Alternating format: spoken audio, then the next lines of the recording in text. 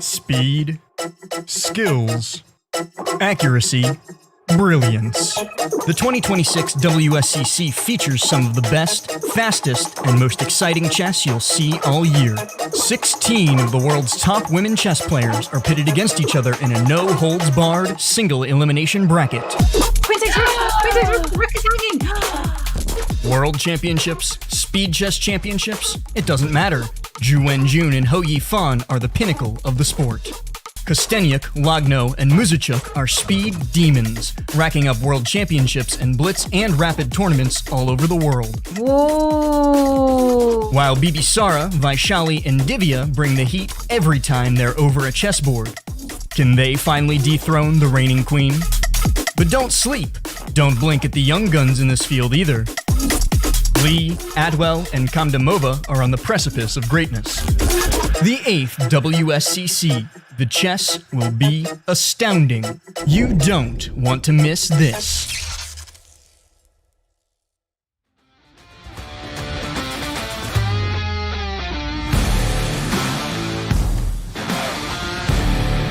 Hello and welcome to the 2026 Women's Speed Chess Championship. And we have 16 of the best and the quickest women just battling it out. I'm International Master Ivanka Hauska, and I'm here with the absolutely brilliant International Master Anna Rudolph. Now, Anna, we're starting with 16 players, but by the end of today, 2 of those players will already have left the competition. The stakes couldn't be any higher. The stakes are so high, and you're way too kind with your words, Joey. Thank you for the lovely introduction. That's definitely not deserved on my end, but you are a brilliant host, and we are here for a brilliant event. The best players in the world, the best female players are here to battle it out for the biggest prize that there is in speed chess and a lot of cash at stake. As you said, it's a grueling format where every day we're going to say goodbye to several players. Chess is tough. It is tough. It's ruthless. I mean, we're going to see absolutely everything. Anna, blunders, brilliancy, comebacks, dramas, maybe even the Armageddons if the matches get that far. Well, one of the reasons we are so excited is because everything happens. And for those of you that are new to the format, well, take a look at what went down last year. C to H7. Also, bishop takes F7, Judith. Look at how you found. Yeah. Yes, Katerina finds it. We are seeing this right now on the board. Knight Knight D6. Knight D6. It catches us all, this one. And Polina is in big danger, suddenly. Huge danger. And Oi to Polina. Wenjun wins again, just being completely one-sided. Oh, what a heartbreak for Polina. And she does it. Wenjun faces off against Pham. Rook G7. Rook G7. G7. Oi. King. Ooh. Beautiful. Oh, what a painful loss for Pham. Oops. You didn't see it. And things are suddenly going to come live for Wenjun. The pawn on b4 is irrelevant. Oops. Oh my god, the queen. She blundered the queen. I mean, Pham has to... no. Sorry, I thought she blundered, but great move. No. Oops. Knight c2. Only 1 point ahead for Wenjun. Oops, queen h5. Oi. What is happening? Bishop to d6. Mouse. And look at the rook is hanging. Mouse. Look at that, the fighting spirit. Look at the fighting spirit of Wenjun. And Pham does win, but it's on time. Wenjun still has this fighting spirit. Look at that, how much she's fighting until the very end. She deserves it.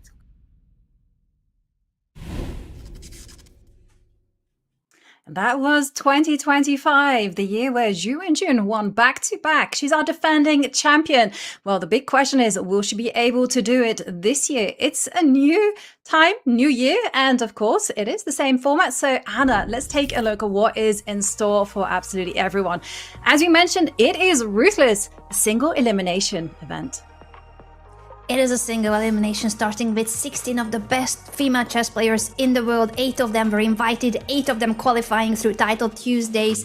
And the matches and how it's going to be 3 different formats where they need to prevail is just absolutely thrilling to watch. With 5+1 will be our first, the Blitz format for 45 minutes, and then 3+1 and Bullet at the very end for 15 minutes. Yeah, and that's just the round of 16 and quarterfinals. The players do have some extra time when they play the semi-finals and the finals, but the big question is you gotta get there to the semis, to the finals in order to get those longer time controls. But for now, we are gonna zoom in right at the top because defending champion Wenjun, she'll be playing off against Pham from Vietnam. One of the players, Anna, that you mentioned qualified via Title Tuesday. So one thing we know, Wenjun unbeaten so far, but Letao, she is quick.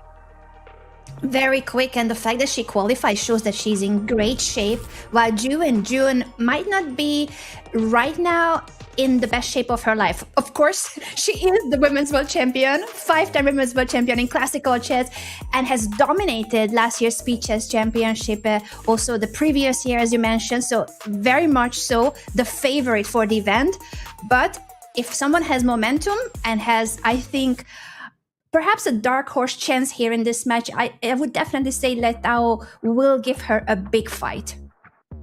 Absolutely. That's one thing that can be guaranteed. But Wenjun, she is the numero uno, as you say. She's also undefeated in the WSCC in general. She hasn't lost a match.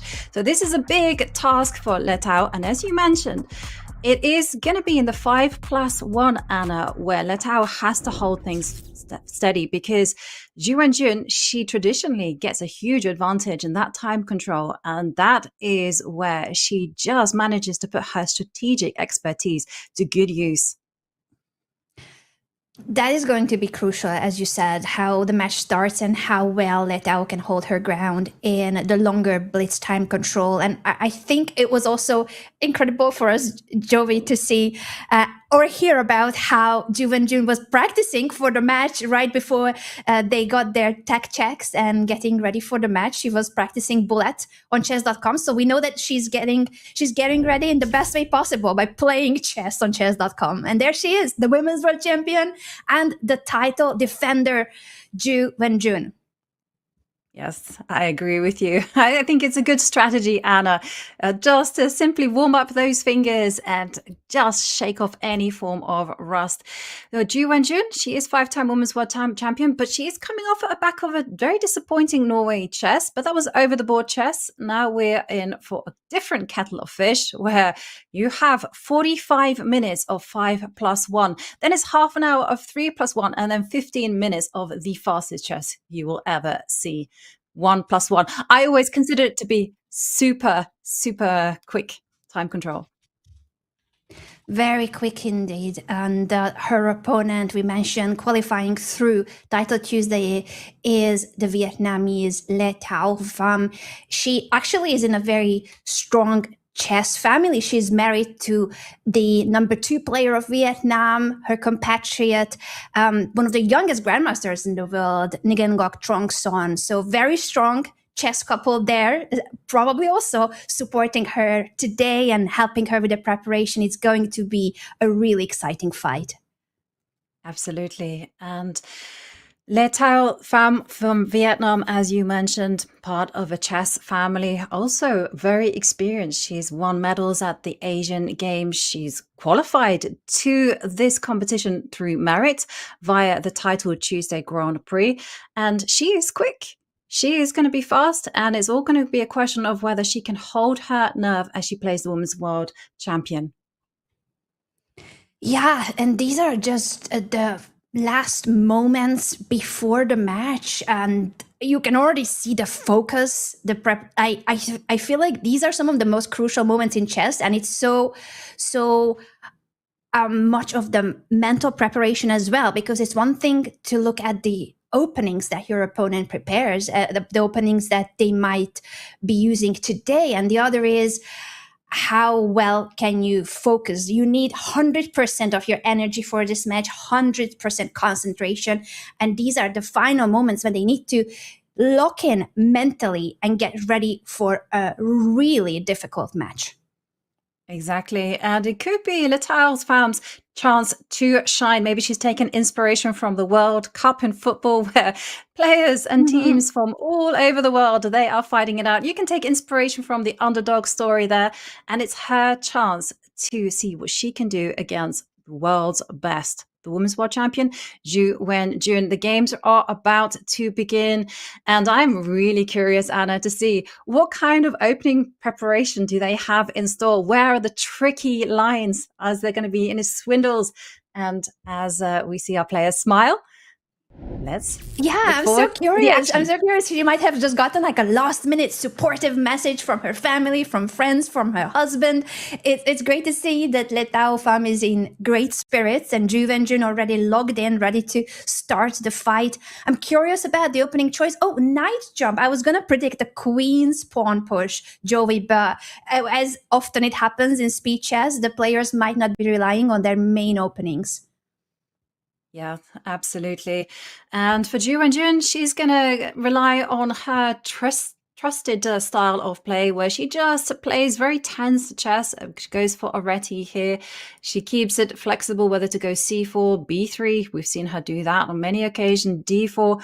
And the moves are coming in, d3, while still keeping the options open, as we see knight to d2 make an appearance. And now for Pham, she's a very solid player, so she's going to put the bishop on e7. This is always a good idea because you don't want to be falling into any e4, e5 shenanigans. And there we are seeing the bishop get kicked back. And I'm expecting castles, I'm expecting castles from black here. That would be a very logical decision, and it has just been played by Letao. Both kings are now safe on the king's side, tucked away, and the queen's side is still to be developed by both players. For white, it will be the question where to place this d2 knight, or if it stays there, then the bishop can be fianchettoed onto the long diagonal. And for black, oftentimes this is the same setup, that the knight will be on d7, making sure that the queen then can move out and connect the rooks. Absolutely. When I play this type of stuff as black, I'm always tempted to take on e4 just for fun and just to discourage any white e4, e5 business. But it is also possible to keep it closed. Knight d7. His position is still very tense, as we're seeing c5 now. That's not something I've ever done because I really do like my pawns on the light squares. But taking space, and now the onus is on Wenjun. How is she going to deal with that?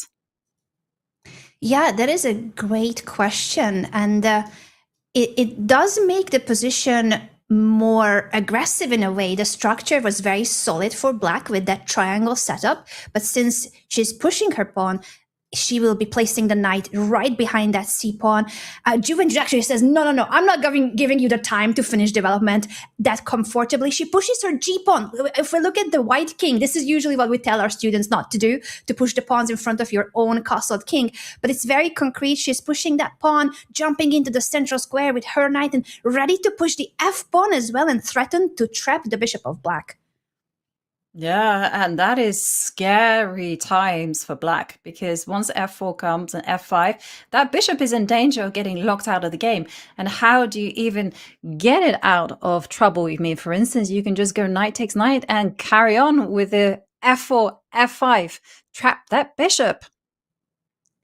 Yeah, this is going to be quite thrilling after the trade and the pawn push. What can black do about the bishop? Yep, absolutely. That is going to be a big issue here for black. And for black, I think the thing is you just don't panic. It is what it is. Let that bishop remain locked in and then just continue as if nothing ever happened. And there we're seeing h6. That was more or less forced because the bishop had to hide out there on h7. And then just play on Wenjun's time. Wenjun has 4 minutes on the clock. That's not the end of the world. It's not a whole load of time. So it's not easy to play precisely.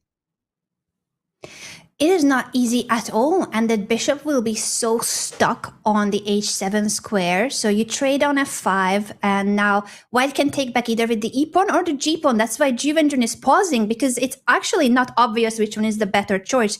She picks the e pawn so that the e file opens up for her queen, and now this bishop on h7 is quite a sad piece. It has nowhere to go.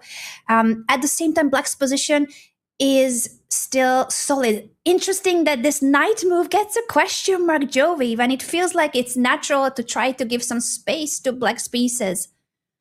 Yeah, it definitely felt natural because I guess that knight is needed on f6 and the whole focus should be on the e line as we're seeing rook come to e8.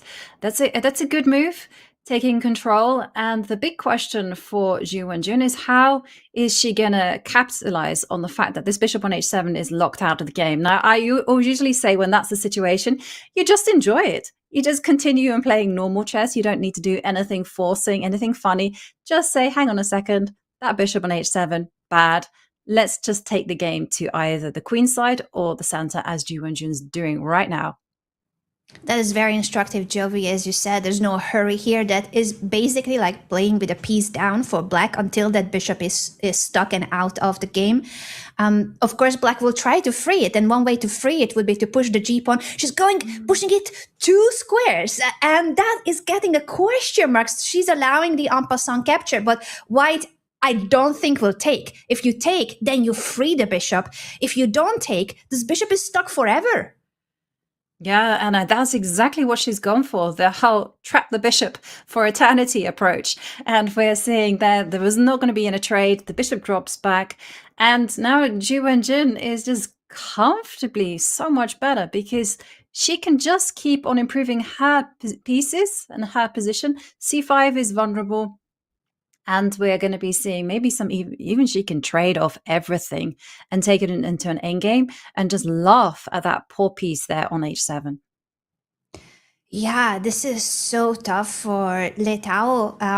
If you wanted to do something about the situation of this bishop, it's going to take forever. You would have to move the bishop here, move the queen away somewhere, push the pawn, and even then you can barely move the bishop.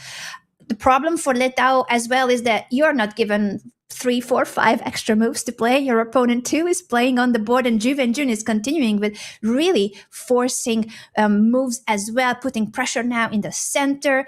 There's the tension between the rooks. Will black take? Will white take? And you don't have the luxury of just trying to free this piece, which is giving you a very long-term problem from black's perspective. Yeah, and look how instructive Ju Wenjun's play is. First, she strikes in the center. She gives herself another target, that pawn on c6, that has its days. It has a target on its back, and rook c1 is coming, and it is just very, very nice position. And then the big question for Le Tao is how much effort does she put into saving this game and perhaps moving on to the next one, just saying this one didn't really work out, so let's just move on, because they are playing with just 45 minutes on the clock. And there is there's a very nice prize distribution thing where so the winner gets 1,500, and the more games you win, the bigger share of the remainder of the 1,500 is given to the winner. It's a little bit complicated, but just know winning a lot of games means a lot of money.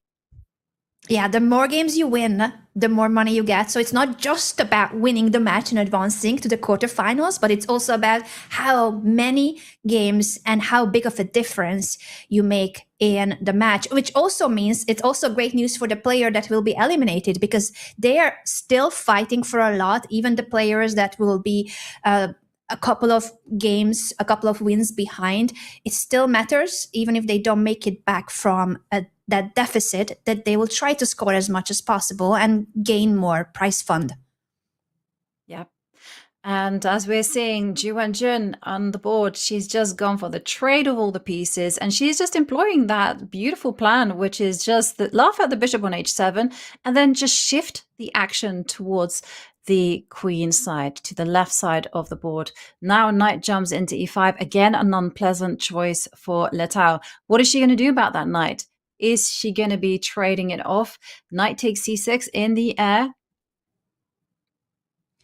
Yeah, this is a very interesting one because she's not pausing, but she only has 23 seconds to decide. So I think I'm going to stay with this board, but it looks like black can take multiple times on e5. But at the end of the day, the black king is on the same file. So she would have gotten into a deadly pin. That's why she retreats the knight to guard the pawn on c6. And after this queen move, there was a threat of a discover check. The queen comes back to block. Great defensive resource. And also getting ready to push this pawn at some point. And maybe one day that bishop could breathe. And that is a big question. If that bishop becomes into life, and it'll have to go some whole long-winded way to get into the action. But once it's mobilized, it's not going to be easy for Zhu Wenjun. A big threat on the board. F6. F6 booting away the knight. And look at the queen on e1. It is vulnerable. And what move are we seeing Zhu Wenjun? I suspect she herself goes for f6. Wow. She is pushing f6 indeed, but the tables are turning now. The evaluation is showing actually that Letao has the advantage because her bishop is finally free. The pawn is being taken. This is now game on. Black not only has drawing, but also maybe winning chances with the mess here, but only 7 seconds left for Letao. 7 seconds, and with a 1 second increment, that's really not a lot of time. But the bishop finally comes to e4. It offers itself up for a trade, and it's decision time for Zhu Wenjun. If she trades off the bishop, well, then her king is going to be vulnerable. But a blunder by Letao, missing that queen check on the back rank, and now the knight will capture the pawn. It's a knight fork. The bishop and the knight of white are picking up the black bishop. Therefore, she resigns. She almost made a comeback with the dead bishop, but at the end of the day, she was also really low on time. Yeah, and that is one of the things about this format. It's not just the pieces, it's also the clock. As we see 4 knights appear, now it's a Scotch appear on our boards as we're seeing the bishop come out. Knight takes knight, and now this bishop will centralize itself to d3, protecting the pawn. And this is a very solid system for white.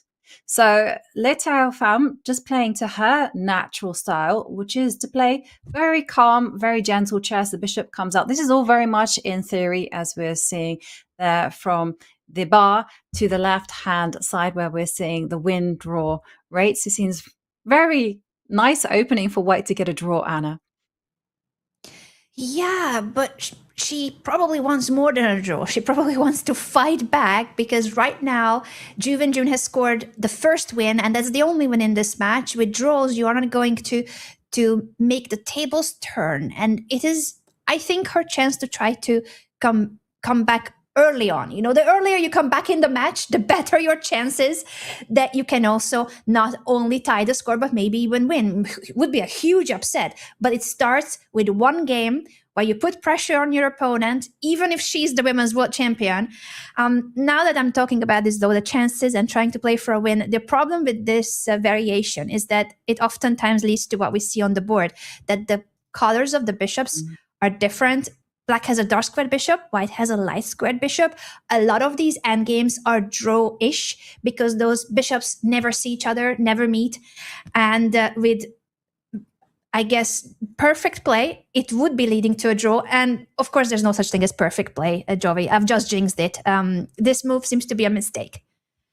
Yeah, and I was going to say, yeah, I completely agree with you. Very solid, but I did fear for Letao Pham's position. Mainly that's because of black having the protected pass pawn there in the middle of the board. That is an excellent structural advantage that Zhu Wenjun has. And remember, she also has those targets. I mean, she has a pawn on b2 that she can start just looking at with a rook. For now, she's just gently improving her position, just mobilizing the king. And black is the one in control of all of the open lines, getting ready to crack open the G line, the B line. And this bishop on d3, well, it's a good defender, but it is a bad bishop. It is a bad bishop. And she's trying to make sure that everything is guarded with the rook on the second rank, protecting the pawns, and now also trying to have some active play. But this bishop of Zhu Wenjun is just absolutely killing it by not allowing the white rooks to be doubled, to not allow that there's any counterattack or counter chances against the one somewhat accessible weakness of black, that backward pawn next to the black king. Yeah. And we're seeing Ju Wenjun in just peak form as she starts to advance on the right side, just making sure that she can perhaps double up on the G line. She's going to use that H pawn just to crank open the position at the right time, and she can not rush with this one at all. But no, I say that, and on she goes. She does. It is a pawn sacrifice, but it's more so a temporary pawn sacrifice. If you capture this pawn, white's pawn structure will be really vulnerable. Doubled pawns, isolated pawns, and black will be able to pick up that pawn almost immediately if she wanted to. The rooks can go either to the h file or to the g file. I don't think Le Tao will capture this. She's trying to guard the g pawn instead with her rook. So the king and the rook are helping to keep this structure as safe as possible. Yeah. And here, there's just no risk for Ju Wenjun. I feel like Ju is just playing for those two results, a draw and a win. And if she doesn't win this one, it's no biggie. She's already leading by a point. And there she just goes, start to target the pawn on f4. She's got ideas of perhaps doubling. She can also push the h-pawn one square further if she wants to lock down the game there. But this bishop is so good there on a5, believe it or not. It covers such an important square, the diagonal, an important square. And there you go. Another one starts to get targeted. Bishop takes f4 very much in the air. I'm thinking h3 at the right time. And then we're seeing some potential sacrifices. Absolutely. After that pawn push, if the white rook remains on the g file, as Jovi pointed out, the pin would create this bishop capture. That's why white is bringing the rook back. So once the rook has to retreat, at least it would be protected. And this bishop sacrifice is not working for now. I think the problem for Le Tao is that the position is so passive that even though it's not collapsing at the moment, it's constant defense. You are doomed forever to be guarding those weaknesses and trying to make sure that nothing is going to be under too much pressure.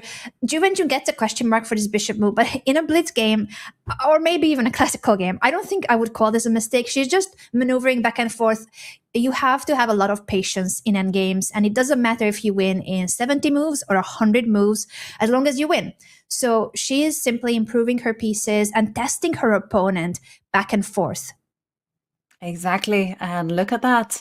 She's definitely applying the pressure on that weak g3 point, and the rook comes down. Now, what is the whole thing? Bishop, only move bishop to c7, but it is a very natural one because then it is followed by a breakthrough sacrifice on f4, and suddenly white's position is just going to fall apart.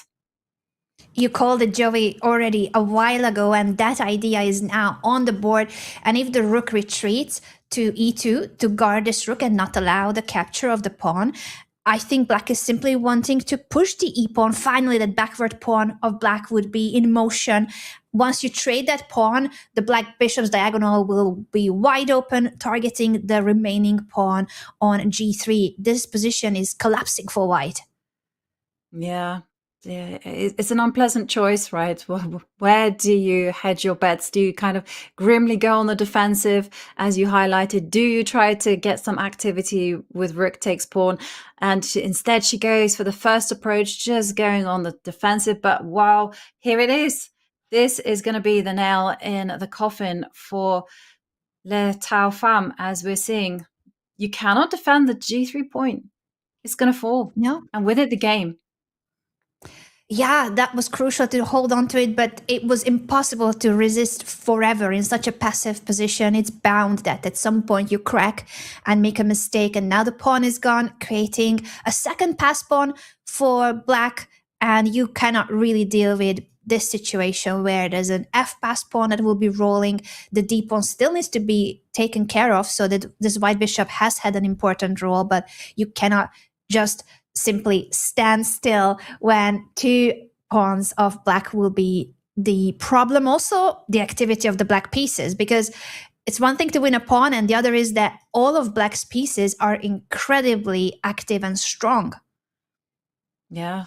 And the thing is, as we mentioned, the rooks are good, the bishop is good, the pawn structure is really good for black. Black is also some material up as well. So everything is in black's court, as I'm expecting Wenjun to just drop back the bishop and just ask the question. Okay, she throws in a check. This one's very nice.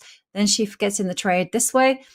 On principle, I would have rather that the f-pawn be transferred to a g-pawn, just to kind of extend the white defenses. But this is very, very nice. Now the black king has a free path in to the center, to the right side. Black is spoiled for choice. Wow, and pushing the d-pawn now is a great move. Apparently, that was one of the winning ideas. Even without having found that, I think this rook move makes sense, putting pressure on the rook. But rook e2, Letao was trying her very best to hold everything guarded, and the bishop for now is keeping an eye on both of black's passed pawns. Well, maybe we spoke too soon, Anna, because I'm seeing the evaluation bar start to rise in favor of white. It's no longer dead lost. And now we're seeing that d3 is not possible because of rook to d2. And this bishop on g3, which I was kind of so ecstatic about, it is not a great piece. And now is the chance for Pham to get active. In she comes with the king. Excellent stuff. And then I'm expecting moves like bishop to d5, followed by the rook coming in. And Wenjun, just like that, she's lost control on the light squares. It just happened so quickly. A few moves ago, she had that winning idea of pushing the pawn. It looked like white could have taken that pawn, but there were tactics there, proving the point that d3 was the best move. Wenjun missed that one moment of chance, and now white's pieces are suddenly active. As you highlighted, the bishop will be coming here, the rook will be entering black's camp, and then it's no longer a winning position for black. She's trying to prepare the push. The bishop is coming back to attack the rook. That's a nice idea, just not allowing black any whiff of the d3 pawn move. And as we're seeing the bishop centralize itself, you can give a discovered check, but the white king is either going to take that pawn on f4, or it can even block with the rook. So no good discovered checks for black there, as we see pawn start advancing on the queen side. But here, I mean, the big problem, though, is that the extra pawn is so close to the protected passed pawn that this bishop on e4 in the middle of the board is doing such a good job at holding both pawns at bay. And this bishop on g3 that black has is really not partaking in the action, just being sidelined to a defender. Yeah, that bishop used to be a great piece, much better than white's bishop, and now the tables have turned. Suddenly it is the white bishop that is doing a really important job, both in the defense and in the counter attack, with bishop f5 ready to give a check and activate the white rook. It is no longer a winning position for Wenjun, and the question is, will she keep trying, or will she say, I prefer to preserve more match time and start the next game? When do you stop trying? Yeah, when do you stop trying? Well, we're already down to 23 minutes of the match and the 5 plus 1 portion. So not so much time. And this is the problem for Wenjun here. She can't get mobile with the king. In the king comes to center. That's going to be followed by another check. Now, do not step that king into the middle of the board. If you do that, you're going to find yourself checkmated. So instead, the king is forced to go backwards. But for Letao, she doesn't have to do anything special. She's got a perfect defensive formation. And 13 seconds, though. Not so much time. Did we jinx it, Jovia? Just as we said, the king is trying to stop the pawn, but it was, in fact, a mistake, the king move, and then it was also a mistake, the pawn push, but they are down to their final seconds. So, of course, there are mistakes. Now, this is another mistake. There's a rook sacrifice. She sacrifices the rook, and if you take it, then new queen on the board. If you don't take it, your bishop is lost. Oh, goodness me. Yes. And 2 seconds left as she takes the rook, and there's no chance that there is going to be any defense here for Pham. So close to getting the draw, but in the end, it was the clock in the final seconds that really just spoilt it all. Incredible fight, and just when Letao was out of danger and she defended so well in a difficult endgame, again, it was the time scramble where Ju Wenjun prevailed. In both games, she was the one with the better position, but she also is putting a lot of pressure on her opponent on the clock, and that was a decisive factor here. And we see a different approach there from the Vietnamese player as she takes the knight with the bishop and goes for a trade in the center and now develops the bishop. So the big argument for black is that, yes, you've given up the bishop pair, but you do start fighting for control over the open line in the middle. And this bishop that white has sitting there on f3 isn't a great piece. Might as well not be there. It's just kind of looking at its own pawns. That's a very good point. And for bishops, they would love to have open diagonals. A more open position would favor the pair of bishops for white. For now, Ju Wenjun is saying, I'm going to move my knight, put pressure on the black bishop, and try to develop this bishop. It's going to d2, might maneuver to c3 as well at a later stage, or simply stay here because it is putting pressure on the a5 pawn of black. Now there's a knight trade, so what remains on the board is a pair of bishops for white fighting against a bishop and a knight.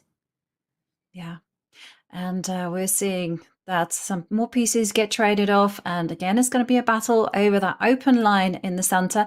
I'm actually expecting the white king to lift up to one square and start covering some of the potential weaknesses on that particular side. So this bishop on f3 can actually start rejigging. There you see it on, and it's very nice when the players play what I expect them to play, because I'm expecting that bishop to kind of drop back and get to the beautiful c4 square. Yeah, and before she's going to try to maneuver the bishop, she's trying to create some spaces there for the queen. It wasn't easy to figure out where do you put the queen to get this square for the bishop. So she drops this bishop back onto the back rank, offering a rook trade. That's the only open file in the position, so it's crucial who controls it. At the moment, the rooks are just staring into each other's souls. No one wants to take. Mm-hmm. Yeah, no one wants to take. Who will blink? Someone eventually does. The tension just becomes too much. But I'm expecting that it still remains on the board. And this is a really clever move. You know, it's kind of highlighting to black that, hey, the queen is out there offside to b6. Maybe, just maybe, you might have to calculate one day some g4, g5 business happening on that side of the board. But we're seeing Ju Wenjun, she's like, slow and steady will win the race, as the tortoise has proved. So b3, keep everything connected, everything beautifully protected. Yeah, this is a very solid position. And now with bishop b4, black is offering a trade of bishops. You can only avoid the trade by pushing the c pawn, and that's what she does. She wants to preserve the pair of bishops, even if at the moment those bishops are not amazing. But it is a long-term factor, and if and when the position opens up, those bishops will be a lot happier. It definitely will be. And one thing that is really nice to see is Pham. She seems to have just shook off those first round nerves, because she's playing a lot faster. And that's exactly what you need to do against Ju Wenjun. That is I think a really important point, Jovi, that you made there, that in the first rounds, she struggled with the time management, she struggled with the positions. Now, this is both balanced on the board and on the clock. It looks like the first two games, the first two losses, didn't affect her, but made her warm up for the match. And now she's on full focus, full concentration, and offering a queen trade. This is a really balanced position, with the only advantage being that white has a pair of bishops. At the moment, not a big deal at all, because the position is not open. No, but it might become a bigger deal as we see white start to make those incremental improvements. And now the queens are off the board. I like this move, king move from Ju Wenjun. She's perhaps indicating that she can just centralize the king and then reroute the bishop, you know, to another diagonal, and maybe, just maybe, start to slowly advance the pawns up the board. Because what white wants to do is something that you've been saying, you've been pounding the table for, Anna, and I completely agree with you. Open up the bishop, open up the bishops, open up the position. Yeah, and slowly but surely she might get there. And as you said, then Ju Wenjun's position will be better. So she's starting pawn push on the queen side. If those pawns are traded, then suddenly the bishop would have a square on the long diagonal. So I think black might want to try not to take it in order to keep the white pawn on c3. But then the question is, okay, what do you do with the bishop? Where do you go? Do you keep it on this diagonal or on this one? She chooses bishop to b6. I think that's a very logical decision. Tension on the d file has been forever, and no one is still blinking. As you said, Joey, the rooks are still not being traded. And just as we said, Wenjun decides to capture the rook on d8. Yeah, and someone has to blink. That's my experience. At some point, you're right. Just playing this commentary. At some point, someone's like, okay, I just have to just clarify the position, make it simple. But we're seeing here that she didn't capture with the rook. That's what the move I was expecting. Instead, she captures with the bishop. And now it's time to actually mobilize the knight. But the question is, like, it doesn't have a natural square to dance to. Like, I would actually wanted to have it sitting on the e6 square right next to where it currently stands. But that's going to take such a long time to get there. Yeah, way too long. So instead of trying to maneuver the knight, black is bringing the bishop to c7. And maybe in the future, it could go to d6 to put pressure on the b4 pawn. The black king might want to come closer to the center as well. She's pushing the b pawn, which I'm not sure I would have recommended. It's quite committal. Any pawn push in chess is committal. Pawns don't go backwards. But in an endgame like this, to place your pawn on the square where your opponent is already putting pressure in that direction, I don't think that is helping black's case here. Yeah, I kind of agree with you. I mean, it was quite a nice pawn structure that black had. And well, this is the move that I have been asking to be played for a long time. And sure enough, it is there. It's such a nice space gaining move. Here it goes. And now the knight has to be forced back to perhaps quite a poor circuit, as now the bishop on f3 is going to start entering the game. And the beautiful thing about bishops is that from what is a relatively passive square, it can suddenly be a menace to even the black king. That is so true, and we are seeing the bishops rerouting to more active locations. Now, instead of the bishop sitting on f3 guarding the pawn, it is a pawn that will be helping the central pawn of white. So freeing up this bishop, later on it can appear on any of these squares. But if black is holding onto these squares, maybe you would just go and say, hey, I'm okay with another diagonal, because now there is more options for black's bishop. Suddenly the position is becoming more open. Yeah, white's got so much flexibility in the position. You know, as you highlighted, you can step up with the king. There's a whole lot of happy moves. You can always keep black guessing, as you mentioned, put the bishop back, reroute the bishop. You can also centralize the rook. Should the black rook move away from the A pawn, and okay, it has moved away from the A line, and now the king is going to step up and just cover those squeak squares and just not let the black rook entertain itself up there on h2. I think that's what we're going to see. Wenjun, interestingly, is taking a pause here, deciding whether to place the king on g2, or she could also play king g1 if she wants to stop the rook from getting to the second rank. But I wonder, that's what I was going to add, if she was trying to figure out something more concrete, because now that the black rook left the a file, she takes this moment to trade pawns on the a file. Black has to take back with the pawn. You could still prevent the black rook from entering or go for something more aggressive. And she chooses to do so by wanting to grab the open b file. So doesn't mind that black's rook is trying to cause some issues on the king side. She's going for the counterattack on the queen side. Yeah, and maybe this is a nice maneuver, you know, at least to force a repetition, as we see the rook stepping back, attacks the pawn, bishop has to defend, and then the rook is going to come. And what is very nicely calculated by Pham is that the white rook on b1 doesn't have any entry points. Yes, it's sitting pretty on an open line, but it's not going anywhere. Yeah, and that's the reason why probably Wenjun will repeat. And so it has happened. The threefold repetition means a draw.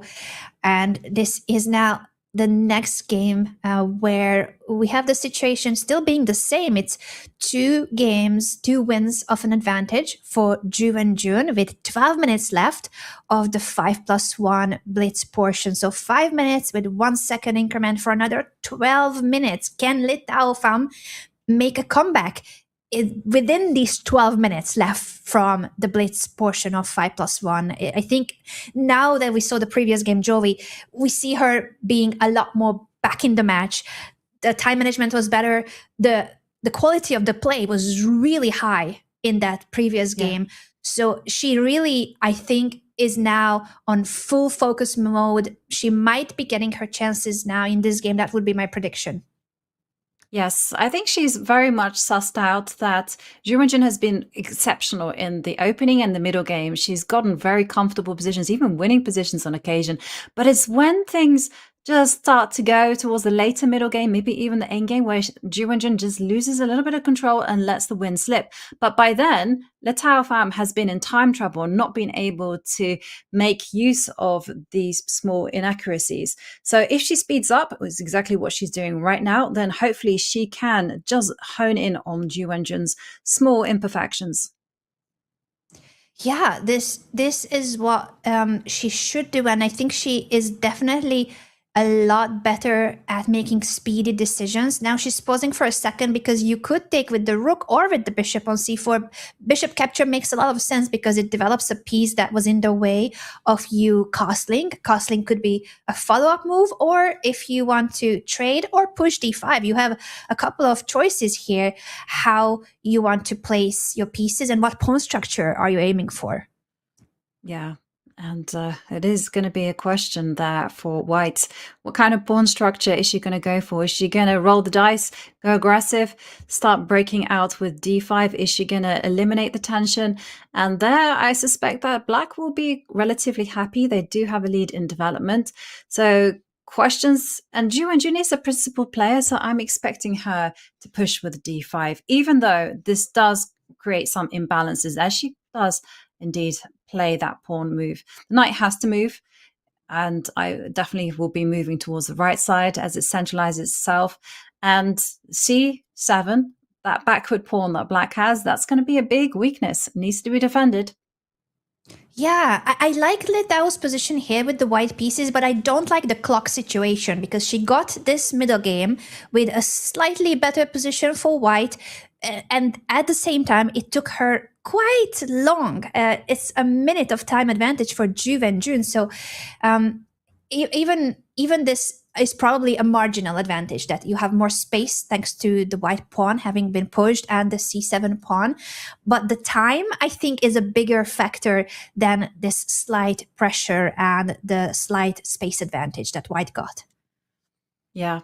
The time is going to be definitely something that's going to add to the intensity of this game, as we see just 8 minutes and 42 seconds remaining of this particular portion. So this could be the final game that we see with this 5+1 time control, as we see the rook come to d8, start applying the pressure on the pawn. So again, White has to be very quick with their decisions. And one thing I'm going to say is, as you're highlighting here, the rook faces off against the white queen. So get that queen out of there ASAP. I would be putting it on b3 just to, again, overprotect that point and just rely on the knight and the white pawns to cover the king. I always have a very defensive, passive attitude to defense when it comes to king. I'm always worried whether I'm playing white, too, black, Joey. I can so relate. Like, look after Definitely. the king. Exactly, and that queen is coming out of the pinned d5. Black immediately pushes the e-pawn, creating space on e5 and chasing the f3 knight away, but that gives up the d4 square. So it is a committal decision, allowing the white knight to get to this beautiful location that it didn't go to. I'm not sure why. I thought this is beautiful, the knight jumping into the middle of the board. It is exactly where it wanted to go. And you see the evaluation bar say, and we saw the blue arrow appear, Anna, that f3 now is the chance for white to break out. It's a really gutsy move, actually, because instinctively you're looking at protecting your king. And wow, hang on a second. Isn't there some funny business. Okay, the pawn is The hanging pawn on is d5. hanging, and bishop to h3 is an option too. Black simply places it on f5 to guard the e4 pawn. But this position, yeah, it's very suspicious. It looks like there was, or there still is, a tactical solution for black, since white has missed her chance of pushing the f pawn earlier. It was not an easy move to be found. The blue arrow was showing that that was the only way for Pham to keep her advantage. Now the position, according to the evaluation board, is better for the reigning women's world champion Wenjun. Even though white has 3 of her heavy pieces on the c file, it's still not attacking the pawn because the bishop is in the way. Yeah, and there you go. This is why this is such a nice position, because Wenjun is going to go on the counter offensive, as she's going to line up in the middle of the board. Those rooks are going to start doing some heavy lifting indeed. And yeah, white's rooks look really active there, but they don't really have any entry point. And the queen, I got to point out, and I got to give my compliments to the queen out there on g6, because it can slide across the other side to the other side of the board in one move. And this is why they say they say that you should put your queens on the 6th row for black, on the 3rd row for white, because it's the Goldilocks square. They can just go across the board, up the board, down the board with great ease. I love this explanation. I have not heard it before, and I'm going to steal it, Jovi. This is amazing. And that's where the black queen is. So many options for the queen, and the white queen can't say the same. It is on an open file, but as you said, there is no entry square for the white rook because of this bishop looking all the way back to the c8 square. The pawn is hanging, but black's pieces are creating a lot of problems for white as well. The bishop has been eyeing that h3 square for a while, threatening checkmate on g2. That would be one of the many options, and also doubling the rooks for black, putting pressure on the d2 knight. So Wenjun says, I don't need to guard this pawn. I'm just pushing on the king side, and I'm going to try to checkmate you. Yeah, and that was scary times there for the white king, as we see Letao say, no, I don't want any of that, and steps up with the h-pawn in return. But I gotta say, this is also going to create a weakness to defend, and there's going to be serious problems on the light squares. I can see the bishop and the queen infiltrating and just causing some serious headache to the white king, as we see. As you've indicated, the bishop can slide, the queen can also come up. And where is white going? And the queen does move up the board. Maybe you just have to grit your teeth and go, let me just take the pawn and see what you have. That's cold. It might be the best option for white, but to be able to do that when you have a minute left on the clock and your king is under this fire attack of the black queen, the bishop, the rook can also come to the king side once that pawn is gone from the board. And let's not forget about the h pawn too. So many firepower here on the king side for black. Yet Letao says, okay, I'm going to accept my fate that my king is under this really dangerous attack. And Wenjun makes a slight mistake. Instead of taking the pawn, she is coming to the back rank with the rook, which is not the best move. Okay. Apparently, if you trade and white just keeps grabbing pawns, there is no immediate attack for black, and you are down 2 pawns. Well, hang on a second here. Can you, as you've indicated, just trade off the rooks? You're trading off the potential firepower. And this is a strange decision there from Wenjun, perhaps playing on her opponent's time, because Letao is under 30 seconds, and we've seen this time and time again. We've seen her, when she is just tested, she sometimes goes for the passive choice and goes for a defensive option. Rook to b4 with perhaps ideas of making sure that the rook can slide across to the right side of the board, but it was standing so well. Yeah, and after the trade, the second rook appears on the back rank as well, pinning the knight of white. So she is still up a pawn, but having a pawn here is not the same as grabbing both of black's pawns and being able to start advancing your past pawns. Black's pieces are so active. At any point, once the rook is not hanging, this pawn on h4 will be captured by the black queen. And if you were to push as white, it weakens so much the light squares, asking for trouble with a bishop like this on the board. And we're seeing again some question marks moves appear as the players just have 13 to 11 seconds on the clock, as now this is the final. Okay, isn't there a checkmating idea? There's Rook a takes knight. sacrifice, again a rook sacrifice, and the queen check here. Bishop check, you have to push the pawn, and now the queen can capture on g2. This has been an exchange sacrifice by the reigning women's world champion, and it's leading to checkmate or winning material. You only have these 2 squares for the king. She goes to e1, but this is now checkmate in 2. After king e2, you capture on f3 with the bishop. Letao resigns, and there's time for one more game because it's 1 minute and 18 seconds left of the 5 minutes, 1 second increment blitz portion. Yeah, wow. That was a dramatic game there at the end, with once again Wenjun putting the pressure on her opponent's clock and just getting Letao Pham to crack there in the final moments. I mean, this is something that we've seen time and time again. So after this particular game, I think for Letao, she just has to go outside, splash some cold water in her face, and just go, come on, you got this. You can definitely sense where your opponent is good and where she's bad and where I can improve. But as we're seeing, Wenjun with the white pieces, she's going for something very classical, very sensible, no pawn weakness whatsoever, no pawn breaks, keeping everything flexible. She's got ideas of either going c4, she can even go for e4.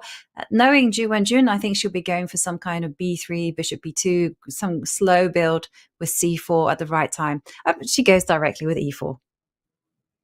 Yeah, interesting that with so many choices, she picks the e-pawn push, but it also is the one that creates the most imbalance. The pawn structure is now different. There's a semi-open 5 for white on the e-file, semi-open 5 for black on the d-file, and now she's pushing c4. So very active play by the women's world champion.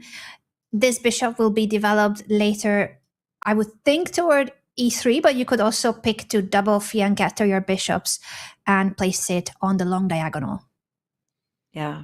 And I think Wenjun is going to be very happy with this particular opening.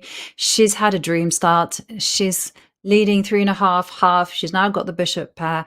She's managed to sneak in an extra game 1 minute before the 45-minute timer ran down for the 5+1. So we'll see what she makes of this particular position as we see the queens challenge. They challenge each other, and now the queens are off the board. And the rook is going to probably lift up 1 square. Yeah, it could go to e2 or to d1. In both cases, it's stepping into this pin. Not the end of the world at the moment, but it does make your knight more passive and could cause problems in the future when you're trying to untangle your pieces. The timer is showing 0-0-0 because, as you said, Jovi, this is the final game of the 5+1 time portion, but this game still counts no matter that the time has run out. It will count, and for Letao, that means she somehow needs to turn the table. She's down 3 points in the match, with this being the final game of 5+1. Yes, and a win for her would actually mean a lot, because suddenly she'll feel like, okay, well, now I can take down the women's world champion, and you can just shake off any kind of nerves completely. You also have a break in where you can also reset. But the problem, though, is if Wenjun manages to win this one, it's going to be such a big task for Letao to make a big comeback. Yeah, and while the position is balanced, again, it is Wenjun that has somewhat more time on the clock, and that matters so much in speed chess, putting pressure on your opponent with a better time management. It has been the decisive factor in the earlier games of this match. So for Letao, she definitely needs to find a way to be faster, but it's easier said than done. I'm such a slow player myself, and you're facing the women's world champion and the title defender of speed chess. So she's not only the classical women's world champion, but she's also amazing at speed chess, Wenjun. Yes, she, as we mentioned, she's undefeated in the WSCC. She's not lost a single match here. She's got a clean sweep and 2 years, 8-0. Can you believe that? As we see, Letao, she is doubling up on the open lines. The clock time is relatively balanced, but Ju Wenjun has her type of position where she can just make those incremental improvements there on the right side of the board. She's taking space. She's perhaps indicating that the king can centralize, the king can also step up, and black has to be worried in the middle of the board, but also on the right side as well. Yeah, this is one of those situations, as you said, where there's going to be play on both flanks of the board, and the center as well is, of course, always and has been in this game too, the central court of where the action has been taking place. So black needs to be ready for everything, which is really tough in chess when you need to keep an eye on both flanks and the center, as if it was easy enough to keep one part of the board under control. Yeah. And it's not easy as well. And I'm just like trying to figure out like exactly what black should be doing in this particular case. And I'm seeing that there's no pawn breaks whatsoever for black. So that's already a minus. There's also the fact that this knight sitting there does not have a good post to jump to. It's completely restrained by the bishop and the pawns. Okay, throwing in a check, but the king is just simply going to sidestep that, as we're seeing. And again, black has to be on guard. When is G5 going to be making an appearance? Is D5 ever going to be in the air as well? Just opening up those light squares. And it's not easy to constantly have to wait and play on the defensive. Not easy at all. And it was so important what you highlighted, that the pawn break that black could have tried to aim for is not possible, because it will always leave the c6 pawn hanging. So if you don't have that pawn push on the queen side, the only other way to break out would be to push the e pawn. Maybe that's the whole reason why she's insisting on keeping that bishop here, because that would give her something to play for. At the same time, white has the pair of bishops. So do you actually want to open up the position for your opponent's bishops? It's so tricky to not do anything in chess, right? To just sit and wait. As you said, Jove, it's probably the hardest thing about chess if you have to do that. Yeah, completely. But I'm seeing that Letao is actually being really sneaky. So her plan is actually to tuck that bishop onto the a7 square and start pressurizing the one weak point that white has. So sneaky, but such a great idea. Yeah, because that is a way to put pressure on white and force her to have to lose the flexibility of her pawn structure. Because if you have to push the c pawn, suddenly your queen side and center are no longer mobile. They are no longer moving anywhere. Yeah. And I think it was well timed by Ju Wenjun to actually attack the knight, because now there's no knight on f6 getting ready to jump into the middle of the board. So white still has some very pleasant space advantage. She's still got the plan of just doubling up on the now newly opened H-line. And there we're seeing that knight on f8 is not given a chance to shine, Anna. He wanted to jump out to g6, and Ju Wenjun is like, no, not going for that one, my friend. Yeah, and this is the difficulty of positions like this. Now, black is pushing the e-pawn because of the pin on the d file. The double rooks of black are not allowing white to capture the pawn, but this is such an annoying bishop move. The only way to keep your rook on the d file is to place it on d5. Could lead to a repetition of moves if white wants to. I wonder if she will, or is she trying to do something else here? Yes, this is the big question. Like, is she satisfied with the repetition, as you say, or is she going to try for something more? We're seeing the players repeat. Ju Wenjun has a 3-point advantage. That's a very healthy lead going into the 3+1 section. And we are seeing a draw by repetition. So Ju Wenjun enters the portion of 3+1 with a 3-point lead and a full control, I gotta say. Absolute control. You're right. It has been 3 wins for the women's world champion and 2 draws. Hasn't lost a single game and wasn't really close to losing any of the games. She has kept control over the board and also on the clock. So Letao really needs to find a way to speed up But again, as we said, it's easier said than done. She's facing the women's world champion, who is also the defending champion in speed chess, 3-point lead. And with the 3+1 starting in just a moment, she doesn't have much time to gather herself, Letao. No, she doesn't have too much time, but she has a few minutes where she can just compose herself and, again, just go in with a new match strategy. She needs to unsettle the Women's World Championship because as it stands, Wenjun with a 3-point lead is looking like she is in business mode. And it's often said that if you look the part, you feel the part. And if you want to upgrade your look off the board, the all-new Chess.com Essentials collection is officially live. It's high-quality, minimalist stealth mode for your wardrobe so you can let your moves do the talking. So head over to go.chess.com/shop merch or just hit !merch in chat to claim your new favorites. And we're going to be back in just a few minutes with 30 minutes of 3+1 right after this break.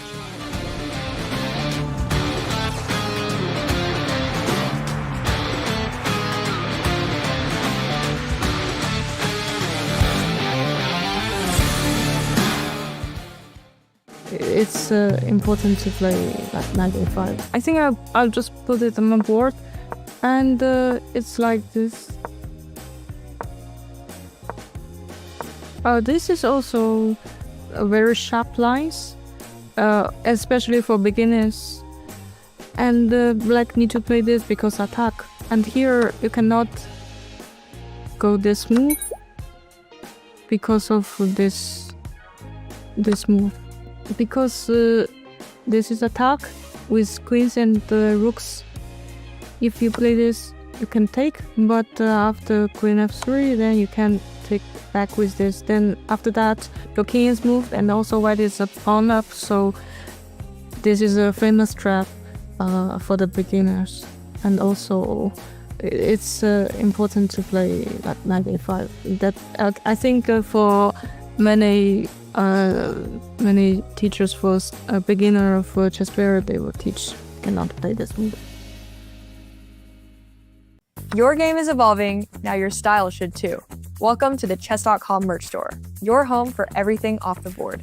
We have studied the theory of comfort so you don't have to. The Essentials collection is the ultimate low-profile kit. Premium tees, hoodies, and hats with zero distractions. It's the baseline for your wardrobe that lets your moves do the talking. From the classic rook to the legendary mittens, our plushies now come in every color to match your setup, mostly because they'll never judge your accuracy.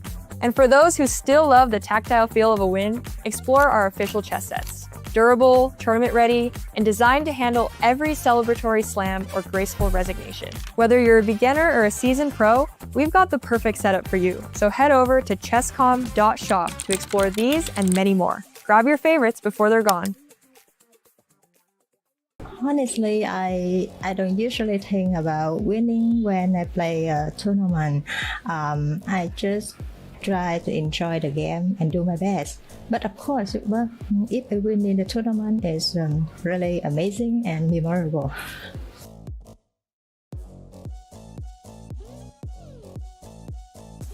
Actually, I don't think I'm that famous, but if I can inspire other people, yeah, it's a really wonderful feeling.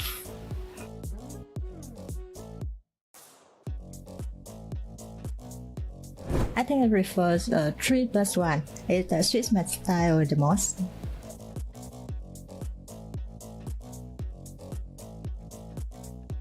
Pure chess skill is still the most important thing, and I also have to train to switching between the different time control, and after that it's a mouse skill.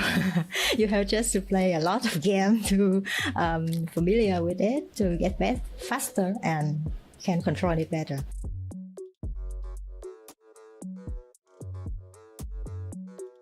In this case, to save the world, I think that I should choose the best.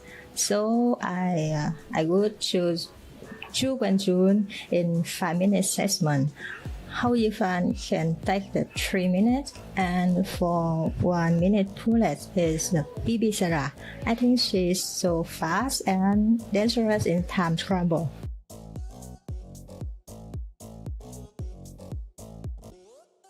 I think my opponent is a very strong player. You know, she is a world champion. I think her style is very solid and she can control everything well. She also play a lot of different opening. So yeah, I have really to work hard to prepare for my match against her.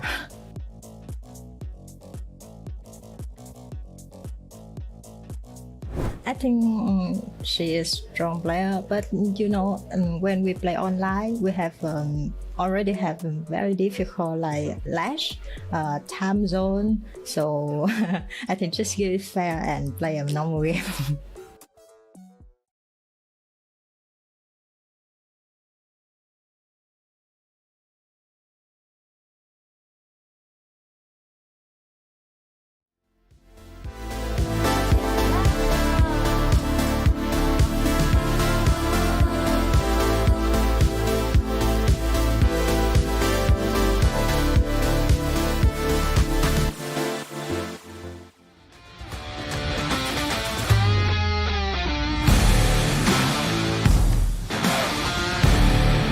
And we are back with our very first day of the Women's Speed Chess Championship. The 5+1 portion, that is done and dusted for our two players, Wenjun and Pham.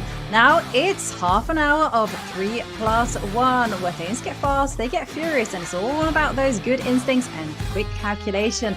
Now, Anna, things didn't go Letau's way in the 5+1 with Wenjun having, look at this, a 4+2-1 score. That's a 3-point advantage.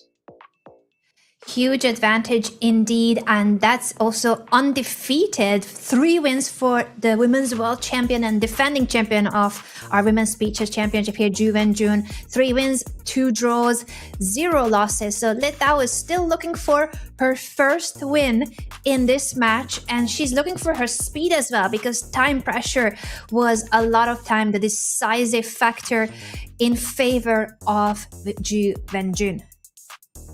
Yes, and as we see our two players getting ready, Wenjun, ever the calm player, she barely looks flustered as we see her getting into the zone. She warmed up for this match by playing a whole lot of bullet chess, and for Letao Pham, it's just about getting into the right mindset. Now, Anna, if you were her coach, what would you say? Well, good question. I think her husband probably gave her a good advice. Her husband is a very strong grandmaster, also from the Olympic team of Vietnam, and that is a power couple there. But even the power couple couldn't stop Wenjun from gaining those 3 wins, the 3-point lead in the first portion of today's match. I think she probably will just try to put those games behind her and speed up, but it's harder to be fast and confident when you haven't had the best results. So I think the more advantage Wenjun gets, the harder it is to keep playing fast against her, because where's your confidence? What happens to your self-esteem? How do you keep trusting your decisions when the games are not going your way?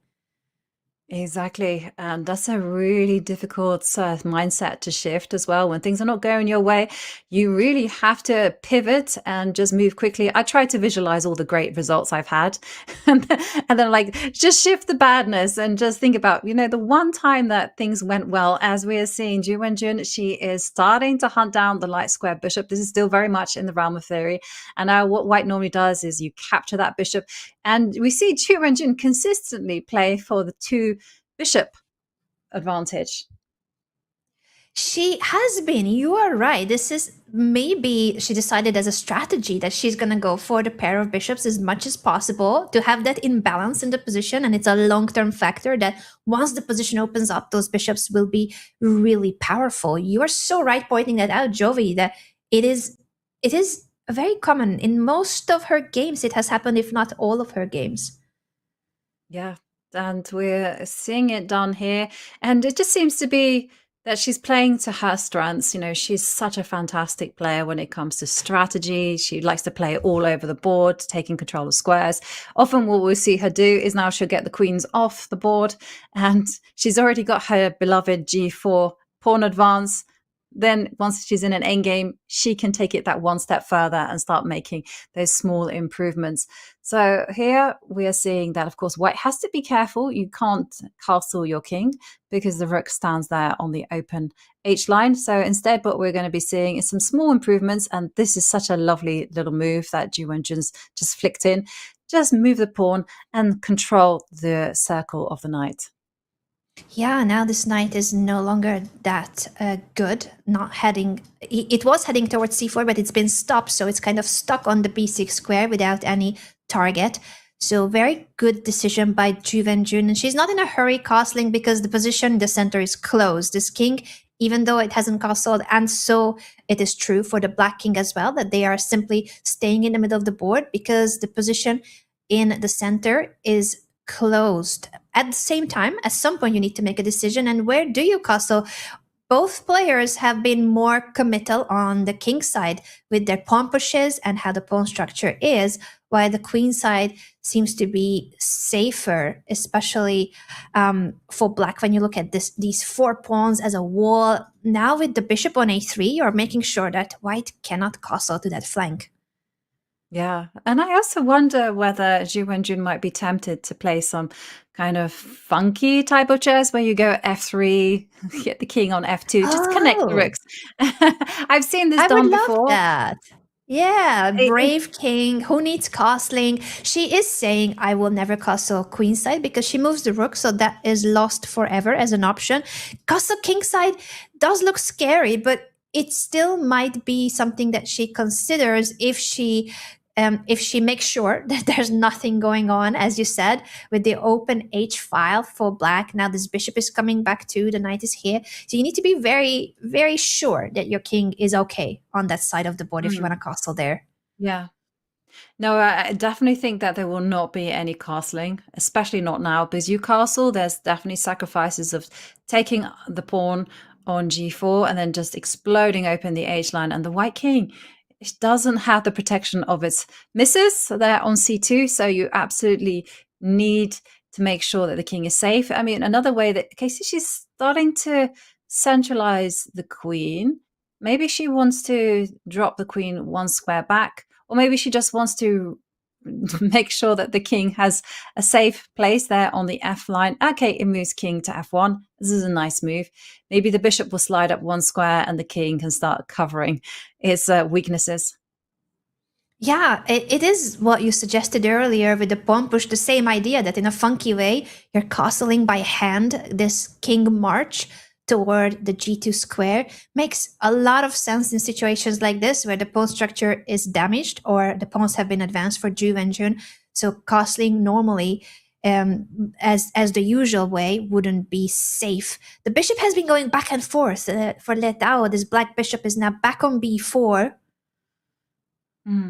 So she's fighting against any potential ideas of breaking open the center with the pawn.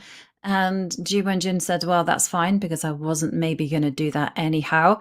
And instead, we're seeing the knight again reroute, and so is black. But the more I'm seeing the way that Ju Wenjun is maneuvering, the more I'm liking the way that this is developing for her. Because yes, a knight can centralize itself, but it can never really get to the golden e4 square because white is ready and willing to prevent its jump there by going f3.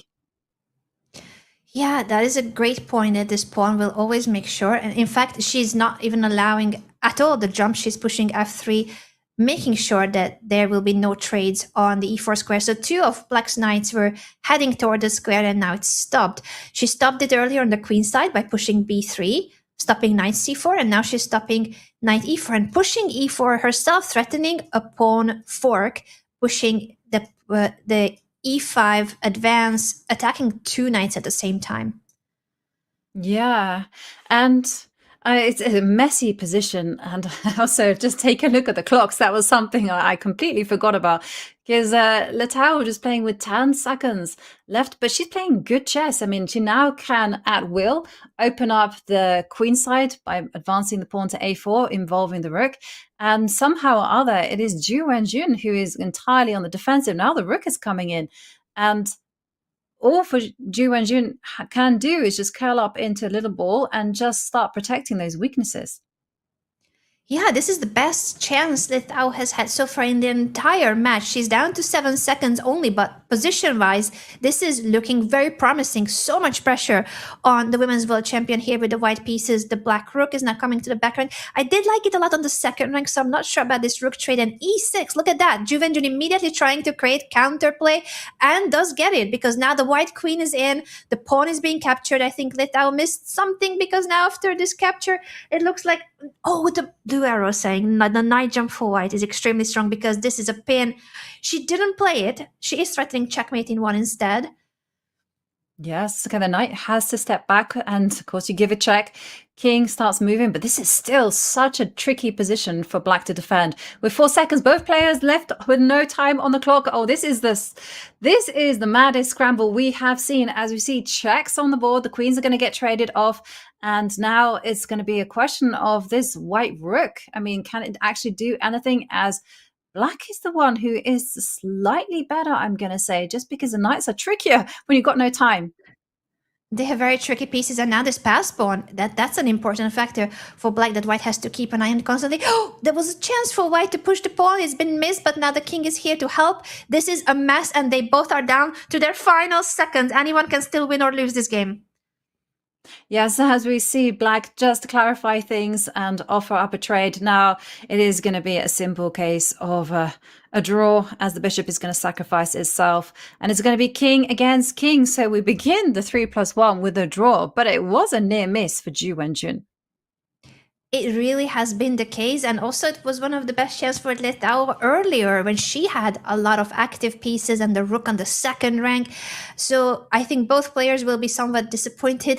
Ju Wenjun with the winning chance later, winning is that's an understatement. She had a completely winning position, but with the game situation being down the wire, only a few seconds left, they both made mistakes. Now it's back again to the 3 minute that they start with.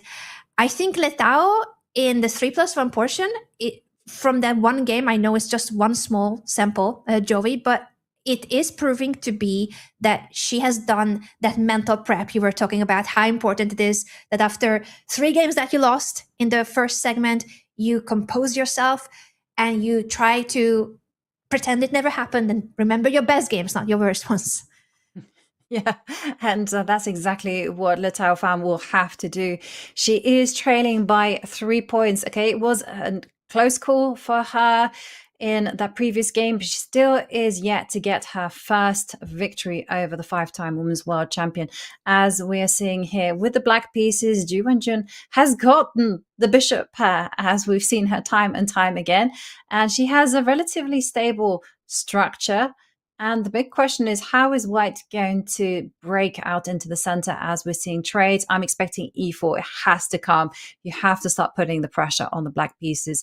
And now this is still quite a complicated position, because the decision is there for Letao. Like, how is she going to retreat that bishop? Is she going to drop it back to d3? Does it point at the black king? Should she have it in the other direction? She goes for the most natural move.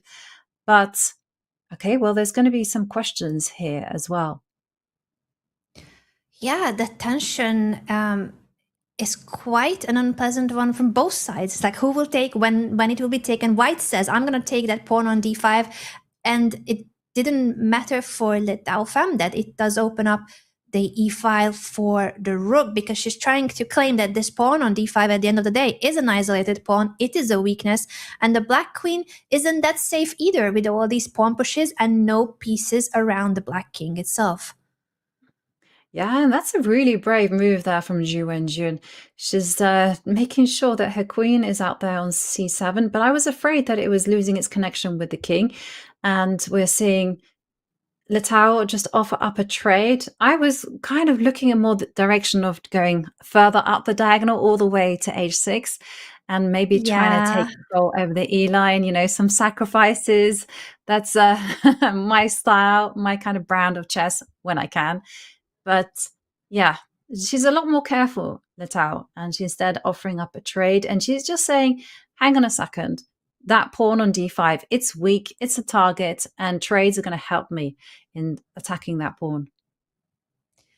Yeah, she's claiming that, as you said, that structural weakness is something that she can benefit from in an endgame, and that's why she offered the queen trade. And now, after bishop g4, black is threatening to triple the pawns of white, triple isolated pawns. It would be a very ugly and not very powerful pawn structure, to say the least. So I think white will be either moving that knight away or defending it, but not allowing that the structure will be so ruined here. I think she could jump to the d4 square, or come back to d2. She chooses to come back to d2 to keep the pawn structure as it is with the isolated pawn for black. Yes, no one wants triple pawns. They're called drunken pawns for a reason, and you don't want them, basically. So what we're seeing here is the knight drop back, but it's not particularly helpful to drop the knight back, because really what you want to be doing is you want to be just getting on with the plan of centralizing, start targeting and controlling that pawn on d5. You want to control the d4 square, which is the pawn in front of it. And now the big question is, can Wenjun, does she have time or the inclination to go d4 and just to try to get that pawn off the board? Good question. If she can and if she will. She has 55 seconds left to decide this, so not much time to invest here, with only 1 second being the increment. She brings the bishop back to e6. Interesting decision. I'm not exactly sure if she wants to prepare the pawn push that way, maybe, so that this diagonal is guarded, but it also means that it gives chance for white to bring the knight back to b3 if she wanted to, or solidify the position in other ways. Not easy to make progress in this position without pushing the pawn. Yeah, and I agree. Like this thing that we've seen Wenjun do time and time again isn't possible. You know, we've seen her go h6, g5, and blah, blah, blah. But as soon as you go h6, bishop takes pawn, and the bishop on e6 is loose. But we're seeing there is a d4 pawn break, and now Wenjun is taking squares away as the bishop starts to improve. a3 is now under attack. You got to move the rook. And now maybe white can start centralizing the knights. It's very difficult for white to actually make use of these two jumpers. You know, you can get one knight to e4, but this knight on f3 really isn't a great piece.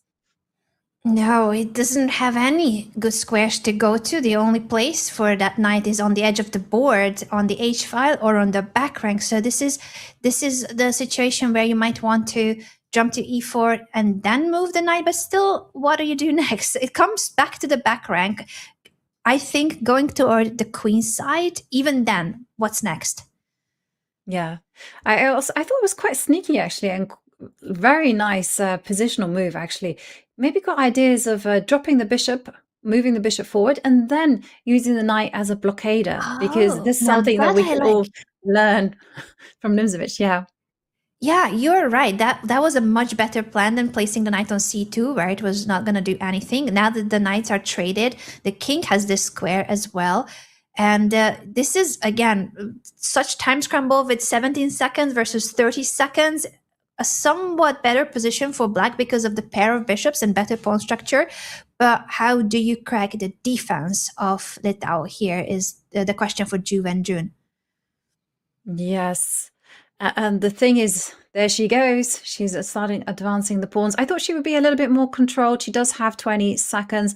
But again, applying the pressure on Letao as we see trades of the pawns. Bishop now improves itself. And now the rook can just slide over. Isn't the h-pawn now just simply up for grabs? Yeah, I think so as well. What can you do about that pawn? The rook is attacking it. The white rook is guarding it. At the moment, trying to hold on to it. Now the rook comes back to attack the other weakness of white, and after a4. Now this is so strong. You're undermining the pawn structure of white that is guarding the c4 pawn. If that pawn falls, the black pawns will be marching and supported by the pair of bishops. This is a winning position for Wenjun. Yeah, and isn't she setting up some kind of capture on b3 and then taking on c4? But she's not doing that as the players. They're just playing on seconds though. So it's really anything goes here, as I'm expecting now we can give a check, now you can grab on c4, and now there are 2 passed pawns in the middle. That's going to cause white a whole load of headaches.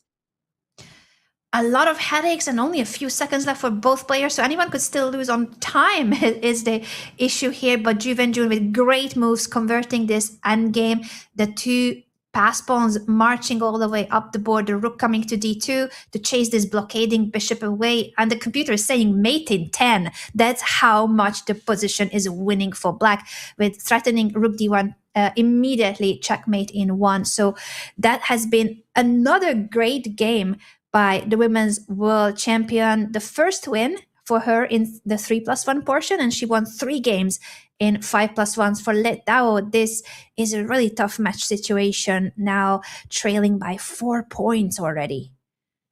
Trailing by 4 points, and that's a very difficult margin to come back from, as we're seeing Letao with the black pieces. She's gone for her trusted Slav setup. The bishop is out there on h5, and Ju Wenjun going for a different approach. Usually you hunt down the light square bishop, and perhaps sensing that that earlier game didn't quite go to plan, she's changed strategy and now is going for very simple chess, just breaking out in the center. Yeah, and this is looking promising. Again, she's basing it on the idea of the bishops. This bishop on the long diagonal in particular could become really strong once the position opens up. But for now, it's just a very healthy structure for white. It gives her more space and easier piece development. Yeah.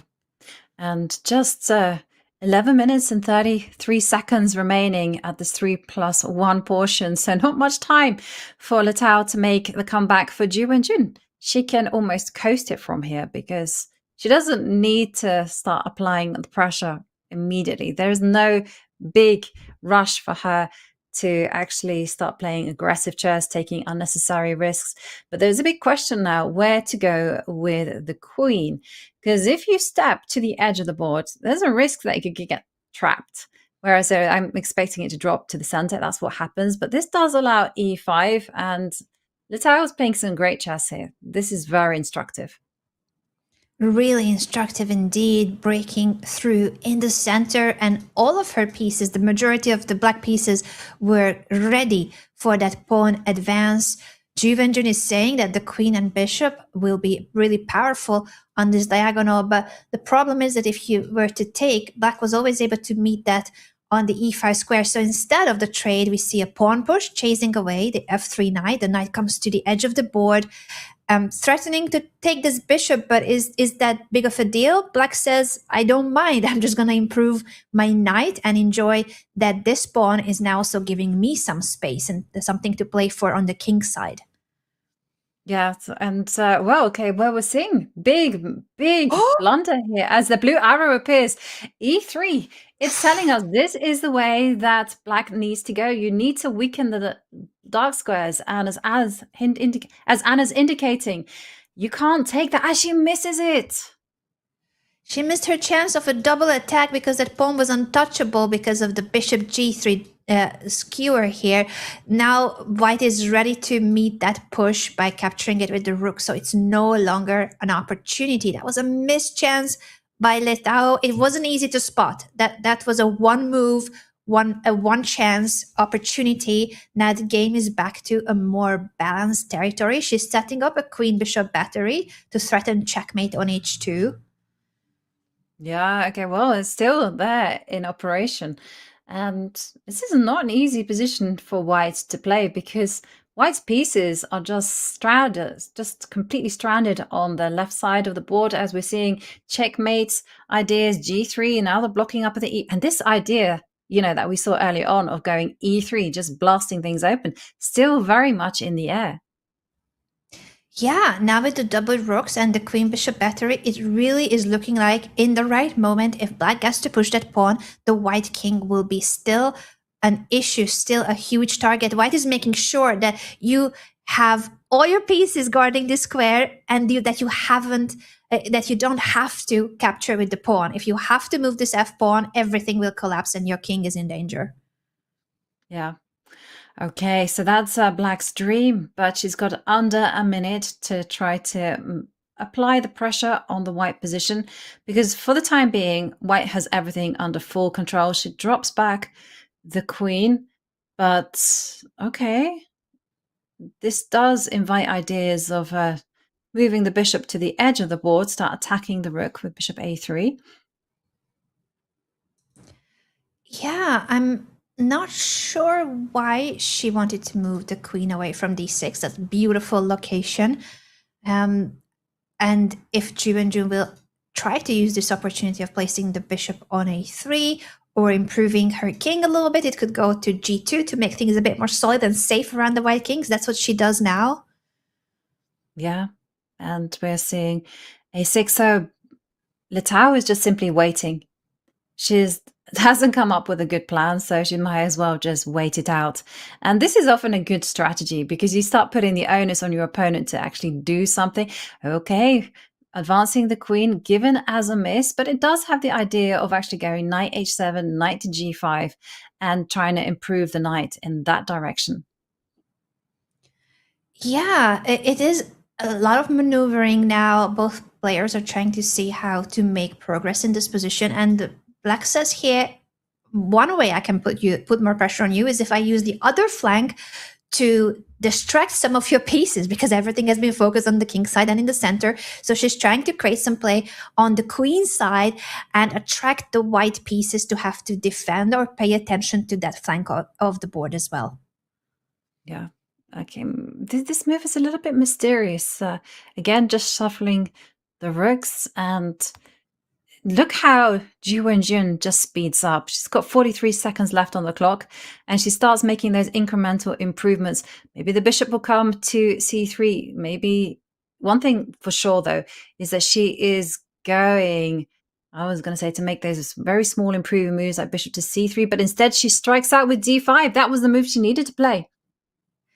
Beautifully spotted by Ju Wenjun, the right moment to push the central pawn. She has been sensing the indecision of her opponent. Letao had a better position. Wasn't a big advantage, but it was a more pleasant position for Black. Now the tables are turning because suddenly it is the position opening up for White's pieces, this beautiful long diagonal. And now it is winning. If you give up your queen, you can take the rook and give it up for the two rooks. Instead, she captures on e4. It is given a miss, but still, of course, a logical move, and is an extra pawn for White. It's an extra pawn, opposite color bishops, 5 minutes and 35 seconds remaining on the 3+1 portion. And Ju Wenjun is on the cusp of extending her lead to 5 points. That would be an almost insurmountable head start over her opponent, as we're seeing the queens just moving. And as the players, just 2 seconds there for Letao. She's just having to rely on the instincts. Yeah, and those instincts have been working really well for the women's world champion, while Letao is trying just to repeat moves with the rook and gain some time, or at least not spend time thinking here with 3 seconds left on the clock. The rook comes into the position, bishop coming to d4 now to remaneuver. A trade, and this is, I think, anyone could still win or lose because of the time situation. Anyone could hang something here. Yeah, and actually I sense that Ju Wenjun is actually losing control. She's the one who wants to repeat. And okay, just as it looked like it could get a little bit tricky, Letang, she just goes for a repetition, which means 4 minutes and 26 remaining in the 3+1, as you're seeing the knight quickly jump to the center, start harassing the bishop that's come out. With that time situation left for the 3+1 segment, this could be our last game of Blitz. We will still have the bullet portion coming up for 15 minutes, but this so far, I think the 3+1 Blitz has been so far the most promising time control for Letao, I feel. I don't know how they will fare in bullet, but there were some chances for Letao. At the same time, Ju Wenjun, the women's world champion, she is the world champion and the defending champion of women's speeches championships for a reason. She has the better control overall. She has the better time management overall, and also the better nerves in some of those really messy time scrambles. Yes, I mean, she's highly experienced in this format. The 2 times that she's played this event, she's won it. She's as yet undefeated in any match. So I definitely don't think that she's going to be troubled right now. And she goes into the 1+1 portion with a very healthy lead. This is probably going to be the last game of 3+1 as we see pawns being traded off. One thing I gotta say is that probably Latao has to stop giving Ju Wenjun the bishop pair because Ju Wenjun is so good at just holding the position at bay and then turning things around and then being the one to extract a winning advantage. And it clearly has been her strategy. You called it, Jovi, after a couple of games, that Ju Wenjun, as much she can in most of her games, she is trying to grab one of the bishops of her opponent so that she remains with the pair of bishops. And even if it takes quite a while in the middle game or down in the end game to open up the position, those bishops ended up striking in many of the games. So this too, again, is a pair of bishops for black. Not a big deal at the moment, but if you open up the position in the middle game or end game, suddenly you will see the difference they make. Yeah, and we've seen Ju Wenjun do this to perfection. You know, again, black is the one, or Ju Wenjun has been the one that has been actually having to withstand some pressure. She's managed to survive that, and then she's been able to use her technique and her speed in order to get those wins. And here we're seeing that she's just simply maneuvering the pieces, I mean, making no committal moves whatsoever and putting the onus on white to come up with a plan. And it's so much harder when you have the knights. I mean, I'm expecting white to start rerouting the knight, you know, to f4 to d3, start eyeballing some squares. Ju Wenjun just decides, okay, she doesn't want to sit there passively, and maybe now she's going to go out for b5. And this is exactly what's unfolding. It is happening indeed. The bishop was untouchable because of the pin over this diagonal. Now black is guarding the pawn with both the queen and the rook, so it cannot be captured. Still no rush for white to move the bishop because of the same pin over the b pawn. She brings her rook to the c file. It's looking mysterious because, you know, that's not an open file, but there's several reasons she might want it there. One would be that once black pushes, she will have an open file, so it is a prophylactic move. And the other was that once she brings the bishop back, she can take on that square with the rook after the trade. And that's exactly what is happening on our screens as we're seeing the b pawn. You don't really want to be capturing that pawn either, because then you saddle yourself with a structural weakness on d4. Also, you don't want to be allowing black to actually get in b3 and start also exploding things open with an a4, a3. Whereas white's kind of control on the center, on the right side of the board, it's non-existent. White really needs to be playing this game, the knight on e5, and it's not on the board.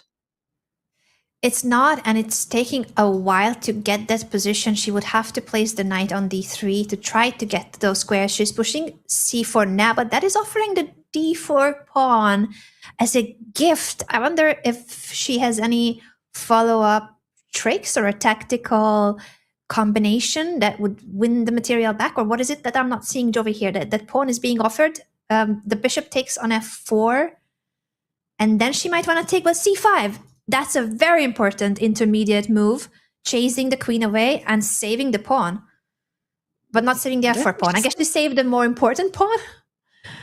Yeah, I think she saved d4, but not f4. Now she's just simply a pawn up, as we are seeing. And her knight is beautifully placed on c6. Knights make fantastic blockaders.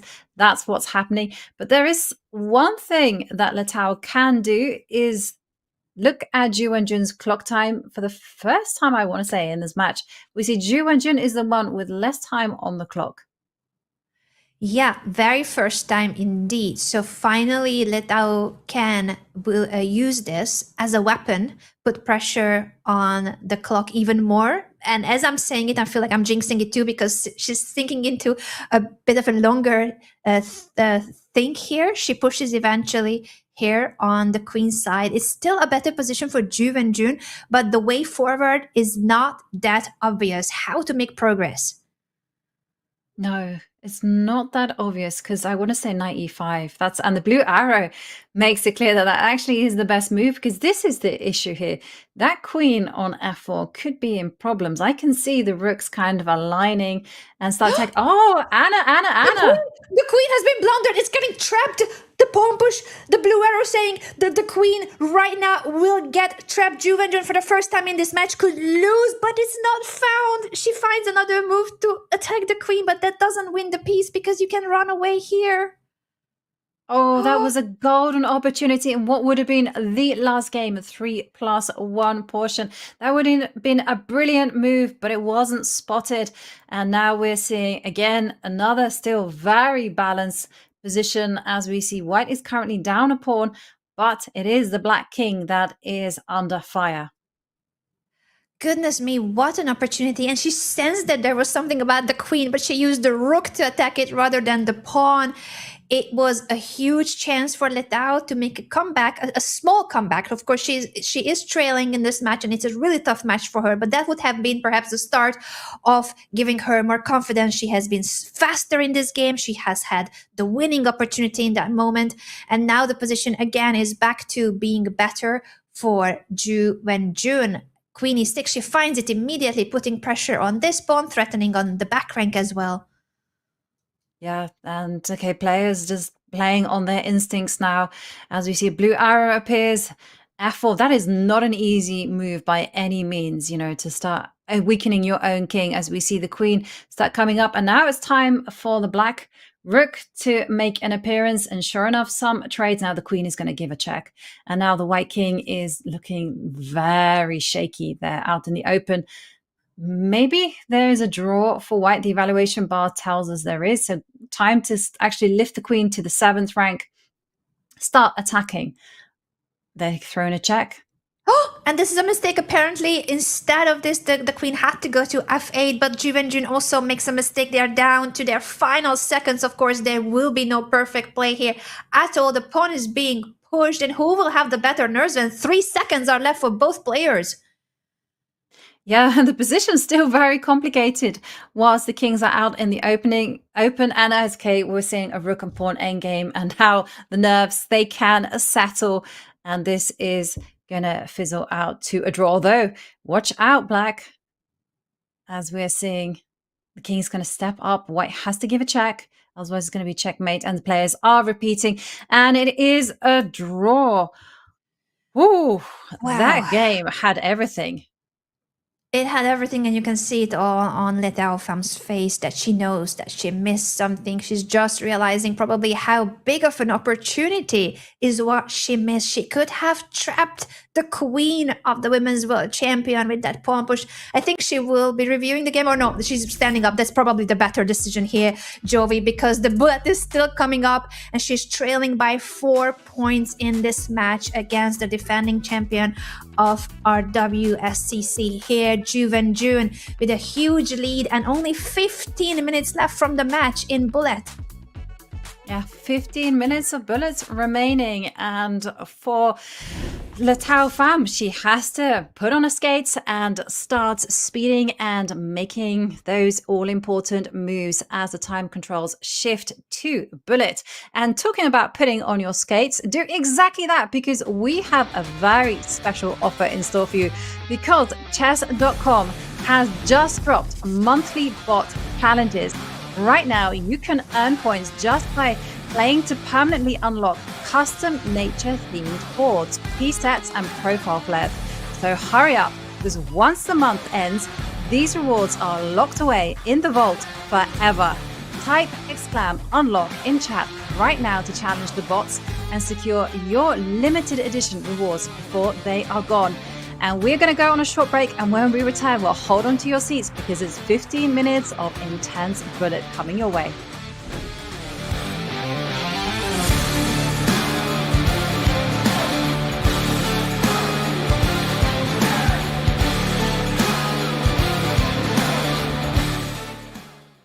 It's important to play like knight a5. I think I'll just put it on my board, and it's like this. This is also a very sharp lines, especially for beginners. And black need to play this because attack. And here you cannot go this move because of this move. Because this is attack with queens and rooks. If you play this, you can take, but after queen f3, then you can take back with this. Then after that, your king is moved, and also white is a pawn up. So this is a famous trap for the beginners. And also, it's important to play at knight a5. That I think for many teachers, for a beginner for chess player, they will teach cannot play this move. Hi, I'm International Master Ivanka Hauske, and welcome to my first course for Chessable, starting out the Caro-Kann. Light square strategy is what I like to call it. You put your pawns on light squares, you develop your pieces, and then when the time is right, you break out in the center. What I need you to do is get in the focus of quick development. Knight takes g7, check is possible, king moves to f8, attacking the knight, and now after knight to h5, what we want to be doing is first asking that question to the knight, because white can immediately go wrong with knight to e2. We simply go knight to b4, and this bishop and the knight have orchestrated a sneak attack against c2, and now black is totally winning. There are lifelines to help you remember the piece configurations, there are guidelines, there are cautionary tales, and of course there are my trademark phrases, all to help you get a good Caro-Kann.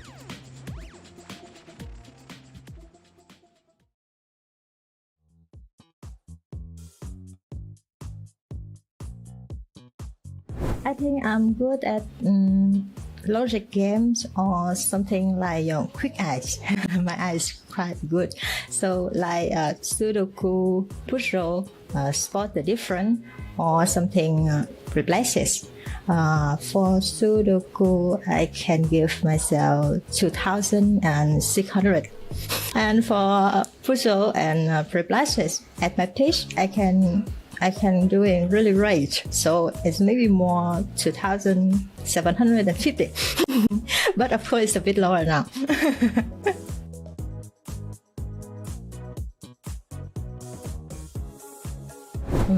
I think it's truly believing in myself. It wasn't easy because after facing so many failures, but what finally made it stick is I learned how to objective look at my weaknesses, fix them, and continuously improve.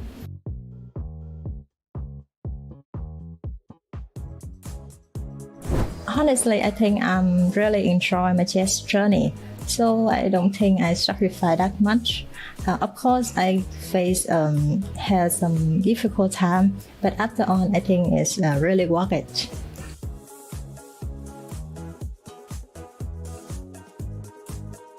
At 12, I think I skipped many tournaments to focus on my learning.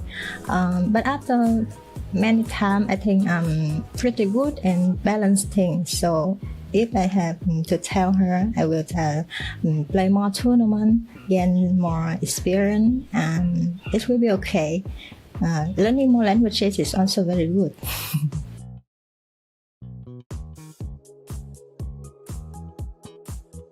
I think I'm still working on becoming more patient. I want to can stay calm, make a better decision even under pressure. I also want to stay positive even when things don't go as planned.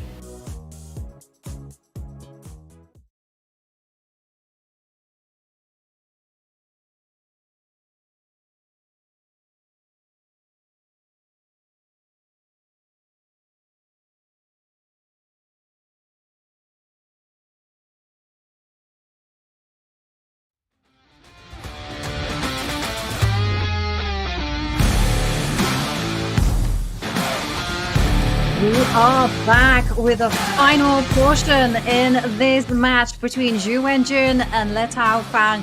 And it's here where things get chaotic because we are entering 15 minutes of bullet chess. 1 minute plus 1 second increment. And Anna, that it makes for entertaining chess, but there is a big score for Letao to actually make up because she's trailing by 4 points. 4 points is quite a significant lead for the reigning women's world champion and defending champion of the Women's Speed Chess Championship here. Wenjun has been dominating this match, but Letao had her chances. And even in just the game before, she had the Vietnamese player was the one who had a chance to actually trap the queen of Wenjun. She missed it, but we do see a smile from her. I love the fact that no matter how tough the match has been for her, she's still in great spirits, supported by her family and friends, and she's getting ready now for the bullet. It could still be a comeback, but you need to start winning games, and so far for Letao, it's been losses and draws. The smile is still there, and that's the most important, isn't it? The joy of chess and being ready to give your best no matter what. That's exactly what we want to see. The joy of chess, because that is the most fundamental thing. You don't want chess to be painful, stressful, forced. In fact, you just want to let the emotions, put them to one side and just let the game flow. And as we are waiting for the 1 minute plus 1 second, 15-minute portion to begin, well, one thing that Letao also has to hope for is that the games are quick and that she wins. If she wants to make that big comeback, that is exactly what she has to do. It's a big ask in this position as we see Wenjun kick off with the white pieces. It is a very solid setup that she's gone for, developing the queen out. And okay, for Letao, this doesn't come as a surprise. She has sped up, but it's looking like Wenjun is going to get her type of game again as c5 is in the air. It is in the air, and it's a very solid position once the queens are off of the board. I think she will be pushing that pawn now, perhaps, to force the queen trade. And once you take on b3, usually white takes back with this pawn indeed. Doesn't matter that the pawns are doubled. What happens here is that you are trying to capitalize on a semi-open file and make sure that black's rook is glued here. So oftentimes we see this pawn push for black. White is expanding, giving space for the knight as well. Now this bishop is stopping the knight maneuver. Very good idea, and maneuvering toward this square, because the light squared bishop of white is a lot better than black's bishop. So this trade would favor black. Yeah, but I'm a little bit concerned that that bishop is offside. And yes, it does eventually trade itself off, but Wenjun gets in the plan that she has been playing for. She wants to jump in with the knight to a5 and target the most vulnerable point in the position, that's the pawn on b7. I had someone do that to me and I was like, oh goodness me, why did I not anticipate that before? So I learned my lesson as we're seeing the e-pawn make a break. And now the big thing is that you just hold firm as white. You just say, don't worry about the tension being eliminated in the center. It's all about that knight jumping eventually to a5. Okay, the knight on f3 is under fire. So I was actually going to say that you can move it away, but you don't need to. You can make this appropriate trade. Yeah, the moves are coming in so quick, and there was a blue arrow moment that was so surprising. There's no time, though, to break down what happened earlier, because right now we are in an end game with what you already predicted, Jovi, that this pawn is the main target of this knight on a5, and once that pawn is gone, the pawn structure itself is becoming more vulnerable. So this is exactly what's happening. Black is trying to compensate for it by activating the pieces, the knight on e4, now giving a check, but f2 is guarded by the c2 rook, and so is the b2 pawn. So everything is held together by white's pieces, and this knight on d6 is a monster. Yeah, and one thing that really does worry me about the position is, and I'm just dreaming, but if the white rook comes to a1, I can see a future where that rook on b4 is completely trapped. But what we're seeing is Wenjun stabilized. She's booting that knight out. I'm expecting now she takes control over the open line. And watch out for that rook. That rook doesn't have too many squares there on the edge of the board. Yeah, that has been a great point, Jovi. And now it's trying to do something, the rook, putting pressure on the e3 pawn, but the bishop is coming back and the c6 pawn is falling. Once that pawn falls, white has a passed pawn, and the other pawns as well are more vulnerable. This pawn is so annoying. It's a protected passed pawn, 3 squares away from promotion. Who can stop it? Yeah, who can stop it? It's not going to be that rook as the e-pawn comes and joins in, and now it's going to be 3 pawns that are going to be barreling towards the edge of the board, and there's nothing to save black here in this position as the king now comes in. The rook almost trapped there, and this has just been a model game from Wenjun here.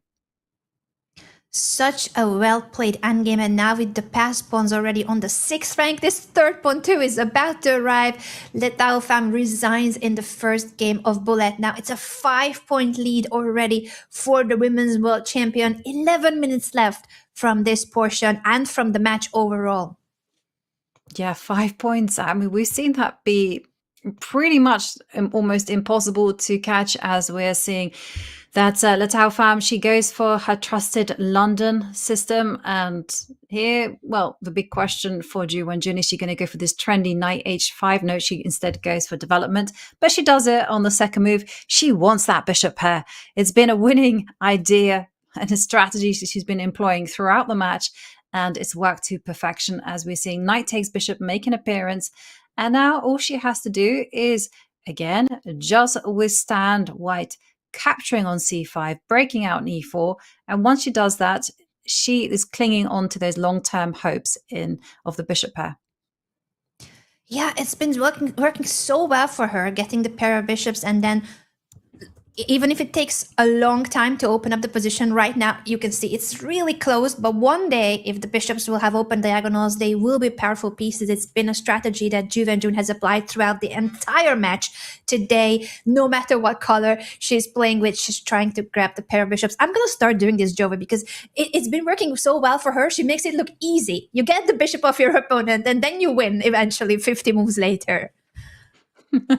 It certainly has worked to her favor. I mean, they do say simple is as simple does, and that has been something that is Wenjun's trademark. She makes the difficult look easy, as we see the bishop attack the queen. Queen has got to move.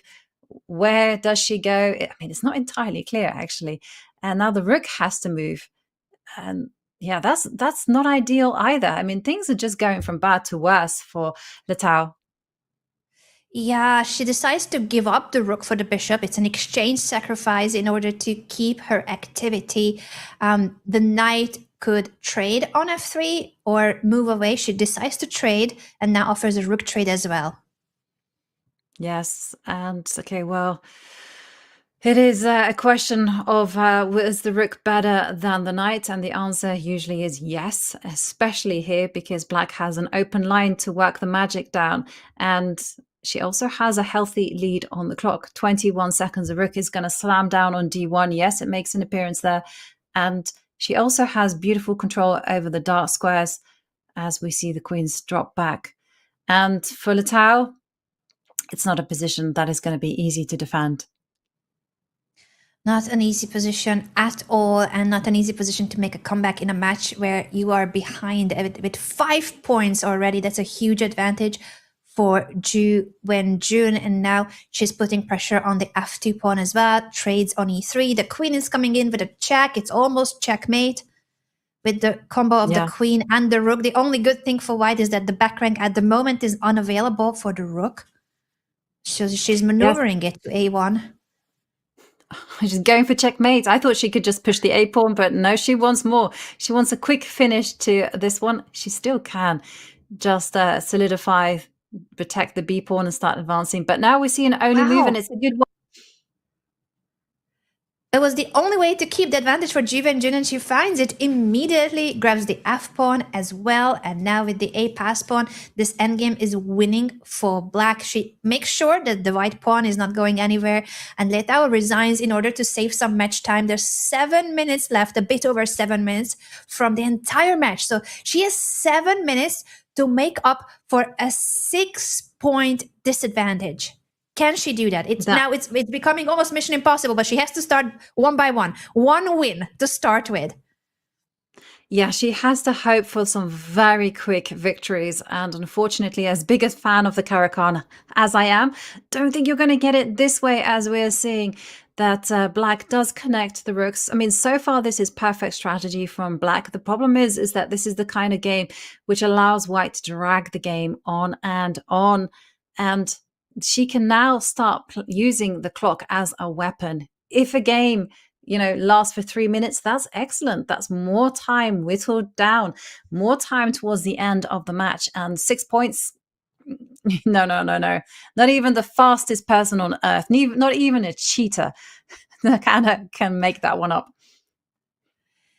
This is looking, unfortunately, not good for Litao with the match situation, but it's looking good in this game with the time situation. Ju Wenjun, again, is now under time pressure. Hasn't happened to her many times in this match, but she's down to her final 16 seconds, and there was a sacrifice here on the king side that often leads to a perpetual check. So it's not for a checkmate attack. With the f3 knight, the white king is safe, but you can continue giving checks. Litao says, no, I'm not giving the checks. I don't want the draw. But it also means that now, with the extra piece for Ju Wenjun, if she defends correctly on the king side, she is winning. Oh, Having said okay. that, she find the best move. 95 was not an easy move to find. And suddenly, these pieces of black are incredibly strong. Pawn push f5 as a blue arrow. Will she find it? The only way for black to keep the advantage. And it's definitely a very natural move. Perhaps I spoke too soon about not even the fastest mammal on earth can make up that point deficit. As we see suddenly white go on, she's on the back foot, and we're seeing black there go on the offensive. F4 is in the air, and where is the way for black to crash through? I mean, I'm just looking at moves like knight to h4. F4 is also super appealing, but we see queen h2, very nice, threatening to the bishop. Bishop attacks the rook. You feel like you're spoilt for choice, but what is the killer move? Yeah, it looks like there's a lot of good moves. Knight f4 was among them. You could have just leave the rook hanging if the knight were going to come in the game. But now, again, it is such a tough position for Ju Wenjun, but both of them are making mistakes under the time pressure with only a few seconds left on the board. It's anyone's game now with the king coming to e2 to try to run away from danger. Yeah, and now white is just bringing all the resources towards the king. Knight is the king's best friend. That's beautifully blocked. Now you can start initiating some trades. Okay, Ju Wenjun being crafty here. Now she wants to swap of queens. That should be enough for her to cement. But this is a big mistake. But she didn't find it. She did not, and now black is winning again. The white king is trying to run away, but where can she run? And this is the first win for Litao in the match. Congratulations to the Vietnamese player for making a comeback in such a tough match. What is not very unfortunate for her is that this win comes when there's only 4 minutes left in the match. So she has 4 minutes to try to make up for a 5-point deficit. It would have to be very short, very quick games in order for her to be able to win enough points and tie the score. Yes, and this is a big issue here. Is the match clock is ticking down as we see Litao. She goes for d5. I think that's what she needed to do from the get-go. She needed to unbalance the position and not play into Ju Wenjun's strengths, where she allowed Ju Wenjun to get her type of position where she could just massage an advantage right from the opening through to an endgame with a very stable game. She needed to create chaos ASAP, and now we're seeing her do that as we see f4, e6, blasting open the center. But this looks great for white here. I would just back it up with e4. Yeah, that looks like a very logical move to push e4. She also might be considering whether she wants to push. She ends up doing that strategy where she is keeping the pawn structure as it is. She's supporting it now with the bishop as well, and saying that once I take, your b7 pawn will be hanging. So that's a very powerful bishop. Again, here on a long diagonal, pushing now e4 means more space in the center and a very locked situation here between the pawns. Yeah, and very locked game, and we're seeing some maneuvering happen as the bishop plays to improve itself. It wanted to land on f5. Ju Wenjun does not allow that, and big question how to take back. She captures back with the pawn, but yeah, you do feel that black's position is becoming more and more solid, even with the beautiful exchange sacrifice. But is it good is the question, because it was a very pretty move to give up the rook for a bishop, straighten your pawn structure in that way, but is it good? I think it is good. It's just black's position has now become very solid. I mean, black's pieces don't make a great impression, the bishop on h6 is going to be forever doomed to passivity. But it's the kind of position where white is going to have to play out for a minute in order to get something. And the match clock is ticking down to 1 minute and 14 seconds. Wow, this could be the final or penultimate game, depending on how long it will go. There's a check now on g4, the king coming to e7. The double rooks on the h file are about to give a check to the white king. Yeah, the king is running up the board. And yes, now the queen is sliding in. Now this bishop, there we are seeing that some beautiful trades are being played. Now there's a beautiful pin as well. Now this is the killer blow for Wenjun. The knight is going to fall. There's a deadly pin on the diagonal. Rook takes g2. This is it. It's all over. Wow, the check was making sure that the queen on d1 was hanging more important than the hanging rook you're giving up. And this is yet another win for the women's world champion. With only 20 seconds left in the match, this could be our final bullet game, and it's a huge lead for the defending champion Wenjun. Yes. Well, it's an important game, I suspect, for both these players, because yes, Wenjun has more or less assured herself a spot into the quarterfinals, but the prize distribution is given out according to how many points you win. So the more points you accumulate, the more money is in your pocket. And as we're seeing here, a4 move there from black. So black is trying to destabilize things on the left side of the board. And it's looking like both sides are going to be happy. Black, despite all appearances, has a target on d4 that eventually you're going to try to get at. And you do it by making moves such as this. You start trying to initiate trades. And white is going to be happy because white does have a space advantage, but you do have to take care of certain squares. Yes, you do need to do that. Now with the trade on c3, will we see the queen moving away from the b5? That's what she does indeed, because it was looking a little bit scary with the white rook on b1 about to open up the position. The knight comes to f4. There could be a trade on b3 to open up the a5 for the black heavy pieces here. Yes, there could be a trade indeed, as we're seeing the queens. They did not actually come off the board. I did think that they would, but instead that was denied. And now we're seeing black break out. This is going to be the last game as we see the match timer tick down to 0. And it is a very balanced position on our screens. I think black can be very happy, and so is white. Both sides don't have any problems. Oh, knight takes queen. That was a hanging queen. Wenjun places her queen on a square where the black knight could take it, and she smiles. This was the biggest blunder in the match, but it comes in a moment where it actually no longer mattered, other than for a slightly bigger portion of the prize fund, bigger or less. This has been such a dominant match by Wenjun. Joey. Absolutely dominant performance there from Wenjun. She won first match. She's already secured a 4-point advantage. And from then on, it was just simply about stabilizing and making sure everything was perfect. And as we see, the 5-time women's world champion on our screens, just looking ever so calm, even despite having made that queen blunder at the end, because she knows the all-important thing is that she is moving through to the quarterfinals. And here you can see she began in a flourish, racing to a 3-point lead, winning the 5+1 with 4 points to 1. And then things were very stable in the 3+1 and again 1+1, again showing us full control. Even those little blips didn't faze her.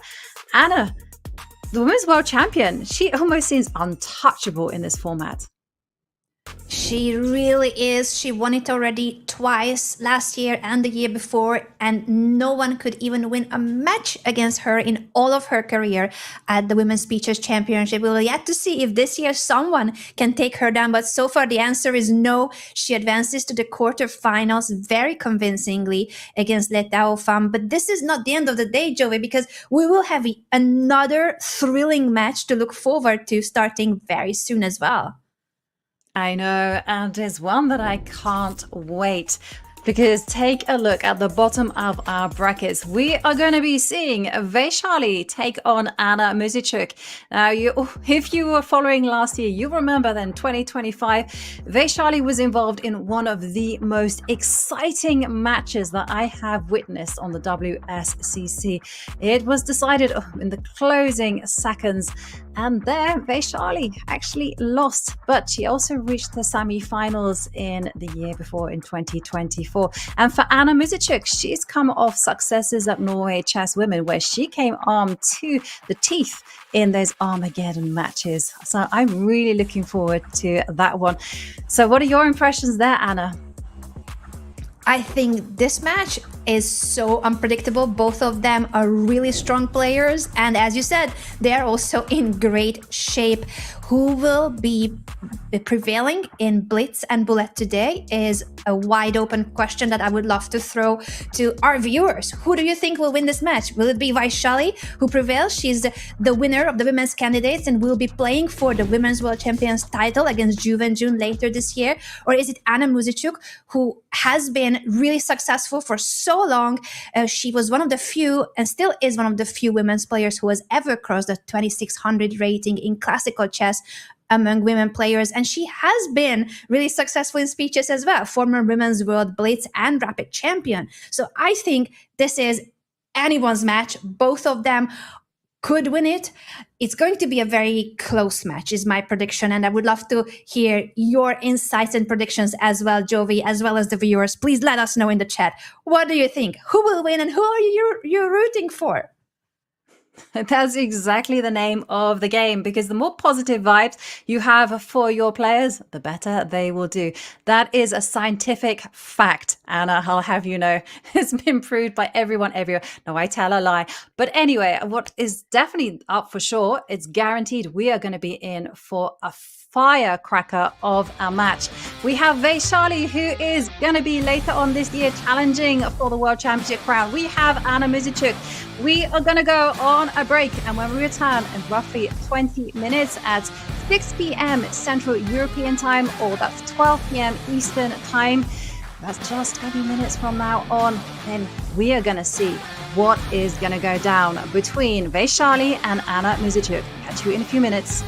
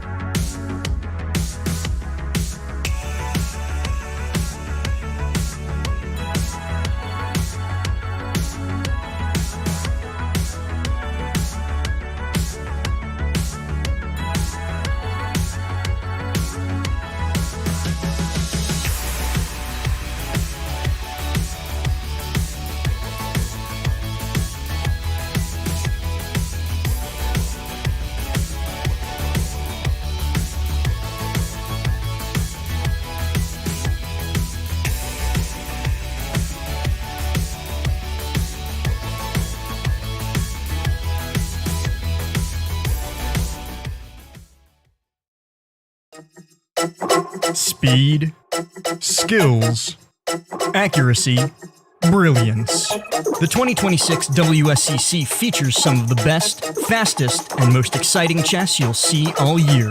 16 of the world's top women chess players are pitted against each other in a no-holds-barred, single-elimination bracket. World Championships, Speed Chess Championships, it doesn't matter. Wenjun and Pham are the pinnacle of the sport. Kostenyak, Lagno, and Muzychuk are speed demons, racking up world championships in blitz and rapid tournaments all over the world. Whoa! While Bibisara, Vaishali, and Divya bring the heat every time they're over a chessboard. Can they finally dethrone the reigning queen? But don't sleep. Don't blink at the young guns in this field either. Lee, Atwell, and Kamdamova are on the precipice of greatness. The 8th WSCC. The chess will be astounding. You don't want to miss this.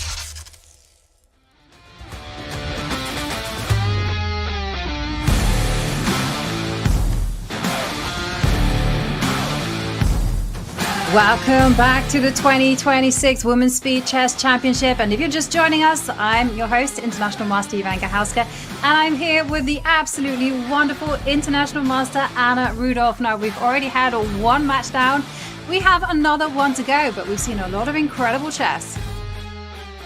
You're always way too kind, Joey. I cannot repeat that. Your introductions are too generous toward me, but I am so happy to be here commentating with you on what is my absolutely favorite event when it comes to speed chess, the open speed chess, the women's speed chess. It's always such thrilling action, fireworks over the board, and we saw a very, very exciting match that was won by the defending champion Wenjun. But the coming up match, oh boy, I'm not going to spoil it here, Joey, but what we have here is probably the most exciting event of the year, full stop. Speed Chess Championship, Women's Speed Chess Championship, and it's because of this really special format and the time control, isn't it?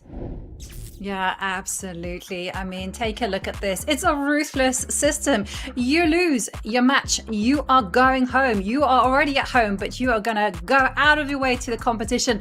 And then we have this incredible diversity where the matches consist of 3 segments, 5+1. We've got 45 minutes of that, and then 30 minutes of 3+1. And then that moment where just chaos hits that clock button because we have 1 minute plus 1 second. And just to remind everyone at home, so there's no room for dispute, the games that start before the countdown clock, they actually count towards the score. So pay attention to that match clock, which is constantly ticking down. Now, Anna, you mentioned Wenjun. She's made it to the quarterfinals, which her very convincing victory over Pham. But we move down the brackets because we are going to be seeing this match in store. We have Vaishali against Anna Muzychuk. Vaishali, she is the contender for the World Championship crown. She's going to be playing off against Wenjun later on in the year. She plays Anna Muzychuk, who's coming off fantastic success in Norway chess. Anna, with a quarterfinal place on the line, what can we expect? I think I'm going to repeat what I said earlier. I feel like this is anyone's match. It's going to be very close. That's my prediction because both of these ladies are so strong and they are in such great shape as well for all the reasons you already mentioned, Joey. And in speed chess as well. It's been for Anna decades at elite chess level, being one of the few female players who has ever crossed 2600 in classical chess. And Vaishali could become India's first women's world champion later this year. She will be facing the world champion Wenjun for the crown. So those are some of the achievements of these two ladies. And here they are in a round of 16 match where only one of them will advance. This is the grueling system we have at the Speed Chess Championship, that one of these ladies, as you said, will stay home where they are, but also not advance in the tournament. Exactly. And this is what sets this tournament apart. A loss could be deadly. Everything can hinge on just one bad move. Absolutely everything can be decided. Who will advance to the quarterfinals? Well, one of these two players will be moving forward. Will it be Vaishali? She had a scintillating first round last year in the WSCC where she did lose to Alice Lee, but she did make in 2024 the semi-finals. But both of these players, they are experienced contenders. I gotta say though, Anna, I suspect that when it comes to online chess, it is Vaishali who perhaps has the edge, having played probably a lot more games despite being the younger player. That's a very good observation, that being quite a different situation, whether you play over the board or online. And for Anna, she's very experienced in speed chess, and she has been the world women's champion both in blitz and in rapid chess. But it's going to be interesting to see if she got to practice for the women's speed championship. As you mentioned, online is not the same. Maybe she has a secret account that we don't know of, and she's been grinding constantly online chess as well. Yeah, well, we'll find out whether Anna can run and run with absolutely everything, just get on top of this challenge. But we're seeing Vaishali with the white pieces, and it is a very sneaky little opening where it looks like it's a 4 knights, but then this funny little move h3 gets thrown in, and that's going to cause Anna Muzychuk to pause for thought as she considers what is the best move. The most principled move by far is just to strike out in the center with d5. Doesn't get played. Instead, bishop comes out to b4. And now we're seeing little symmetry. a3 gets lifted up. Wow, I don't think I've ever seen h3 in that position. Of course, there's still games in the database for it, but it's very far from the main options of white. So very understandably, it was a surprise for Anna, meaning that Vaishali has come to this match wanting to play some of these offbeat variations that are not it's not in an attempt to I guess, overthrow the opening itself. You cannot really refute any chess opening, but simply to cause a surprise effect and gain advantage on the time. The clock is so important in speed chess. And look at now the double exclamation mark that she gets for the knight sacrifice. And now after the queen move, both of black's knights are hanging. So she's winning the knight back. She is going to be winning the knight back, and we're going to see white at the end of the day have something that we saw Wenjun wield very successfully, the bishop pair. And we're seeing the queens, they're going to come off the boards. Queen takes queen, or bishop can come out to f4. But either way, there's going to be a trade. That's kind of a given.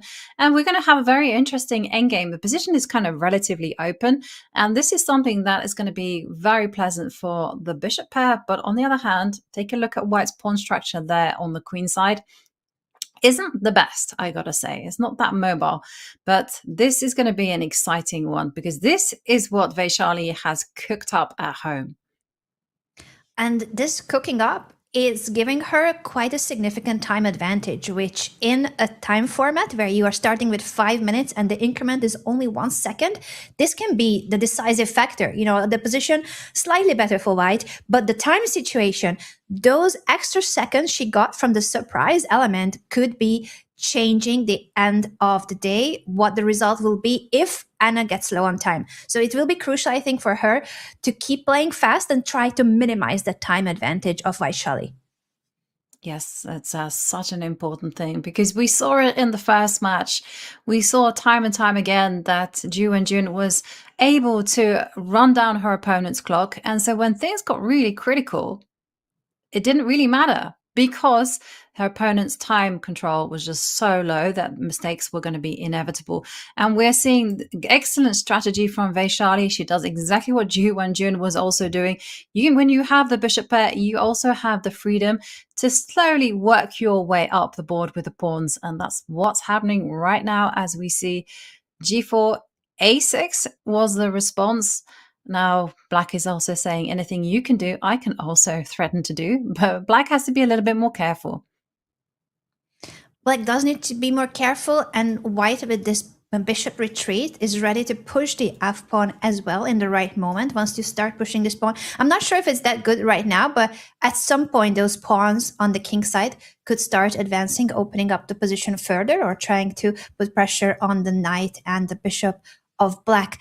The rook comes to the open e-file. It's smart that Anna already stepped out of it with the king and ready to meet that rook with her rook on e8. Yeah. Yeah, and it's an interesting position because visually it just looks very nice for white. White has the bishop pair, white has control of the open e line for the time being.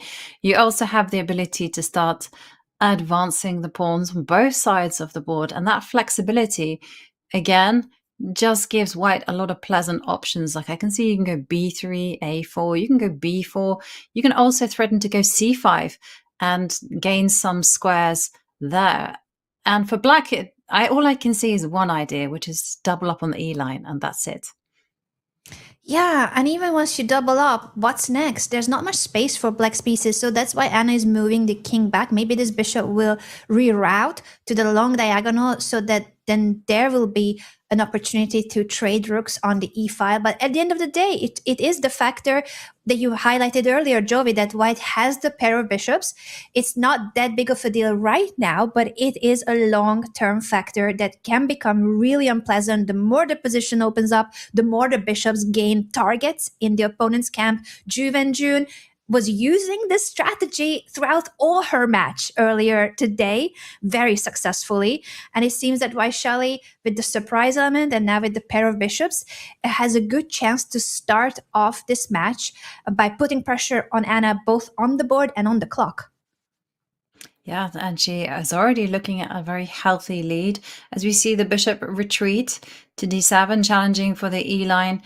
And also, maybe she has ideas at the right time. Everything, again, has to be well timed, of just trying to undermine the king side with a timely h5 push. But it's not going to be so easy to orchestrate that in a favorable way for black, especially when you put your bishop on d7. Yeah, it's not easy at all. And you're right that that's the only pawn break that black can aim for. Pushing b5 wouldn't really gain much for black. If anything, it's helping white to not have doubled pawns anymore and open up the position further. So it is a balanced position, but it is more passive from black's perspective, meaning that it's harder for black to make some kind of a progress. Having said that, Vaishali is trying to figure out how to proceed and how to make some kind of advancements in this end game, and therefore she's spending a lot of time, and now she's lower on the clock. So maybe it's gonna be Anna who suddenly starts playing for a win, at least using her time advantage to put pressure on Vaishali. Yeah, and we saw Vaishali started off with a nice, healthy time advantage, and now she's the one with less time on the clock as we see f4 being played. I mean, what white needs to do is just slow play it. So you want to be dropping the bishop back to f2, re-centralizing it. So it start eyeballing some weaknesses on g7. So for instance, it is very much the slow game, and we see Vaishali throwing a check. She's going to drop the bishop back. There's going to be no trades because, after all, white's whole advantage is the bishop pair. You think we're going to see a repetition? I was just wondering, sorry, I didn't mean to cut you off there, while Vaishali has gone in meditation mode. I think we lost her camera for a second, but there was a way to repeat moves. I don't think either players are interested. Luckily for us, they are such fighters that no one wants to offer a draw here or repeat moves. Yeah, and this was an interesting response from Vaishali. She actually attacked the knight on f6, and the knight just simply jumped onto e4. And the big question is, who controls the bishop? Is it the knight on e4? Is that a good piece? It looks very, very nice, and white is definitely threatening to line up on the e line. But the knight, for the time being, looks relatively stable. But how can it consolidate even more? Because ideally you'd want a pawn backing it up. Well, okay, Anna, she's such a good endgame player, and she's like, no, I'm just going to push that bishop away on d3. This is a nice move. I like this move a lot. forcing the bishop away if you want to keep the pair of bishops from white's perspective. And also, again, it's decision time for Vaishali, not an easy decision. These are the kind of moments that will give your time advantage even more of a significance. Now the knight is traded for the bishop and rooks are traded. So with the opposite colored bishops, this is looking very drawish, the endgame. The question will be if either of the players will try to play it for a win still, because this is speed chess. There can be mouse slips, there can be mistakes in the time pressure, and time is ticking. 35 seconds left for Vaishali. Yeah, and decisions to be made for Anna as she has to deal with the idea of white going bishop to f8. So instead, what we're seeing is g6, and black also has ideas of activating the bishop to start menacing the pawns on the king side. You see the king step up. I'm expecting the bishop to mobilize. Why not activate such a beautiful piece? Also, you can set up that beautiful pawn chain. Pawn takes pawn. That will clarify things even more. I think the players are just going to be making moves in order to get to that draw. But I mean, this is pretty clear draw. So I'm kind of curious as to why the players are kind of playing it out until the very end. They don't need to. Good point. At the same time, I feel like because this is the very first game, it's a good opportunity for both of them to treat it as a warm-up. You might want to just continue playing for the fact that you are getting into competitive mode, you're getting into the match, you're trying to get into the zone, while it's risk-free, because there, as you said, it is an equal and a drawn position unless someone makes a huge mistake. But it's so few pieces and the bishops are on opposite colors, so they never see each other. It would take a really big mouse slip to ruin this position. Yeah, but the game has already burnt 10 minutes on the match clock. So I wonder whether this is Anna Muzychuk's formula, or I don't know, maybe it's Vaishali actually that, just keep the 5+1, keep it long, drawn out, and then you can focus all of the attention on the 3+1 and 1+1. I would suspect that would suit Vaishali more than Anna. Could be the case, and eventually we reach a repetition of moves. There was no way of making progress, but quite a long first game, as you mentioned, with over 10 minutes from the overall segment for 5+1 is already gone. This is game 2 now. Anna with the white pieces. We see the Spanish opening, and she has just castled. There's so many ways in which you can play these openings, both from white's perspective and black. And again, this knight sacrifice. Now Anna is giving up the knight temporarily. Double exclamation mark. Once you take that knight, you're up a piece as black, but this pawn push will attack both your bishop and the knight. So white is winning the piece back. Yes. And now one thing I got to say is that after d4, it is a question of knowing your theory, because you can't just simply step back with the bishop once that fork happens. But we can actually let Vaishali handle this one, because she has to, she has to take the knight. And here we're going to be seeing it. I had some peppermint oil by my desk and I was waving around my arms. Story of my life, Anna. You can't Same for me. leave I'm me so alone with clumsy. a cluttered desk. As long as it's not an open bottle, because I have my water bottle near, so I'm just like very cautious moving my arm in that direction. But me, I do that every day. This is just like, I don't know, my space recognition is not there, but space in chess, that I understand more, because this pawn push is gaining space in the center, now winning the piece back. So either the knight or the bishop will be taken. And as you have said, black needs to remember theory here very well, because it's not an easy way out. It's not just, oh, I'm just going to move my knight or I'm just going to move my bishop. This is a very concrete position. So Vaishali is taking her time because she's trying to remember her analysis. She definitely has studied this opening, but did she expect it for today? Did she brush it up a few days ago, a few weeks ago, or a few years ago? There's a big difference. Yeah, exactly. And this is quite an offbeat line. So I imagine that maybe she hasn't looked at it for quite a few years. And one of the things that I wanted to say is I do remember from back in the day when I used to play the Archangel, that the response that I was taught was that you often go b5, and then, funnily enough, you go bishop takes pawn. It's important. Okay, bishop to, no, this was an easy trap. Because you can get pushed back. That was the whole problem. Like pawn takes knight, bishop takes, and then the big pushback starts. And you can see it on Anna's face that she is surprised that Vaishali retreats with the bishop, knowing that Anna knowing that this is not the right move. So she is just making sure that she remembers why. And those are very logical moves, Jovi, to take the knight and then push the f pawn. And the white pawns will be taking so much space away from black. Where do you place the bishop to not have it trapped? Yeah, and exactly what we predicted is coming to pass as we see the bishop being chased around the board. And the big question is, I don't think you want to be going e5. I think you want to be just developing the bishop and again setting up that threat of going e5. Oh, okay. Just as the players have played it. This is a big idea on the board. Yeah, if white gets to push e5 after the bishop development, as you highlighted, black no longer has bishop to c5 check. The only remaining square for the bishop would be on b4, but that suddenly starts being quite a problematic piece, barely staying alive. And knight to c6, again, doesn't seem to help that much the case. This pawn push is still a possibility, or simply developing the pieces for white, and knight to c3, e5, the bishop coming to this diagonal. Suddenly, what we see is that black's own pieces are not helping Vaishali develop her pieces on the queen's side fully. Yeah, and you can just see, look at that valuation bar go in white's favor.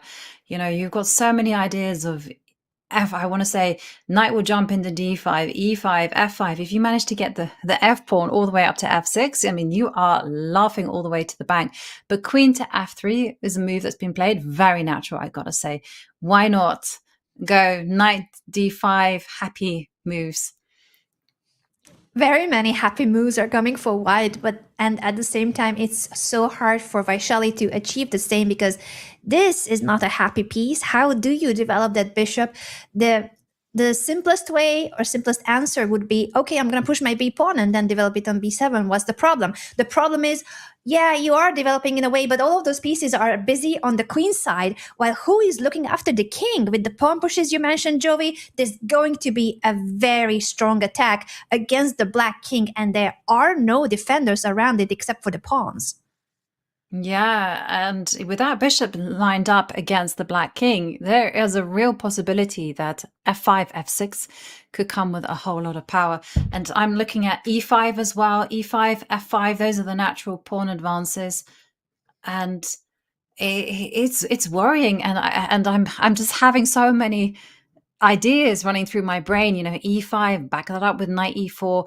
Okay, what we didn't see e5, we saw another move, rook d1, and this is Anna's idea. She's going to take a more positional approach, but she's spoilt for choice. f5, e5, still on tap, and the knight on a5, out of sight, and is out of the action. Completely out of the action. She might want to bring it to c4, but that bishop for sure will be not given up by Anna. She is ready to place it on d4 on this really powerful diagonal, facing again the situation where we have this black king with the intact pawn structure in front of it, but usually you would have a knight, usually you'd have your bishop, you would have more pieces around the black king helping. What Vaishali is trying to do, pushing her pawn to f6, is simply to stop white from being able to expand neither with e5 nor with the f5, f6 idea you mentioned. And this is a really good defensive move. Not an easy one to make, to open up a diagonal like that, but it actually is helping black's case. So Anna's advantage is no longer decisive. It's no longer a crushing position. Still better, but it's not that obvious how to make progress now. Yeah, and Anna has just gone about this position in her trademark positional style. The knight going to c6, which to me was the most logical move, being given a miss. But I think we're not going to criticize it because Vaishali, just 41 seconds left on the clock.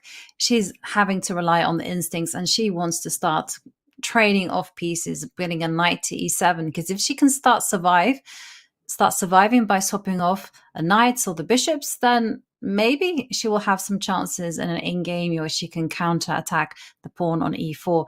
But for Anna, again, she has to find a way to build up her position. It could be by playing Rook E1, it could be by doing something a lot more gentle, but it's not entirely clear like how to maximize the position for white.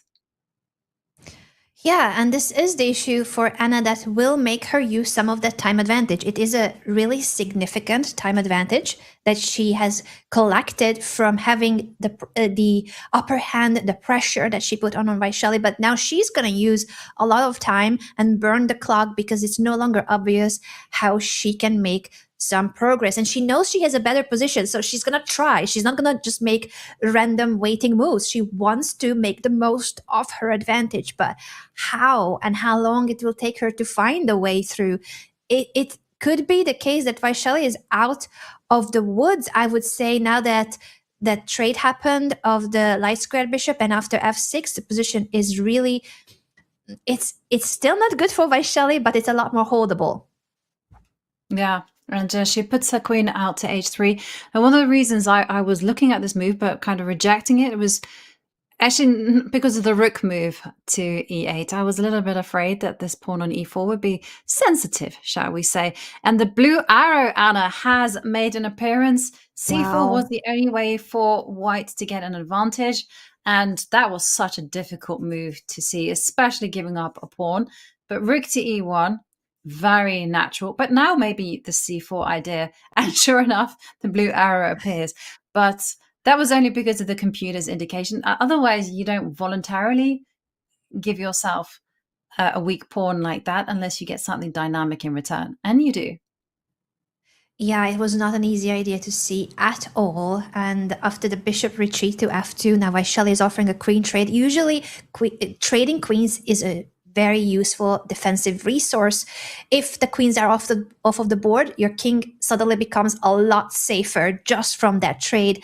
And it also helps in case of having less space. White has been the one with the more active pieces, so you do want to trade pieces in general from Black's perspective. Having said that, of course, Anna rejects the queen trade and now pushes g3. The computer questions it, but I think now that the game is entering the final phase. 12 seconds for Vaishali, 33 for Anna. Anyone can make mistakes. It's going to be a bit of a back and forth, and who will have the better nerves in this final phase of only 1 second increment? Yeah, and the position is clarifying somewhat. I would say it's clarifying in white's favor because at least now there's an obvious target you can capture on d5. You can start attacking it.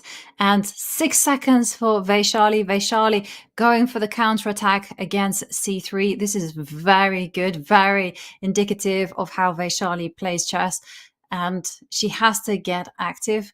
Now b4, but doesn't this just hang the d pawn? Sure enough, it falls. And now both players, they are in their seconds. Down to the seconds and down a pawn, but it's very active now. Oh, and Anna missed that the bishop was pinned. Did she miss it? So she's pushing the pawn that was hanging, but who will save the bishop? After the king moves away from the checks, she is dropping her bishop, and suddenly Vaishali is winning with 4 seconds left on the clock. Yeah, and what a turnaround. You have to be vigilant every second, every move of the way. And we're seeing, well, Anna now, she's speeding up. But here, the pawns are not going to be sufficient as we see Vaishali. She's not phased at all by having played this with 4 seconds on the clock. She's making the moves at tempo. But there's still drawing chances, I would say, with that presence of the a-pawn. The a-pawn's going to advance to a6. And you got to hold firm. And the question there, Anna, is how to do that, because you can go rook a3 and now the g-pawn falls. Ouch, that pawn was really important, and only 2 seconds for both players. They're living off of the 1 second increment. Anyone could still lose this game because of the time situation. You could flag or you could hang a piece, but for now, Vaishali is really doing so well, converting this endgame, taking the f-pawn as well. Anna resigns because the final pawn of her on h5 was about to drop as well. Anna Muzychuk loses a game where she had an incredibly good chance out of the opening, having a much better position, but Vaishali defended so well, so tenacious, that she ends up turning the tables fully and now is leading in the match with this 1 point, 1.5 against the half point of Anna from game 1. Can Anna bounce back now with the black pieces? I think she definitely needs to first of all calm herself down and not think of the previous game and the missed chance. Yes, she has to definitely let those ghosts lie. And we're seeing instead queen to e2, Vaishali with the white pieces. I mean, I think she had a very nice opening in the first game, but she wants something more because Anna, that suited her, even if she had to defend for a little bit. This one is asking the questions, right? Castles, queenside, what is black going to do? Are you going to castle queenside as well? Which is my vibe. But you have to be so careful because there's all kinds of sacrifices on a6. But if you castle kingside, well then there's g4 in town and suddenly everything is going to get opened up as we are seeing g4 being played anyhow. And this is good strategy there from Anna Muzychuk as we're seeing first that she waits it out with her king and waits for white to commit themselves. Yeah, it definitely is a very patient move to move the knight away from f6. g5 arrives on the board anyway, but at least, as you said, black has not committed to castling on that flank. So the position is opening up. Black might want to take it to open up the h file, and then this pawn on h3 is a target. But what happens there once the pawn is captured and will white take with the knight or the bishop? We will not know the answer because Anna decides, I prefer that the position stays closed on the king side. Okay, well, now there's a golden opportunity. Is it now good time to go g6, or should she just simply stand as it is and make another move? It is a big question for Vaishali as the clock starts ticking down. She can also play it very calm and just go king to b1, which is a nice safety first move, just to indicate, well, black, you still got to find a way to get your king to safety. And questions. What would you do? Indeed, and knowing her playing style, I would predict that she's very much looking at that pawn push. She ends up playing knight to h4 to prepare in a way, either for the pawn push, which was not exactly the best way to do it, but knight f5 was a threat. So black had to push g6 herself. She provoked that pawn push, but is it something that favors white, or is it just okay for black now that everything is solid on the king side and maybe soon it's time for black to castle on the other side of the board? Yeah, I mean, there's so many tactical issues here. So for instance, if you castle, there's always bishop takes a6. That's going to make an appearance. And if you castle kingside, then the knight from h4 will come back from the dead and go knight to f5. And that is going to be very, very scary. So we're seeing b5 being played. But okay, it is decision time. There's definitely no way on earth that the black king is going to ever sit itself on the left side with castle queenside. But then where is it going to go? And then the big question for Vaishali is, how should she respond? Should she kind of react in a knee-jerk way with going c4 and then trying to go for some c5? Or does she simply build up the position? And f4 would be another way to break through. Yeah, so many questions and so many ideas here to consider. I'm surprised that this is getting a question mark. It doesn't seem to be that big of a mistake to me, but the computer oftentimes is so critical. And I was showing that that trade, of course, was a must for Anna. She plays it immediately, not allowing white to push f5. I do like the fact that now without the pawn, that e5 square is available for the black knights. Will she jump there with the c knight? Will she use it with the other knight to jump to the central square? I think one of those knights will land there. I feel like if you go with the c knight, that is even prettier because it gives the other knight the opportunity to maybe jump to c5 in the future. And I'm starting to like this position from Anna's perspective a lot more now after that pawn trade and the weakness in the center. Yeah, and it's often said that every Sicilian player's dream, defensive-wise, is to get a knight onto e5. They could be out there with their king. That doesn't matter because the knight is sitting pretty on e5. And sure enough, we see a trade. Another knight appears. And it's almost tempting just to, get rid of that beast while you can, but instead Vaishali chooses to apply the pressure. Also good. But the thing that worries me is that this bishop on d3 for white isn't really partaking in the action, and the pawn break, which I was kind of advocating for, is c4 is never ever going to happen.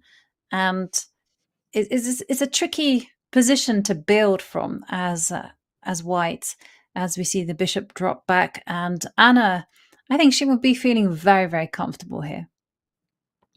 I think so as well. And finally, on move 20, it's time for black to castle as well. And the rooks are connected. All the pieces of black will be ready to be part of the game. And this is now a very different castle king side. We talked about it earlier, how discouraging it was with the white attack coming. But now that the pawn structure is so fixed and closed, the position on the king side, this is really safe.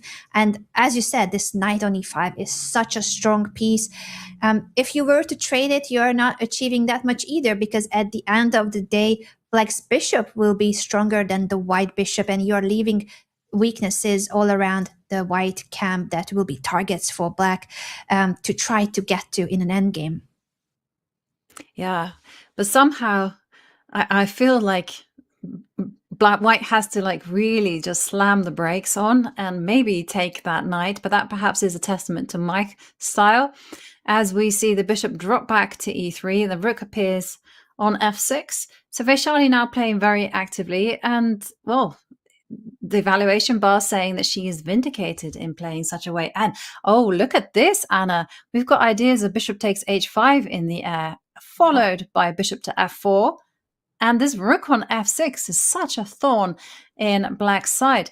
I know I'm really impressed by the way that Vaishali has handled this. I mean, how she turned what was a structural weakness on e4 into actually a dynamic advantage. It's really a creative and original idea, the way she has dropped the bishop back to allow the rook to get to f6 and now brings the bishop back to put pressure on that central knight that you highlighted. It looks like you're trapping your own rook. Yes, it doesn't have where to go, but the problem for black is that you can't go chasing it, because then you're leaving everything wide open for white's attack, and white's pieces will get into the position by capturing on d6. So the knight is now stuck on e5, and white is trying to make some more advancements here. Gets a question mark for this, even though it looks like it's setting up quite a strong attack, a potential bishop sacrifice. I wonder why it is a mistake, and if we will get to see now a bishop trade or a bishop sacrifice by Vaishali. Well, I just had a look, and they're saying that the best move was to go queen to b7. So this was the way that black should have handled that. But that is such a cool move, right? You're not going to move away from the center and go with your queen to a destination that's so far away from the action. So that's a very difficult spot. This move, I understand. You want to clear the connection, have the queen on e7 in close contact with the king, just in case there's any sacrifices in town. And again, reinforce the defender of e5. Bishop takes e5. That's given a question mark. But again, I can understand this need for clarification. So there's choices here. You can go bishop takes bishop. You can also simply take queen takes a bishop, or even pawn takes bishop. Choices. So many choices and not much time left. Luckily for Anna, she's the one with the extra minute on the clock. 22 seconds only left for Vaishali. And this is quite a fascinating position that you can take both bishops. Those are choices for Anna to consider. And even if you decide which bishop, okay, so are you taking care with the pawn or with the queen? It's a very different pawn structure. She ends up capturing on e2. So the rook on d1 is hanging, but now bishop d6. The queen was hanging. Everything is in the air, and there's a queen trade now on e4. Yeah, and interesting move that rook to d2, because I was thinking that rook to e1 might be good, setting up a pin. But this one, I'm not sure about this one. People don't like being pinned for a reason, and rook to d2 just maintains that hint. This is something that is definitely in the arena, as we see rook e6 given a miss. That wasn't the best move. In fact, it was better just to play very naturally with the bishop coming to c4. But this one, we're looking at a rook and pawn endgame. 8 seconds, Anna. 8 seconds for Vaishali, and just a 1 second increment. This is going to be tricky. I think it is tricky indeed, and the 3 pawns of Anna are stopping the 4 pawns of Vaishali. Rightly so, she is pushing a4 to try to weaken this pawn structure and get to the chain, to the base of that pawn chain indeed. And now with the pawn sacrifice, her king is marching all the way up to collect this pawn and later also target the other pawn of black. At the same time, this is a pass pawn. You can't push it for now, but it is something that white has to deal with. You're not allowed to just go running away with the rook. That will allow black to advance this pawn. The black rook is getting activated, putting pressure on c2, capturing this pawn. Now, will we see this pawn being targeted as well? There's still options here for Anna. She's pushing the pass pawn. Yeah, we're going to see the race as the e-pawn starts marching up. It can even go one square further, but okay, instead going for your idea of targeting those kingside pawns. And this is why I think that the situation can be very, very dangerous, because suddenly it's 2 pass pawns that Vaishali has to deal with. Look, it's the h pawn that is now going to be working its magic down as Vaishali. Oh no! That's a big mistake. It's a big mistake. Is this the way to capitalize? It seems to be the case that now no one can stop that pawn properly. The pawn is being guarded, but there's mistakes here and there with only a few seconds left on the clock. It is still a winning position for Anna. She has collected the c pawn of white. She's coming back with the king to guard her pawn. Yeah, and it's a case of just getting that king all the way up the board as far as it can go to f5. If she gets there, then the g pawn will fall. Ultimately, the h-pawn is a decoy, and this is a killer move. Look at this. Rook takes h2, rook a2 would have been a skewer, and nice finish there from Anna Muzychuk. She levels the match. What a comeback in a game that seemed very balanced, and at the end of the day, in the time scramble, it was Anna Muzychuk who has managed to prevail in an endgame. I think her class definitely showed there, and her technique, her endgame skills. While for Vaishali, there was so much time pressure already in that middle game and late endgame phase. She is now playing with the black pieces again, and perhaps a variation that wasn't the most obvious choice for her. She's trying to surprise Anna in this match, but I think Anna is not comfortable after these pawn pushes. And trades her bishop for the knight, develops the knight to c3. It's a very logical position for white with the 3 pawns getting space in the center. Yeah, 3 pawns in the middle of the board. That looks very nice. But the thing is, and it's always a big issue when you're playing this type of thing with white, is like how do you sit with those pawns? Do you ever go d5? Do you ever take on e5? But the decision has been answered by Vaishali as she captures on d4. I always found that this is a slightly better pawn structure and slightly better position, I would say, for white, because then it just becomes a very clear-cut idea of just reinforcing the points on e4 and c4, connecting the rooks, and again, waiting for black to break out. And the waiting game is super important in these type of positions. Very important indeed. And this is now, I feel like, the first game where the time management is very balanced. Earlier, we saw a surprise in game 1 by Vaishali, which made Anna think for quite a long time. Then Anna had the better time management in the previous game and manages to bounce back in the match. The match is now tied at 1.5, but with 8 minutes to go in the 5+1 blitz portion, this is still anyone's game and anyone's match. I'm so curious if this game too will produce a decisive result, because these ladies, they are not playing for equalish, boring positions. They want to fight in every single game. Yeah, they've been playing these tense games. I mean, regardless of whether it's a super sharp opening or something very stable, they always end up with the same type of position. Something tense where everything gets decided in the last few seconds. And what we're seeing here is the epitome of that, as we see the rooks just line up on the D line. So white is threatening with a very well-timed knight to d5. There's also ideas of that. You can also slow build it with moves like h3, f4. Another idea is, as you've been indicating, just move that knight out of the way and relocate the bishop to the diagonal. And this is what I was talking about, the waiting game, because often you don't have to wait long, because usually the defender just lashes out with a move like f5. Now you should be taking that one ASAP and saying thank you very much for that structural weakness. Yeah, and that's why the blue arrow appears, because as you highlighted, because of the impatience of Vaishali in this position, not wanting to wait, she's playing aggressive as usual. She wants to attack, but this will create a weak pawn for her. Once white takes, you have to take back with the pawn, and this pawn is really vulnerable. Not a problem right now, but it is a long-term problem because no pawn can help this pawn. You will always have to be guarding it with your pieces, making sure that the black pieces will be more passive than white's pieces. Yep. And that's exactly what we're seeing as Anna just slow plays out her advantage, improving the knight from c3, jumping into d5. No current threat, but she is just making sure that all the lines and all the squares are covered.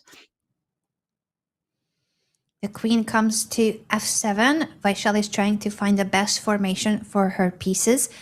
We said that Anna's position is better, but it's not anything concrete. There's no immediate way of converting this. It is a better position, but not a decisive position with no tactical blows either. So she needs to be patient and needs to figure out what she does in order to make progress in this position. And that takes time.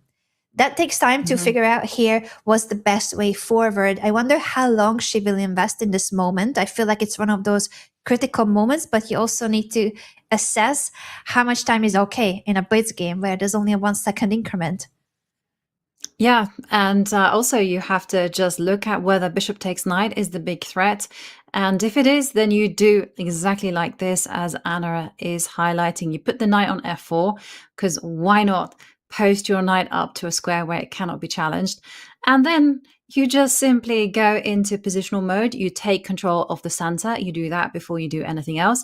And then once you have everything under full control, the queen can slide out to a5 and start attacking a6, which is super weak. So knight f4 being played. And, you know, with the match clock ticking down to 4 minutes and 42 seconds, this could be the last game that we're seeing at the 5+1 time control. Very tense situation with that match clock that you highlighted, Jovi, meaning that whoever wins this match, whoever wins this game will be leading the match heading into the break before the next time segment. I think psychologically that's huge, that you are the one going into the break with that 1 point lead. So this is a very crucial game in terms of the overall match as well from that psychological perspective. The knight comes back to g6 to challenge white's more active knight, offer a knight trade. That means, though, that the queen side is more alone without the black pieces helping there. So moves like c5 suddenly become tempting, opening up the queen side more and trying to get to these black pawns.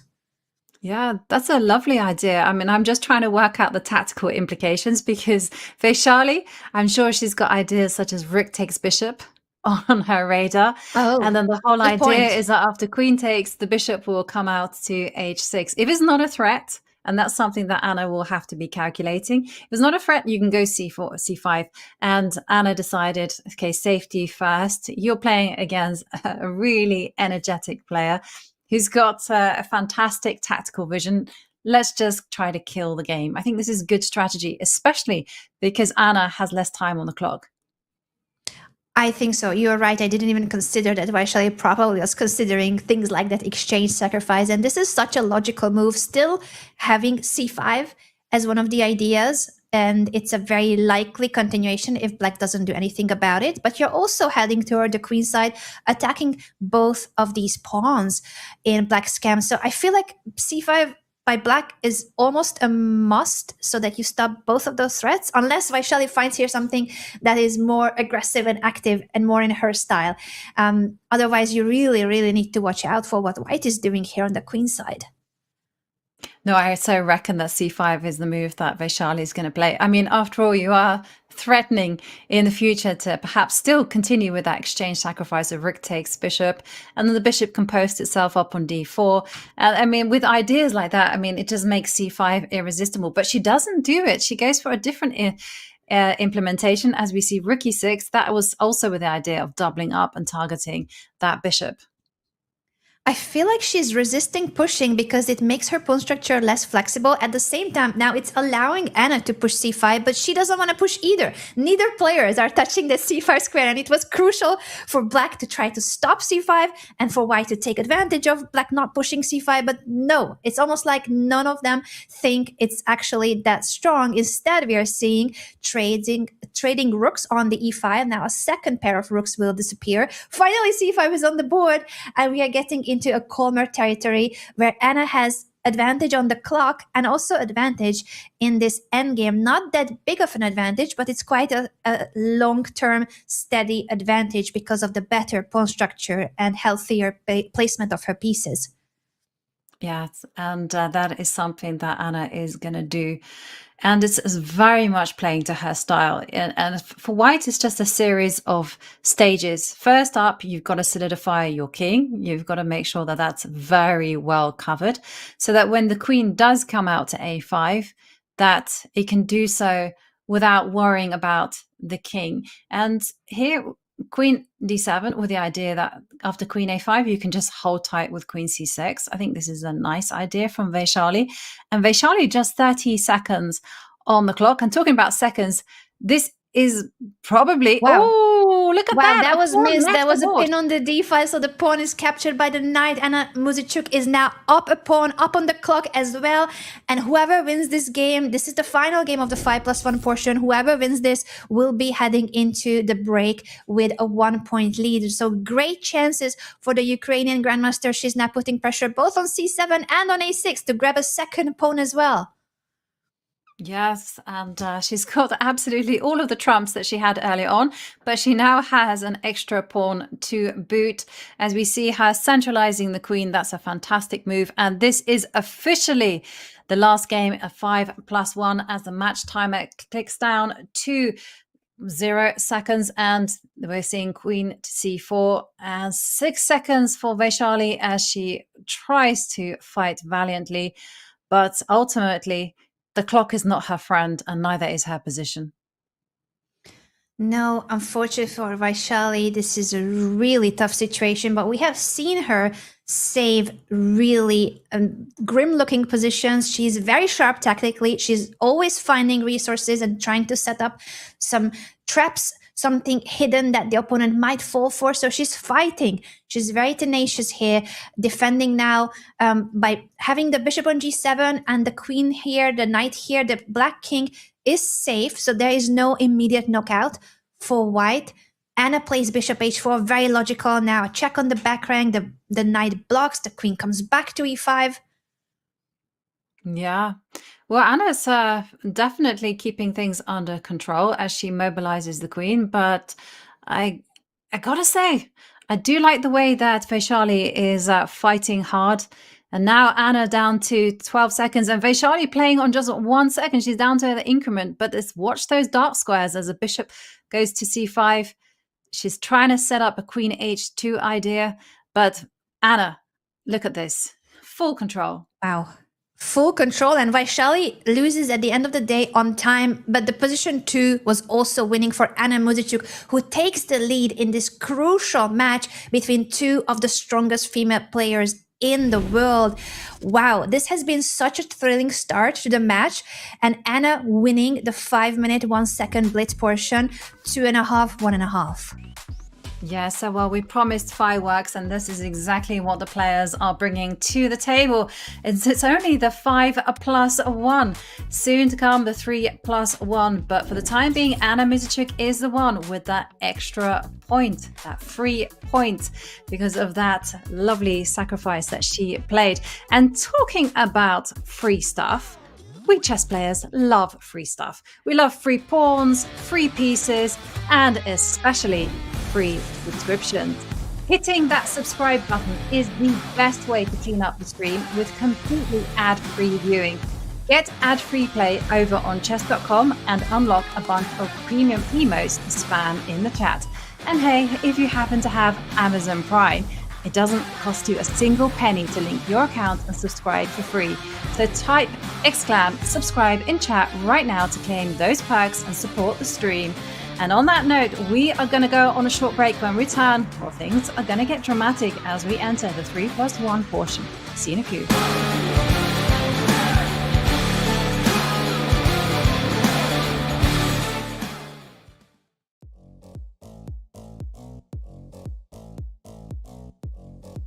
You put it immediately that way. Yeah? It's nice. But as you know, I don't play online that much, and I didn't play many of the last of the Women's Speed Championships. So finally I'm there, and I hope we will have an interesting and a very strong tournament. So looking forward to it.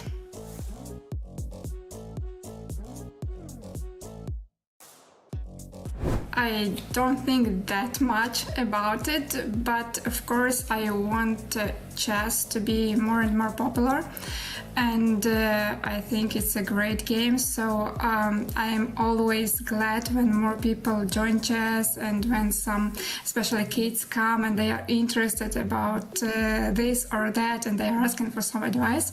So that's really cool. And I'm trying also to promote our game. So the more popular it is, the better it is for everyone, including us.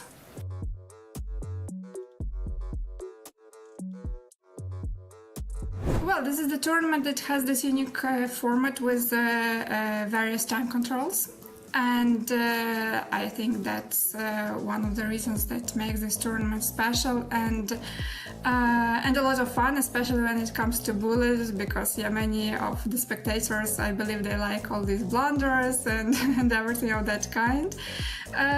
So I think that's exciting.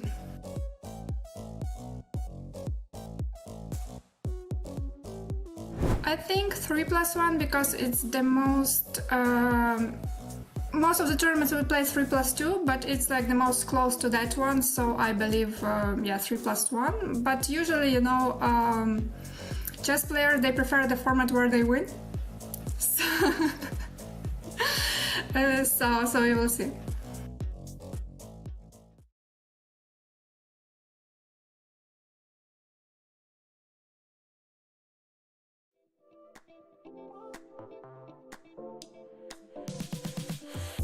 I think Pham. I think she. I like to follow her matches. Like some of the speeches I've followed, and she's super strong. And maybe 5+1. Sometimes she gets disconnected, so okay, I'll put myself in bullet, and I give Baby Sarah and 3+1.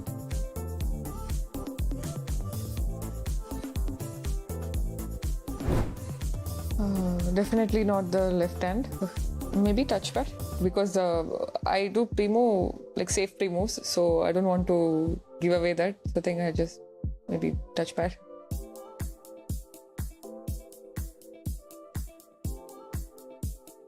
To be honest, I'm bad at everything, but I enjoy playing the sport. I really enjoy playing table tennis, badminton.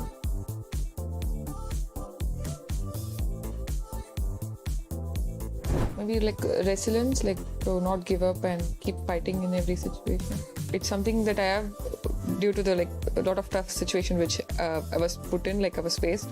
I think that made me stronger, and there have been many tournaments where I don't start well, where I lose a bunch of games, but then I make a comeback. Just for example, the 24 candidates where I lost 4 in a row, then I won 5 games in a row. So these situations made me believe that I'm also strong in fighting back.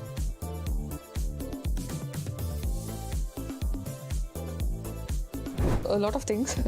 Definitely worth it. For example, school. I only go to school. I only went to school only for my exams. I have not attended regular classes like a regular student. I don't have many friends like in school, like I'm not in touch with, like, because I don't attend classes and so on. I didn't have any school life as such, so it's something which I can never go back to. Sometimes I do miss having those things, but I had to make those sacrifices to where I am today, so it's all worth it in a way, so I don't complain much. There are some other things also you can go on, but as a player, like I'm also very happy where I am right now, so I don't complain.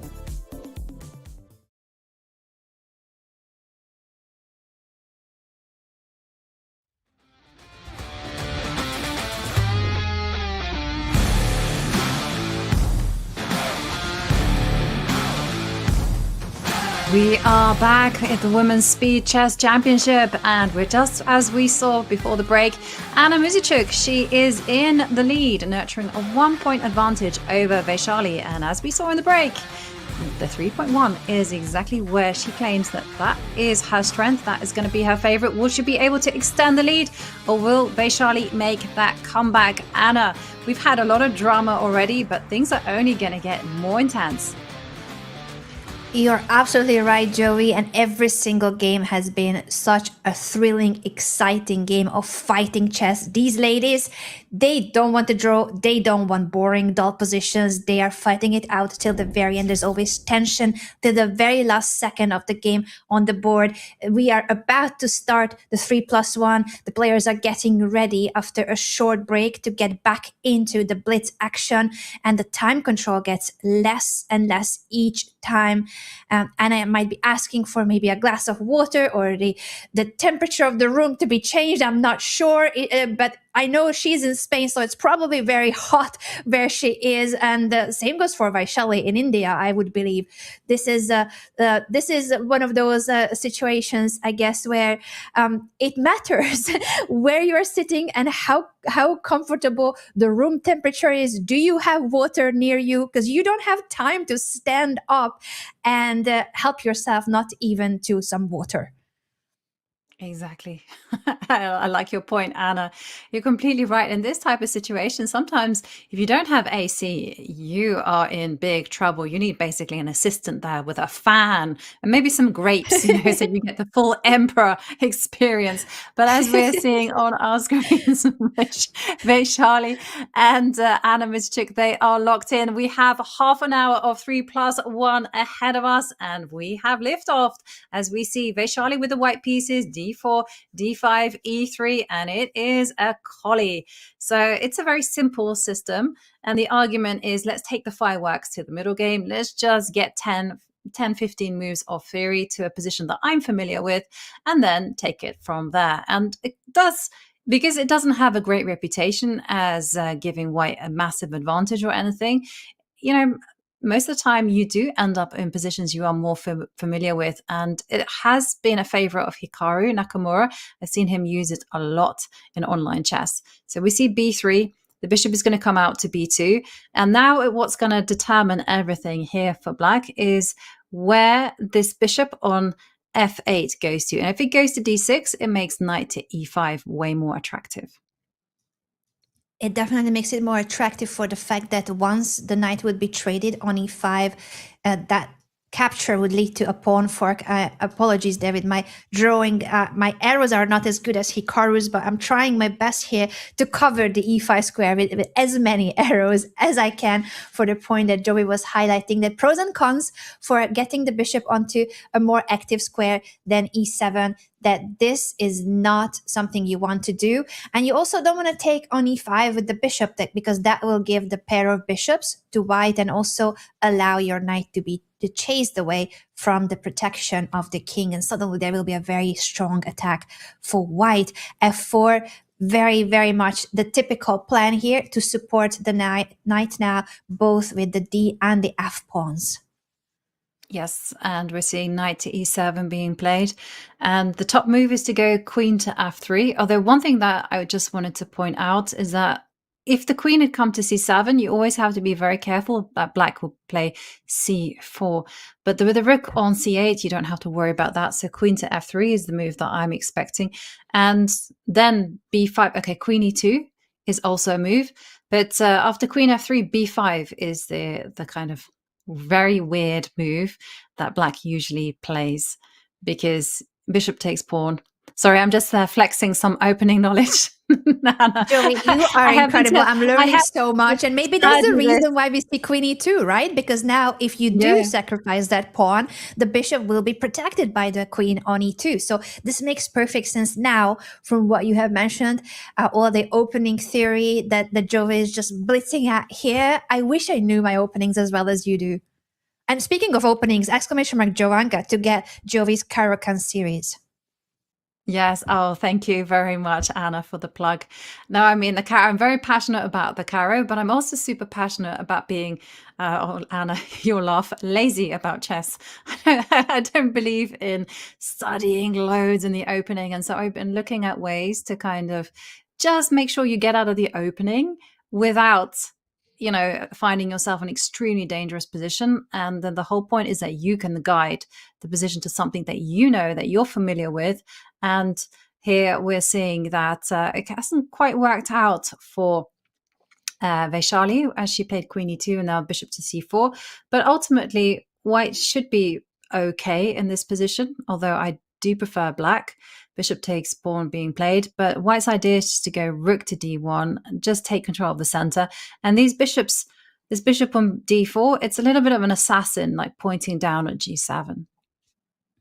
Yeah, it is looking dangerous, and that's why I like this knight move that I'm drawing. Anna goes in the other direction. I thought that her idea might have been knight to f5 to challenge that bishop, because otherwise it is looking scary for the black king, even if not immediately. But this queen will at some point make it to g4, and then all it takes is a great discovered attack with the knight jump, and suddenly your king is under a checkmate attack. So maybe that's the reason why the computer is giving a question mark to knight to d5, because now it is looking very, very scary for the black king. And what can you do? You might have to come back here with the knight and attack the queen so that there's some defense around the black king. Yeah, we're actually seeing f5 being played, and it was so close to kind of making some tactics work. But this is the whole thing, that from the opening, we have a beautiful bishop on a d4, and white is primed to take control of the d line. And there seems to be some tactical issue as we're seeing the rook f to d8. Yeah, you could have just simply go bishop takes bishop. Bishop takes knight. That was the antidote to this type of play, because now the knight gets active and can maybe go to c6. Interesting. Since that didn't happen, now what we have in the position is this hanging pawn on c2. White could push that pawn to chase the knight back to where it came from. Interestingly, the computer wants this really strange maneuver after the pawn push to use the c2 square for the knight. I would be quite scared as a human player that my knight will never leave that square. But the idea is that, yeah, your bishop is stuck there. So at the end of the day, the knight will capture the bishop. So knight to c2 will make sure that black grabs the pair of bishops. And it's not just the pair of bishops, but the fact that we were highlighting how powerful that white bishop is. Getting rid of it would be quite something for black. That's why Anna doesn't allow the knight jumping to c2. So maybe after all, it wasn't as crazy of an idea, that knight to c2 move, as I found it originally. Yeah, no, it was quite an interesting idea, and I prefer it to what's happening right now when we're seeing Anna actually take over the initiative. Knight to c4, the bishop comes back, and whoa, I forgot the time. Look at this. Vaishali just got 10 seconds left on the clock. Only 10 seconds left. A reminder to everyone that the increment is 1 second only. Vaishali nearly flagged throughout the endgame in the earlier time segment with the 5+1. She eventually lost one of the games on time, but that was already a lost endgame anyway. But to be able to play every single game or every single many moves with just 1 second increment, that takes really speedy mouse skills, not just very speedy thinking. Yes, and we're seeing Anna is actually superb here, as we see some sacrifices. We see Vaishali refuse to take that knight. Knight takes c2, and this does feel like it's anyone's game. White is very good in the center, has pressure against e6. Black has ideas of attacking on f4. Oh, look at this. the tables are turning because Anna has blundered slightly with that knight fork, but now the blunder is back, and it is Anna who is winning a piece. Everything is happening so fast, and now the knight is off of the board, and there's no checkmate. The king is hiding on h7. You block with the queen, so there is no perpetual check. And then now the knight fork wins even more material. Anna Muzychuk wins a third game in a row. Vaishali started the match. After the draw, she won the first game that was decisive in this match. But from there on, Anna Muzychuk bounced back, and not only bounced back, but now with a 3-win streak. She has a 2-point lead in the match, Jovi. Yes, she has a 2-point lead, and she also has the white pieces as Vaishali employs a French defense. And we've seen really some committal play from Vaishali as she just breaks things open with g5. It didn't need to be done, but it's definitely theory as we're seeing f takes g5, perhaps catching Anna unawares as Vaishali just unleashes c takes d4, and now white doesn't have a center anymore. And this is the whole point of g5. Very committal, but if it goes wrong for white, it's going to go wrong in a big way. So good opening choice. Yeah, the opening preparation of Vaishali has been really, really impressive, coming to the board with surprises with both colors, and this variation of the French defense too has caught Anna off guard, and that's why she didn't react in the best way. She might have studied this, but probably a while ago, and didn't recall exactly the best way to face the way Vaishali approached the opening. Now the bishop is pinning the knight on c6, but that knight is guarded both by the pawn and the knight. So Vaishali simply chases that bishop away with a6 and grabs the pair of bishops.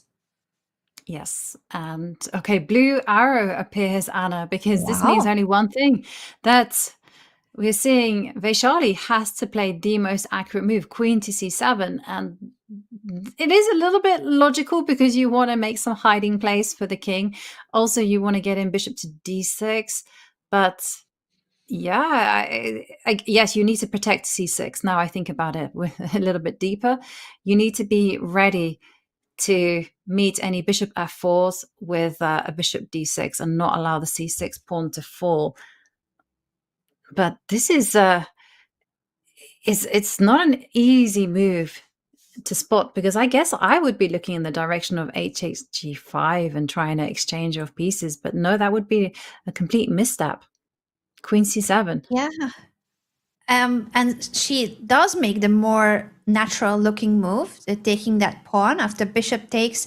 She now might want to place the queen on c7. Oh, actually, she plays bishop to e7, Vaishali to offer a bishop trade, but this gets another question mark from the computer. The computer is so harsh, criticizes everything, but the reason why it's criticizing it is that white has developed fully, can bring now the rook to e1, such a powerful move. Anna plays it immediately, attacking the knight, and what's behind the knight is the queen and the king on the same file. It's very annoying pin. This knight could come to f5 at some point, not with the check on the board, I mean, but just the ideas being that there's this, sometimes there's the pawn hanging if you move the knight, which probably is the main problem for black here.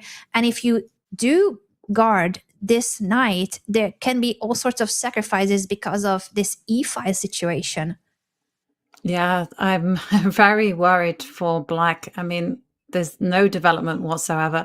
Black king is very, very weak, but it's heavily dependent on that pawn shield as the knight goes to g6. And I agree with you. My instinct was also to go knight to f5 and start asking the questions.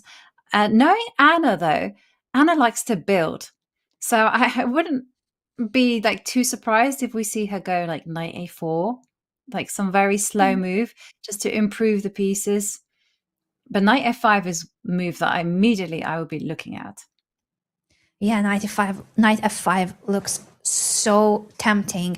And she does it. That's the most direct, the most straightforward move. Not caring about the c6 pawn, not caring about knight maneuvers, but going for the most ambitious attack. There's a pin on the e file. That's why the knight is untouchable. And once the queen moves, this knight is such a beast. You could give a check if you wanted to, but you don't even need to because this black king is not going anywhere. It's not going to castle here without any bodyguards in front of the king. Bishop to b7 apparently is making the situation even worse for Vaishali. There has to be something immediate. It 97. feels like, oh, 97, and where then, are you going to go with the king? Yes. and then you can take on e6. Then you can take on Wow. e6. If you go to f8, it's knight takes e6 because of the pin, winning the queen. And if you go to d8, the rook can take on e6. If you take it with the pawn, the knight takes e6 is a knight fork, winning the queen. No matter where you go, you're losing the queen. King to d8, we're gonna see the rook sacrifice. Rook takes e6. Anna will find it. Yeah, absolutely. That is her kind of move. And you can't even depend on the queen giving a check on b6, which is the only move that Anna will be calculating, because I think the rook can just simply slide back to e3. And the problem still remains with the black king as it starts scuttling away to the corner. The rook is just going to double up. There, see, rook Wow. takes f7, big idea. And Vaishali now, 2 seconds on the clock, she's somehow praying that she can just liberate that bishop on b7 and get the counterplay on the light squares. But the problem is that her king has got no squares, and also she's got no time, 0 seconds.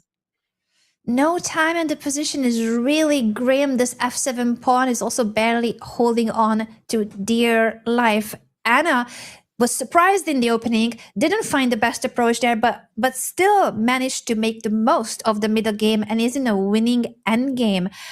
This would be huge for Anna if she continues winning. This winning streak is at the moment 3 games winning in a row. This would be the 4th game. I don't want to jinx it, but actually I guess I did, because Vaishali lost on time, but the position already too was very much a decisive advantage for Anna Muzychuk. 4-game win streak for the Ukrainian Grandmaster. But Vaishali talked about resilience in the interview we watched in the break, and she badly needs that. She needs that champion mindset that she has, the resilience, the way she can bounce back even if she starts losing games. She still can win the tournament. Many times she has proved that. So I think she will fight back, but she really has to start doing that before the time is completely gone. 15 minutes left from this portion. Yeah, 15 minutes already ticking down. And we have a position where we see Vaishali, she adopts quite a safe approach. She's broken out in the center, and White is just arguing that the small space advantage is enough to give them a more pleasant position. A5, I think this was taught to me by one of my first trainers. And he said, this is the way Alekhine used to play this. Obviously, he didn't say Alekhine. That was me butchering that name. But that was how I remember it. And that the whole idea is that you can use the a5 square for a piece, ironically enough, even a rook in some occasions. So the queen comes to a5. And Anna, she's such a classical player. She knows exactly how to handle the pawn structures. And so I think she'll be feeling very comfortable. And the big target in the endgame is that weak d pawn on d4. Yeah, this is exactly as you highlighted why that pawn push matters for black and what white is up to here now in the center with knight to e5. And the question is now for Anna, what is she going to do about this tension? Is she going to trade? Is she going to defend her knight or move it away? Very logical that she's using the rook to guard the knight. So in case of a trade, her rook would appear on d7, ready to double rooks and put more pressure on the d file. Yeah. And well, one thing I gotta say is that Anna has to be very careful, because she does have a queen out there on a5, and rook to g3 has all the brewings of a Vaishali attack. Bishop h6 is on tap. There also could be ideas of knight takes f7 and then queen takes h7, and that would just jolt Anna Muzychuk wide awake. So she goes bishop to f8, just getting ready to overprotect g7. I think this is a nice strategy. And knight f6 is there in the air as a defensive resource. But for Vaishali, how is she going to handle this one? Not easy to find a follow through, and she lifts up the rook. Makes sense. She's trying to bring that rook also toward the king's side. It could appear on the f file or maybe in a funky way, you might be able to even double on the g5. G6 gets a double question mark from the computer because it does weaken the dark squares. Anna's idea is to fianchetto her bishop and also stop some of those ideas that Jovi mentioned. But now bishop g5 seems to be crucial for Vaishali, that she finds it. That is the best way to continue, and that's the only way White will have a significant advantage. It is logical that by playing bishop g5, you're targeting this rook. The rook would have to move, but if it moves, then who is caring about this d7 knight? So bishop g5 is winning material. There's no f6, because if f6, I'm guessing you could trade the knight and then take the pawn. The bishop comes to e7, but there's gotta be tactics here as well. There's gotta be something. It looks so fishy, everything that's happening here around the black king now, that there's no defender, just the pawns. Yeah, I mean, I'm also like you. I'm like zooming in on all these kind of sacrifices. Knight takes f7, something that you mentioned, moving the queen out to h4, going rook to f3, introducing everyone to the party. I think I would, at a push, go rook to f3. And I see Anna leaning forward. She has just under 2 minutes, so plenty of time to work out what is her kind of move. But will we see knight takes f7? Because that is the kind of move you really want to be making. Knight takes f7, back it up with rook f3, crash through. And that's the kind of move that Vaishali is calculating. That's very much her style. Aggressive, dynamic, going for the tactics. And she does it. She's sacrificing her knight for a killer attack. But rook f3 apparently was not the best follow-up. It gets 2 question marks because now after king g7, queen takes e6 is not a check. So you would actually end up in a troublesome situation. It's still very complicated.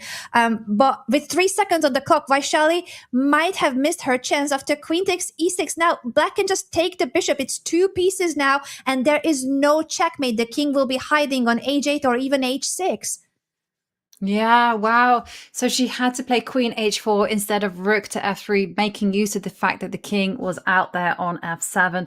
That was the only way forward. But here we're seeing Vaishali try super hard, but Vaishali only got 3 seconds left on the clock, and Anna wins again. Wow. What a game. Not just going when Vaishali's.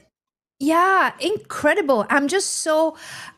it looked like Vaishali found a killer attack, but then the follow-up wasn't obvious. Rook f3 was the natural-looking move, but as you highlighted, Jovi, queen h4 was absolutely crucial to be found, but Vaishali, with such little time, didn't find the best conversion and now loses a 5th game in a row against Anna Muzychuk. A huge lead now for the Ukrainian Grandmaster, 4 points of a difference, and there's less than 10 minutes left of the 3-minute 1 second increment blitz portion in this match. Yes. And well, Vaishali has said that her favorite time control is going to be the 1+1. She thinks she has an advantage there, but she has to strike back right now because making up a 4-point deficit is going to be very, very difficult, even in bullet, because believe it or not, 15 minutes goes by so quickly. Very quickly. I'm so impressed with how both of these players, these absolutely top female players, 2 of the strongest female players in the world, are coming to every single game with the mindset that I'm going for it. Both of them, with either color. There's so much fighting chess. There's so much warrior spirit. The first game was the warm-up, that draw, and ever since we have seen them just constantly going for tension, for sacrifices, for creating imbalances, and absolutely not wanting a draw. So this is such a thriller, such an exciting match, and so far Anna Muzychuk is proving her class, but you can never write off Vaishali. She said herself how many times she had those really tough lessons during her career where she had to make a comeback from having lost several games in a tournament and then bounce back. So if anyone, she is very capable of doing that. And maybe this is the game she needs before the bullet, because bullet is her favorite, but she cannot fully count on just the bullet. No, and she also has to stop the rot because, as you mentioned, she's lost 5 games in a row. And the downfall has been, I would say, the clock, because she's gotten herself great positions, but in those small moments where the clock is ticking down to 2 seconds, 3 seconds, everything goes wrong. Because, as they say, time trouble makes fools of us all. It really does. It's very difficult to keep a cool head. And as we see, Anna, she's got her type of game, c3.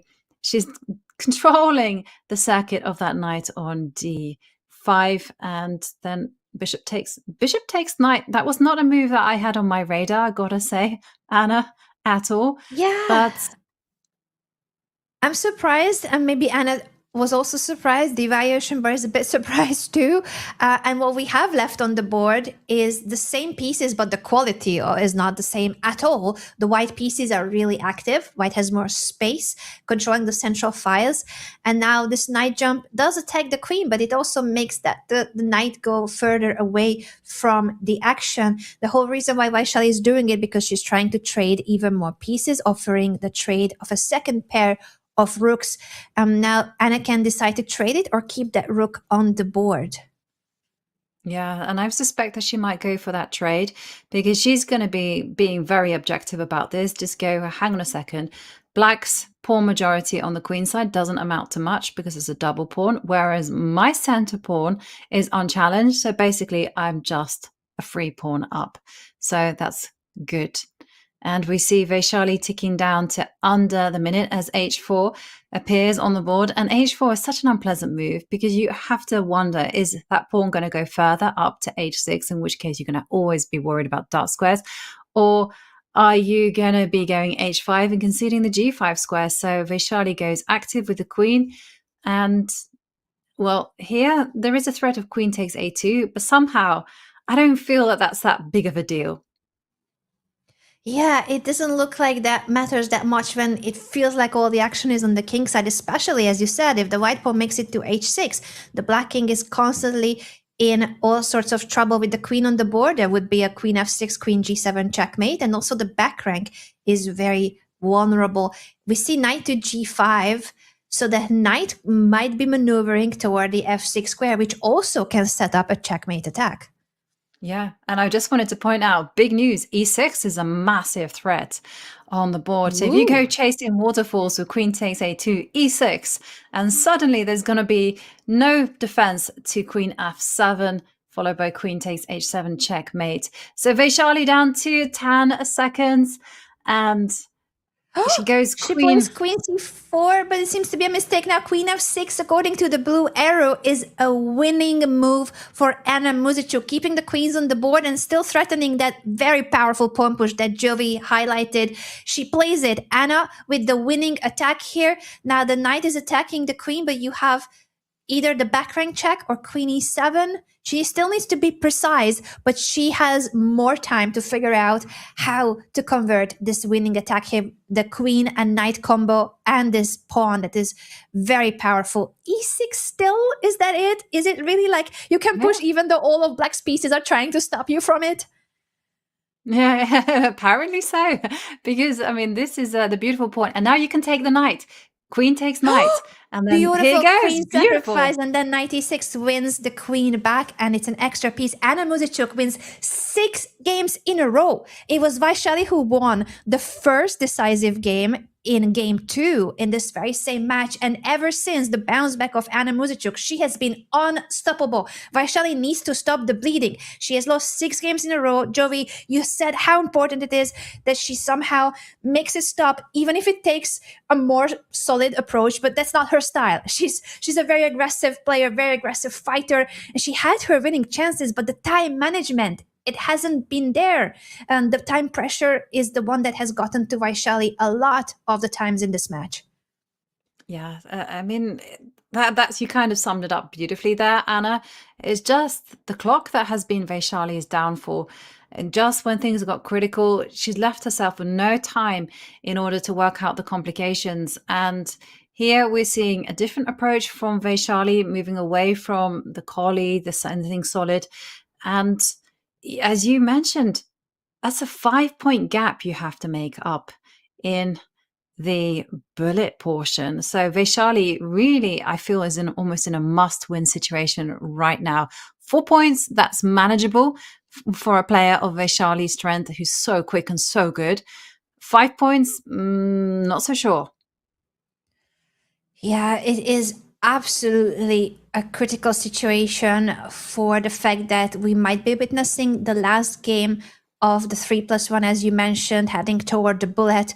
And it is going to be a lead for Anna Muzychuk, but how big of a lead? Will she increase her lead even more, or can Vaishali make that gap be somewhat less significant? It feels like Anna is fully in control in this game too, gaining more space on the queen side, now developing her bishop. It's looking like a very healthy structure for black and better chances because of the extra space. Yeah. Well, she's certainly going to be very comfortable here because of the extra space, as you've highlighted. And when you have more space, it's easier to come up with plans, right? You just have to move your queen, you connect the rooks, the rook is going to come to c8. You've got ideas such as c5, c4 in the air. You don't have to rush with anything like this. You also got knight jumps, knight in e4. And it's for, like, the whole conundrum is on white, as we see the knight jump onto e5. White is the one who's going to have to contort in order to find a harmony for the pieces. So here, again, decision time for white. Do you go knight takes knight and then capture on d4, or do you just let that knight stand and capture that pawn with your pawn? And she goes for the trade of knights. And the thing is, rook takes knight, bishop takes knight. I mean, both of them look very good. I don't see any difference between them. And either way, the pawn on c2 is backward, and it is the target. And that's the whole reason why having gained space on the queen side was more than just the space. You so beautifully highlighted that this pawn structure, this is the problematic part of the pawn structure, that now with the semi-open c5, that's a backward pawn, that's a forever target. You cannot push it. You'll have to constantly be holding on to it with your pieces. With passive moves like rook c1, that is with the intention of pushing. So if white gets to push, that might be a way out, but then your b pawn might become weak, or the squares around it. There is no such way of getting out of this, that white has no weaknesses at all. And black's structure is so healthy, so much space in the center, centralized pieces. It is a very promising position, yet it's hard to touch white's pieces. So that's why I think the evaluation bar is showing about equality, because even though optically it's beautiful for black, it's not that easy to target this one weakness, that at the moment, that's the c2 pawn.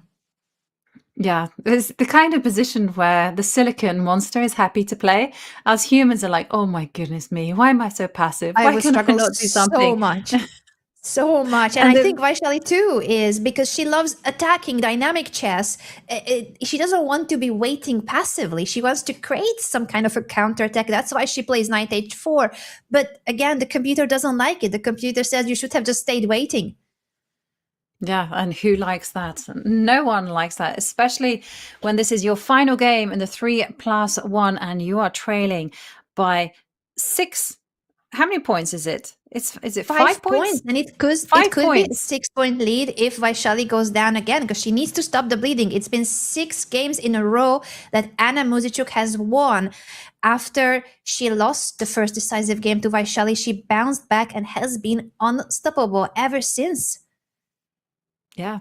And I gotta say, when it came to practice over the board chess versus online chess, I felt like Anna was perhaps at a disadvantage when it came to online chess, because Vaishali plays all the time. She's of that generation where they are playing for breakfast, lunch, and dinner. But here, Anna is definitely in her element. She's survived bad positions. She's turned them around. She's gone on a 6-game tear, and now she is in full control. And Vaishali, once again, the clock is proving to be her downfall. 16 seconds, and she has a worse position as the knight drops back, attacks the pawn on e5. You've got to defend. Beautiful move. f6, keeping full control. And now you can just pop in a knight to c3. Yep, that will just block up the whole queen side. And now It's time for Anna to crash through. She decides to go for that. She could have built up a little bit more, but when her opponent doesn't have too much time on the clock, I can understand her forcing things. Yeah, and it also made Vaishali not find the best way to proceed with only 5 seconds on the clock. She has missed her chance, and now Anna is breaking through with the pawn push. She has a C pass pawn, now supported by the bishop, supported by the rooks. It's going to be very tough for Vaishali to try to stop black from getting progress here with the open d5. The kings are getting activated. f5 is coming as well. It is really difficult, and only 2 seconds left for the Indian Grandmaster here. 2 seconds left, and it's just a matter of time before White's position collapses. If the clock doesn't do it, the position will. Okay, h-pawn under fire, rook h1 forced, and here Anna can just enjoy this position. You can take rooks, you can also drop the king. That's what she goes for. She now advances the c-pawn, rook takes b3. Well, I think Vaishali will be happy now. This is the best position she's had for a while, but big threat, rook e1.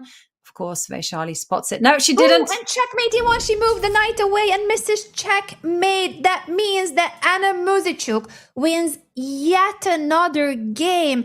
She has won 7 games in a row after losing the first decisive game and enters the bullet portion with a 6-point lead. That is a huge score.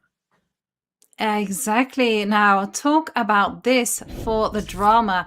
Anna, as we look at the scoreboard, the 5+1, I would say that was a close match, but it has been an absolute whitewash in Anna Muzychuk's favor. Vaishali not getting a single point in the 3+1.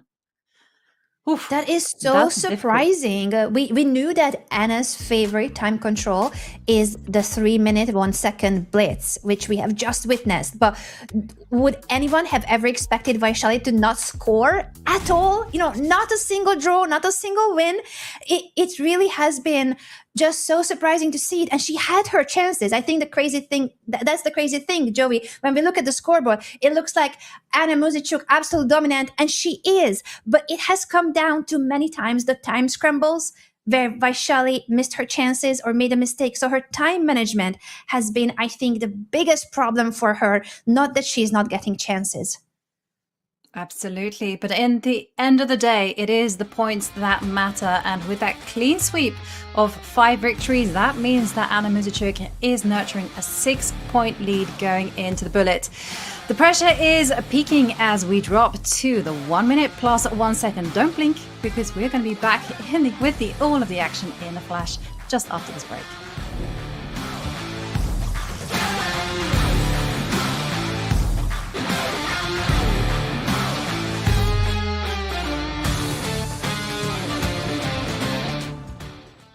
Hey guys, if I make this in one go, we're gonna launch a no ads plan.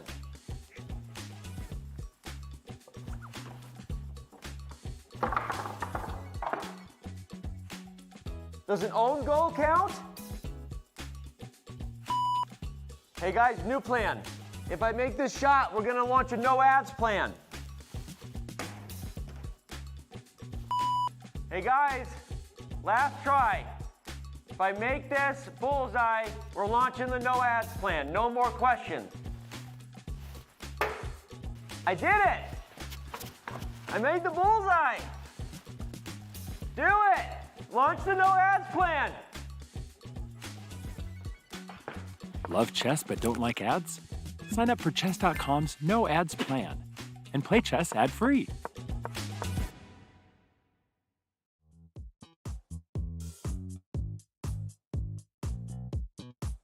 It's hard to say because, as I have said, I didn't play many of these tournaments, and I didn't play in the last years. So it's hard yet to say what will be the most challenging. But I believe that in general, online is a bit special, so everything will be challenging. But probably bullet, because if you don't have so much experience in the bullet, then it's really hard.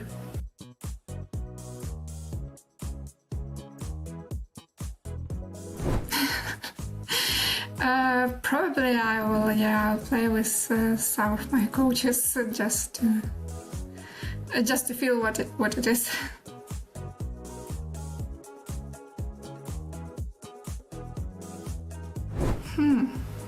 Okay, who won the last championships? Wenjun. So, okay, she will definitely be a good choice. Yeah, I can also play a couple of games.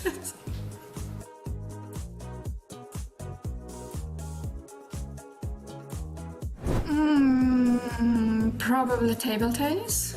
And ELO, I believe, under 1,000. hard to measure.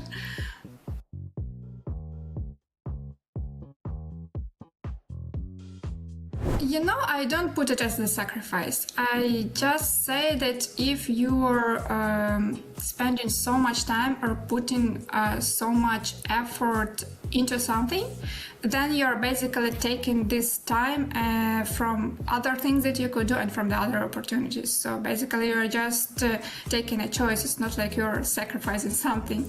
So obviously, I have spent a lot of time in trainings in chess, and I could have obviously done something else, but I don't call it a sacrifice. Of course, at times it's difficult, and especially to keep it after so many years and to keep this discipline. But looking at where I am now, I think it was worth it.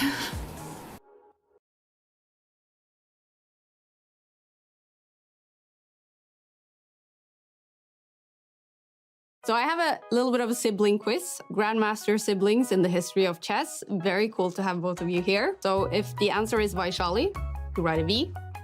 If the answer is Prag, you write a P. Who has the messiest room? Very easy. Yeah, this is easy. Can you describe his room, Vaishali? No, it's always messy. You can see all the things just on the floor, just like that, But it's common for chess players, I think. Is it? Yeah, I think No, so. it's common for boys. Yeah, boys, yeah. Who is better at sports? Oh, what kind of sport then? I don't know. I think compared to her, I think in any sport, every sport. Yeah, he enjoys playing all the sports, all different. Like he tries his hands, everything. Really? And whenever we are trying some new things, he always beats me somehow, whatever it is. So, who has the best taste in music? Vaishali, what kind of music will you listen to then? Mostly like it's like Indian music, like South Indian music. I just enjoy music. Nice. Very cool. Thank you so much, Prag and Vaishali, the chess siblings.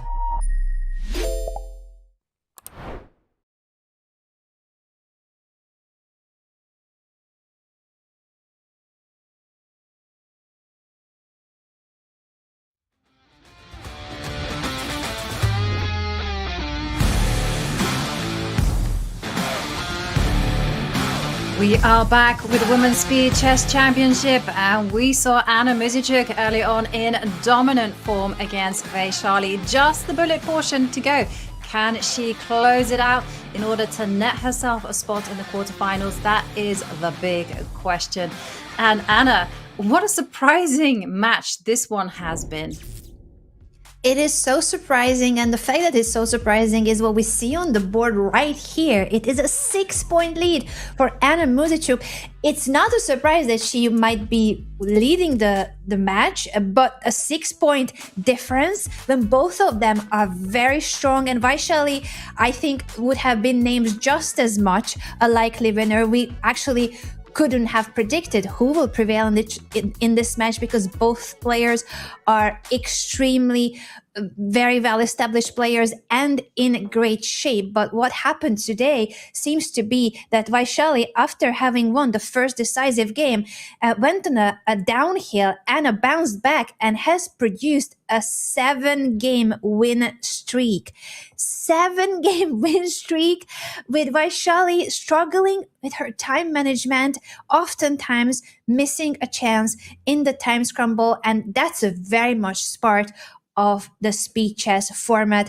Her favorite time control is coming up, Jovi, the bullet, but is it enough to make a comeback when the gap is 6 points already? 6 points is a big, big ask there, huge mountain to climb. And also, Anna, I wonder whether it's physically possible, because if you drag out the game until the very end, you don't resign quickly and you just keep the game going as long as possible, will you manage to get in the 6 games that are needed in order to tie the match? And here we are seeing liftoff as we see Anna start with the white pieces, and Vaishali, she can't play solid. She has to play the most dynamic move possible in the opening, and she wants to win quickly. She wants to go into Terminator mode, right? Bam, bam, bam, bam, done, and then point after point after point, and then make the comeback. But we're seeing knight h7. That's not the move you really want to be playing when you are going on the attack. But bishop to e3, it's difficult to unsettle a player as solid and stable as Anna Muzychuk. Very difficult, and the reason why Jovi was highlighting that not only that Vaishali needs to win many games but also do it quick is because we only have 15 minutes for the bullet portion in the round of 16 and the quarterfinals of the Women's Speed Chess Championship. So 15 minutes only to change the fate of this match, and that would start one game at a time. But with moves like this, it's hard to believe that this is suddenly gonna go into a great chance for Vaishali. As you said, Anna, very stable, very solid. How do you find some kind of an imbalance in a situation like this? She's trying. Vaishali is pushing now h4. She's trying to create some kind of an attack on the king side, but rook trade on the d file, second pair of rooks might be coming off of the board too. Yeah, and you feel like every single game is a must-win for Vaishali here. We're seeing the blue arrow appear saying that rook d6 was the best move. Well, it was played one move too late, but wonder whether f5 was a possibility. But instead, we're seeing Vaishali. By the way, she's got less time on the clock. She's going for activity with the pieces, but I do feel that Anna doesn't really have too many problems, especially if she keeps the G2 point well protected as she's doing right now. Yeah, both her knight and bishop dropped back in order to safeguard the king. It looks passive, but it does the job, and that's the most important for this king now, to not get checkmated. While on the queen side, this rook is picking up some pawns, and that is a pass pawn for white. There's a sacrifice now, actually multiple sacrifices and exclamation marks. So Vaishali is bringing on the brilliance here with the attack, but is it enough? Because when the dust settles, it is an endgame, a rook and bishop each, and not many pawns left on the board. No, and also we're seeing that of the two, I was going to say that it was better for white, but now that the bishop has gone to c4, I'm not so sure, because the g pawn will fall. So here Vaishali is making some progress, but it's taken her a long time to get this good a position. Yeah, and that matters so much as well. Only 12 minutes left of this final segment of the match. 12 minutes of bullet chess. Now the pass pawn is being pushed, and is trying to grab the e pawn. Vaishali absolutely cannot repeat moves, and she did. I don't understand why. This was one of her better chances, but maybe she thought it was not enough and she needs to gain time in this match to get more and more games in. She might have thought it was still a very holdable position for Anna. That was really surprising. I think it was an accident, if I were to make a guess. I think she just repeated it, and automatically, there is no human claim. The engine goes, no, you repeated 3 times, done. And we're seeing here Grunfeld from Anna, as we're seeing the knight come out to e5. And no, not a Grunfeld. It looked like a Grunfeld, but it also looked like a Scandinavian, and it is a Scandinavian. They're from Anna. This is something that she used to play many, many years ago. She was a firm believer in this opening. c6. And in bullet chess makes so much sense that she goes for some of the openings that she doesn't play that much anymore in classical and rapid, but in bullet it's a great a way of handling the situation where you have to be almost playing on autopilot, just no thinking, make the move.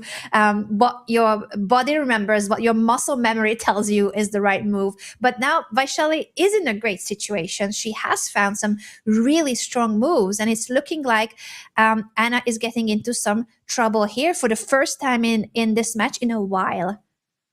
Yeah, and it's working out like a dream for Vaishali. The B pawn is going to fall. Okay, she doesn't take it, instead intending just to improve a piece. E6 being played. And I might have jinxed it for Vaishali, because after E6, Anna is out of the more problematic ways in which this game might have gone. And now Vaishali needs to retreat the knight. There could be a queen trade. That's what Anna does. The endgame is still looking promising for Vaishali, but again, a lot of time is going to be spent here to convert it, if she can convert it. She's guarding the b4 pawn, so very healthy pawn structure here, very active rook, doubling rooks now, lots of pressure by white. Vaishali is pushing her pass pawn. This is very well played, excellent endgame skills here, and not even caring about the a3 pawn, just claiming that this pawn is going to win the game. Yeah, and it should be a killer as she just tucks the king into the corner out of check. C7 is happening. The knight is going to move over to A5 and start asking questions. Also, you can just line up the rooks once you've made a decision, some safety spots for the king. But she goes for C7. Also good. You also think rook to D8 could be there. But she chooses not to go. Knight C6, wow, knight this is E7. very powerful. The knight fork will pick up the rook, and the pawn is still on the board. So extra rook for Vaishali, picks up the bishop as well, and now the pawn promotes. It should be checkmate in a few moves, but Anna, of course, doesn't resign, because the overall match time matters too. How many more seconds can she get off of the overall time of the match? There's 8 minutes and 25 seconds left of the overall match clock. Yes, but she's, it's a very good strategy from Anna, as we see Vaishali gets in her win. And now the lead has gone down to 5 points, but 8 minutes and 8 seconds left remaining on the match clock. We're seeing another modern type opening there from Vaishali as she goes for this E5 break. And here we're seeing rook E1. So all is going to be very good, very solid for white as Anna seeks to put a knight onto c4 eventually. Put the pressure on the D line. It's going to be a very positional game. Oh, hang on a second. Isn't there bishop takes h6? It is now. So that's why she had to go h5. This knight on h7 doesn't make a good impression, Anna. No, it doesn't. Eventually, it will have to come back toward the more central squares, and it's not looking like the kind of position that Vaishali would enjoy. She will want to create some attack. This is a lot more Vaishali type of a move. She's going for the attack, but it does come with weaknesses in Black's camp. Maybe Queen C1 was not the way to capitalize on it, but still there's squares on the dark squares, especially around the black pawn chain, that are entry squares for the white pieces, and just putting pressure on some of these squares. The knight coming back. It is, again, a bullet game where anything can happen, but queen to g7 gets 2 question marks, double question mark. I wonder if there's an immediate refutation to it, or why that was such a big mistake according to the computer. Yeah, it looks to me like Black has just got such a passive position, because there goes a c-pawn, and here, well, Vaishali is throwing everything she can. f4 is coming, a knight comes to h4, bishop to g4. Maybe she can go full throttle and go. She throws knight f3. I thought she could get f4. That was an alternative, but this is at least going to cause Anna to pause, as she says, I don't want to take that knight. That's a good decision, by the way. No need to sharpen up the game when you are in full control. And just 6 minutes and 9 seconds remaining of the match. And the winner of this... She blundered. She moved the knight away that was guarding the g2 square, and therefore it checkmate in 1. What a turn of events in a game that was absolutely complicated with the back and forth there. Wow. Yes, it was. And now the lead is down to 4 points. And now, can Vaishali pull off a miracle? She needs to basically win 4 games in a row in 5 minutes and 37 seconds. So far, she has been doing what we thought was a near mission impossible. She has been winning all the games in Bullet, which is her favorite time control. But this is absolutely crucial, what you said, Jovi, that there's less than 6 minutes left of the Bullet portion, and she still has to score 4 more points to tie the score and make it to a tiebreaker. Otherwise, she will be eliminated from this year's Women's Speed Chess Championship. Yes, and it will be Anna who moves on to the quarterfinals. So quarterfinal place at stake as we see H4, H5 being thrown in, and both players under the minute, and the queen has to drop back. And Vaishali is doing everything right now. You can see her gain in confidence as she drops the bishop back, bishop to G5 in the air. She first goes A4 just to make sure that the pawn doesn't fall off. And now this looks like this is great for white. If somehow you could get your, I was going to say, some sacrifice going on the G6, F5 is also in the air, G4. Okay, Vaishali, she's going to try to crash through.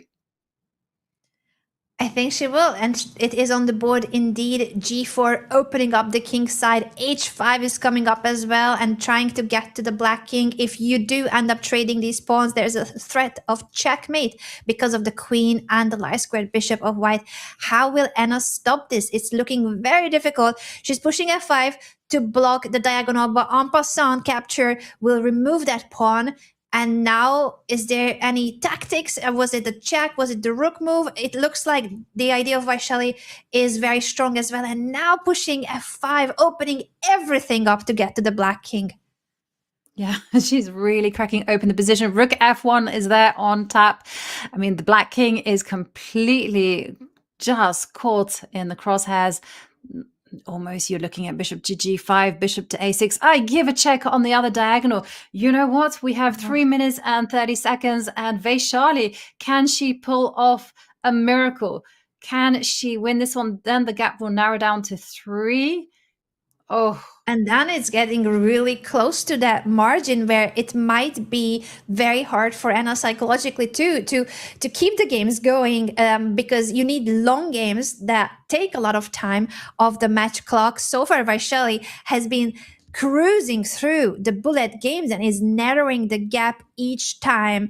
3 minutes left of the match, and the advantage of Anna Muzychuk is still 3 points, but Vaishali has been literally proving why this format is so exciting and how you can never write off a player like her. No, you can certainly not write her off as she just blitzes out these moves at a lightning fast pace as we see F5 come. And remember, for Vaishali, it's not just about scoring those points. It's also a race against the clock. Can she win 3 games in 2 minutes and 25 seconds? It requires a lot of assistance from Anna, but we are seeing Vaishali give everything she has got in order to get there. Bishop drops back. Make sure this F4 square is covered. Knight centralizes. Bishop takes knight is the move from Anna. And Anna is so locked in. She cannot rest. She cannot. And finally, this is a good chance for her to also score. She comes back with the knight. It looks like there was a better chance for her.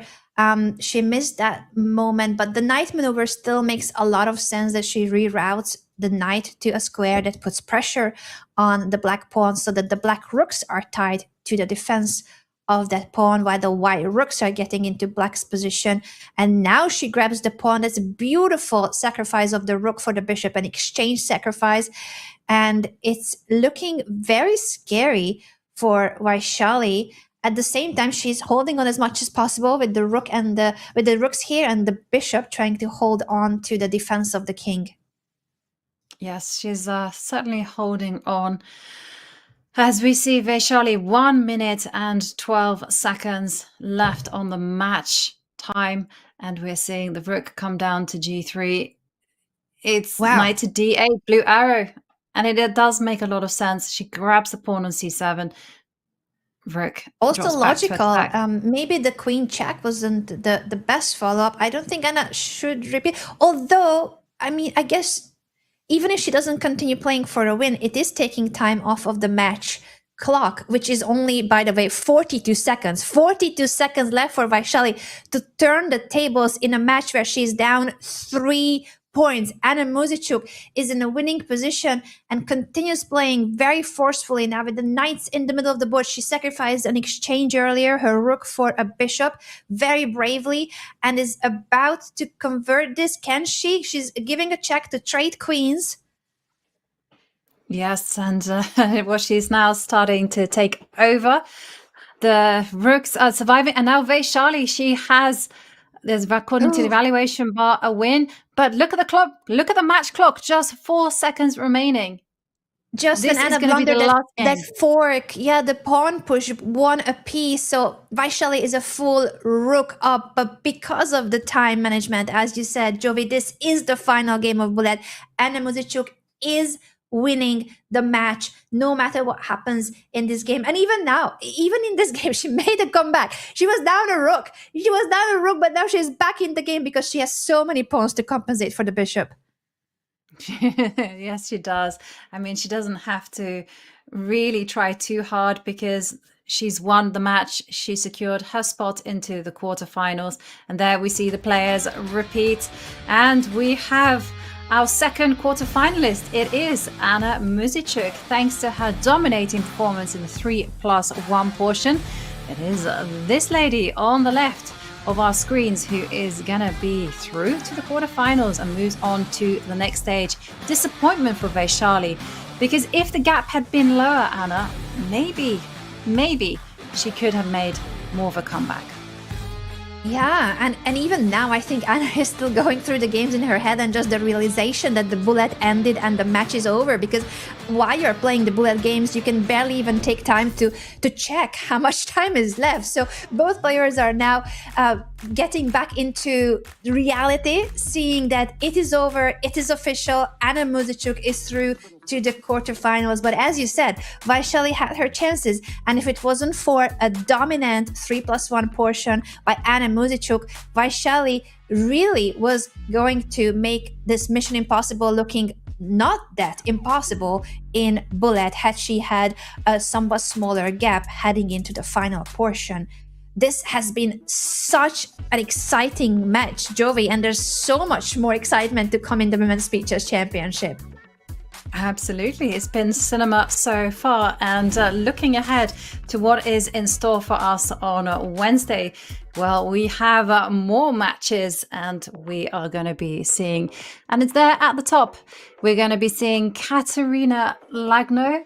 No, let me get it. Katerina Lagno take on Karina Ambartsimova, and Alexandra Kostaniuk faces off against Alice Lee. The winner of Alexandra Kostaniuk and Alice Lee will play against Wenjun, who earlier on looked very, very comfortable indeed. So lots of excitement ahead for us today. Well, I'm going to say Wednesday, because we've already had our fair share of excitement already. We are going to take a short break. When we return, we'll hopefully manage to catch the woman of the hour, Anna Muzychuk. So see you in a few minutes.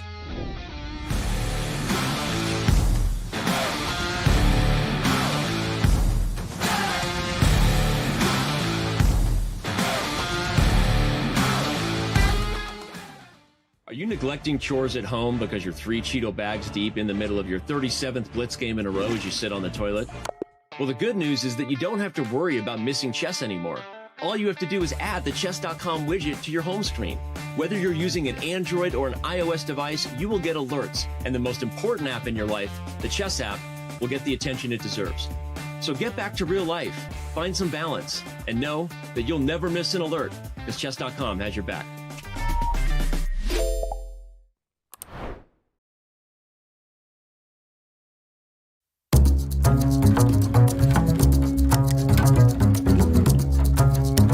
Join me in game review as we break down this chess telenovela. Yu opens with d4, and after e3, white hints at going for a cole or even a cheeky Zukertor system. But after c5 ban, Yu throws in the surprise punch with the sideline d takes e5.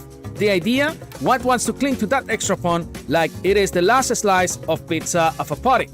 But after b6, White just can't keep the pawn chain together.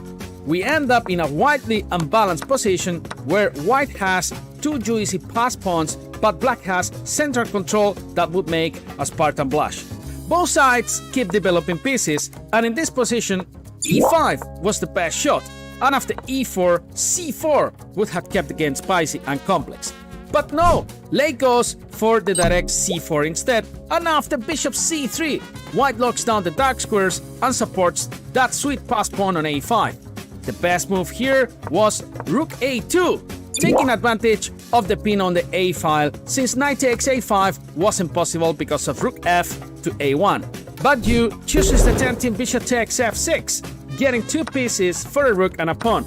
Tasty exchange, but that glorious a5 pawn is toast. From here, we reach an endgame, where Black had to go for bishop c5 in this position, to keep the pawn chain tight and tidy. But oh no, e5 is a blunder that is going to cost Late the game. After this knight jump, one of the pawns, either the e5 or the d5 fella, is doomed thanks to a classic fork on e7. Now the minor pieces come to the party and block those pawns like bouncers at a nightclub. Knight b1 is one of those moves that makes you feel like a grandmaster, because knight c3 is inevitable, and the pressure on d5 is turning up like a hip-hop beat on Friday night. And now the knight dance begins. Once the knight lands on f4, nobody can stop knight takes e5, and Black's position will collapse. Finally, after some moves, White manages to munch that pawn on d5. From here, the d4 pawn becomes a pass bullet train heading straight to promotion. The c pawn drops after a little zigzagging, and the d pawn keeps galloping like a wild stallion. Once it reaches d7, it's game over, and with that, Wenjun reaches the summit. World champion!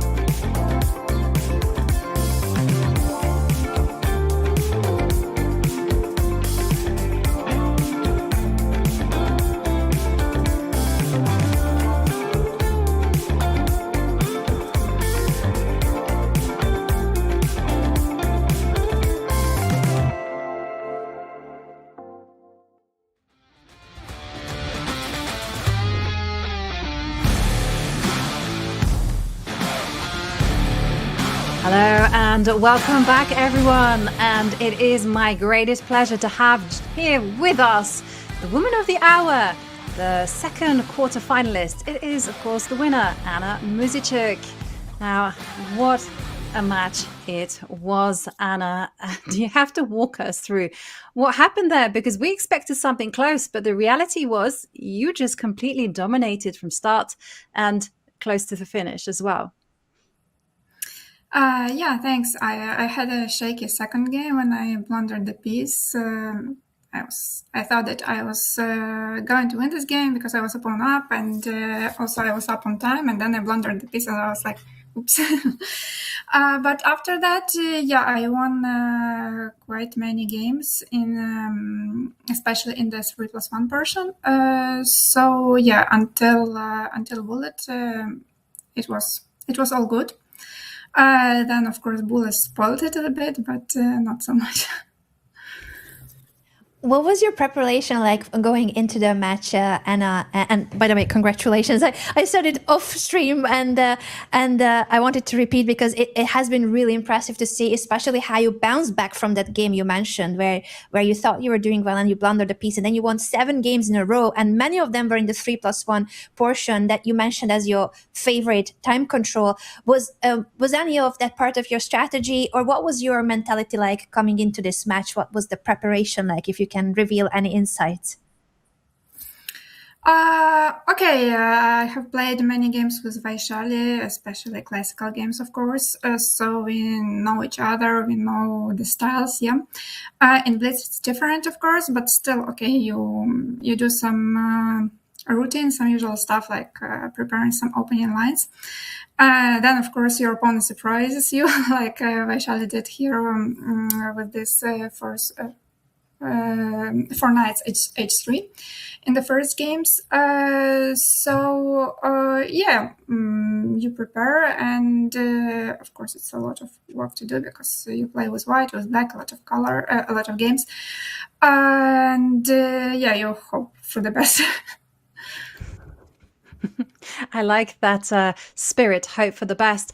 But can you tell us a little bit how preparing for an online match is a little bit different than preparing for, say, over-the-board chess? Yeah, because, okay, over the board, usually you just prepare for one color and it's twice less work, at least. And also you prepare, usually like if you're going for a classical game, you prepare only for one game, so you don't check. But on the other hand, like when you prepare for a classical game, you do it much more deeply. So yeah, that's the difference. But I think we all more or less do the same stuff. We try to surprise our opponents in online and offline games. So try to play something new that is not so expecting. And if you like the position, then you just go for it.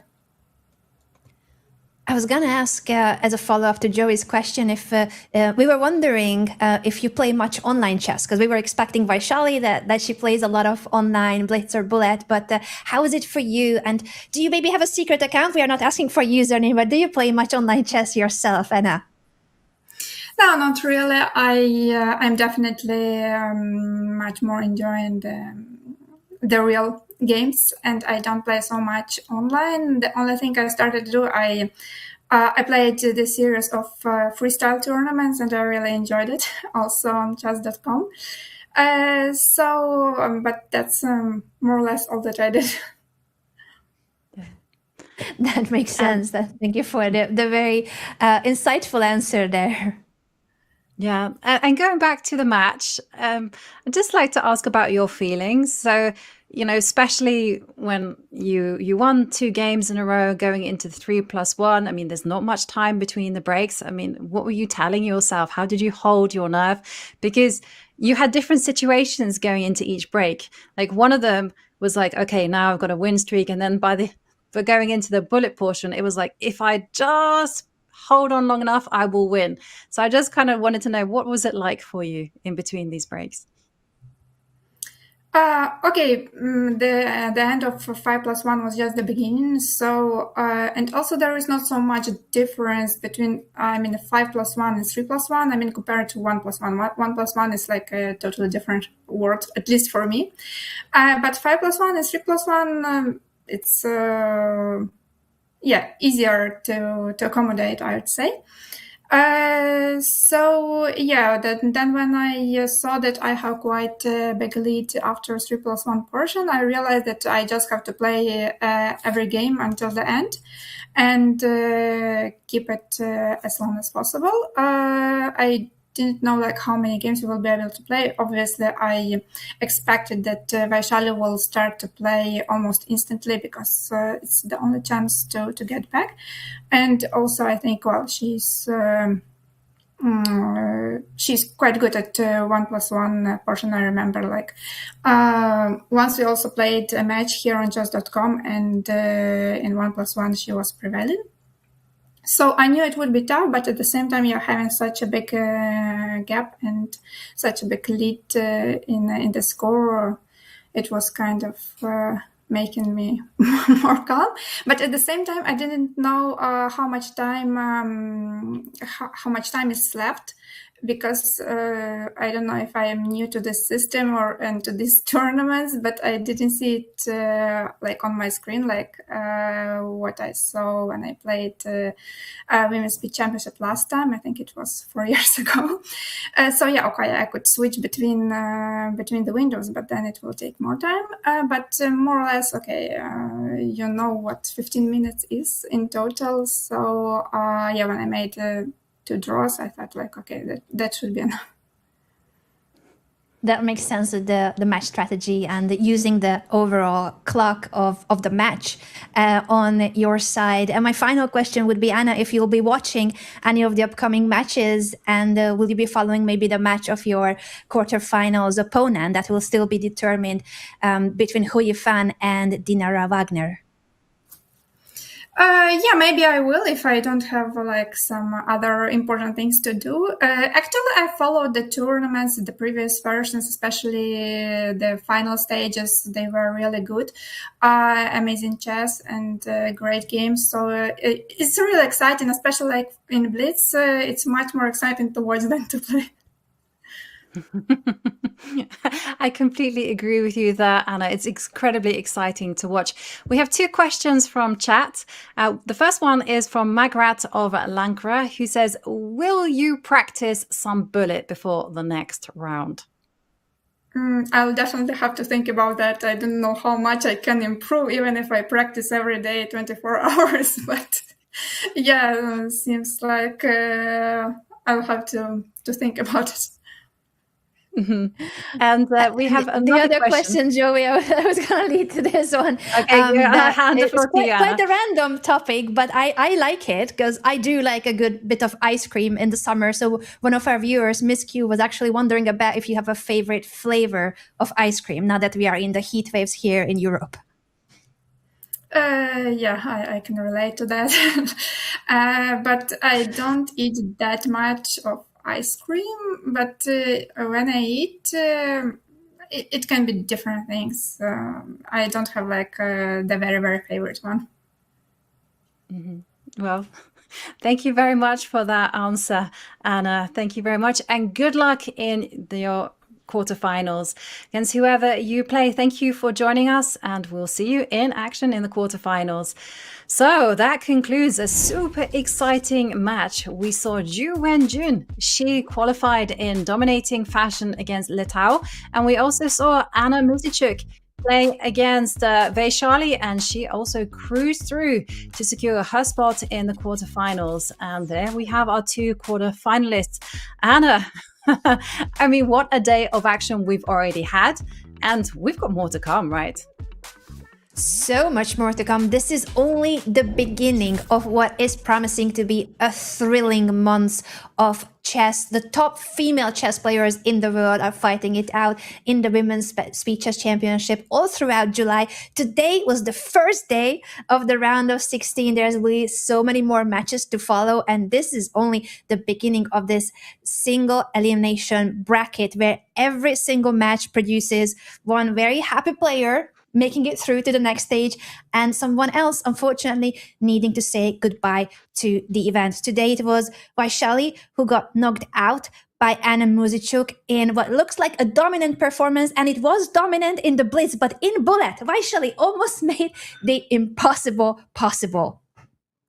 She did, and it just goes to show with this format, drama is guaranteed, but it is a ruthless system. It's a single elimination bracket, so we've had to say goodbye to two players. Two players advance to our quarterfinals. And on Wednesday, the action will resume. We'll have the battles between Katerina Lagno against Karina Ambar-Tusumova. And we also have the oldest participant, Alexandra Kosteniuk, facing off against the youngest participant, Alice Lee. So much excitement in store for us. And this, as Anna says, is just the beginning. That concludes today's two thrilling matches, and as massive congratulations to our quarterfinalists, and a huge thank you to you, Anna, for bringing all the fun, all the energy, and all your insights. I really enjoyed every single move and every single second. And a big thank you to everyone at home for tuning in. We'll be back with much more intense action this Wednesday, so see you then.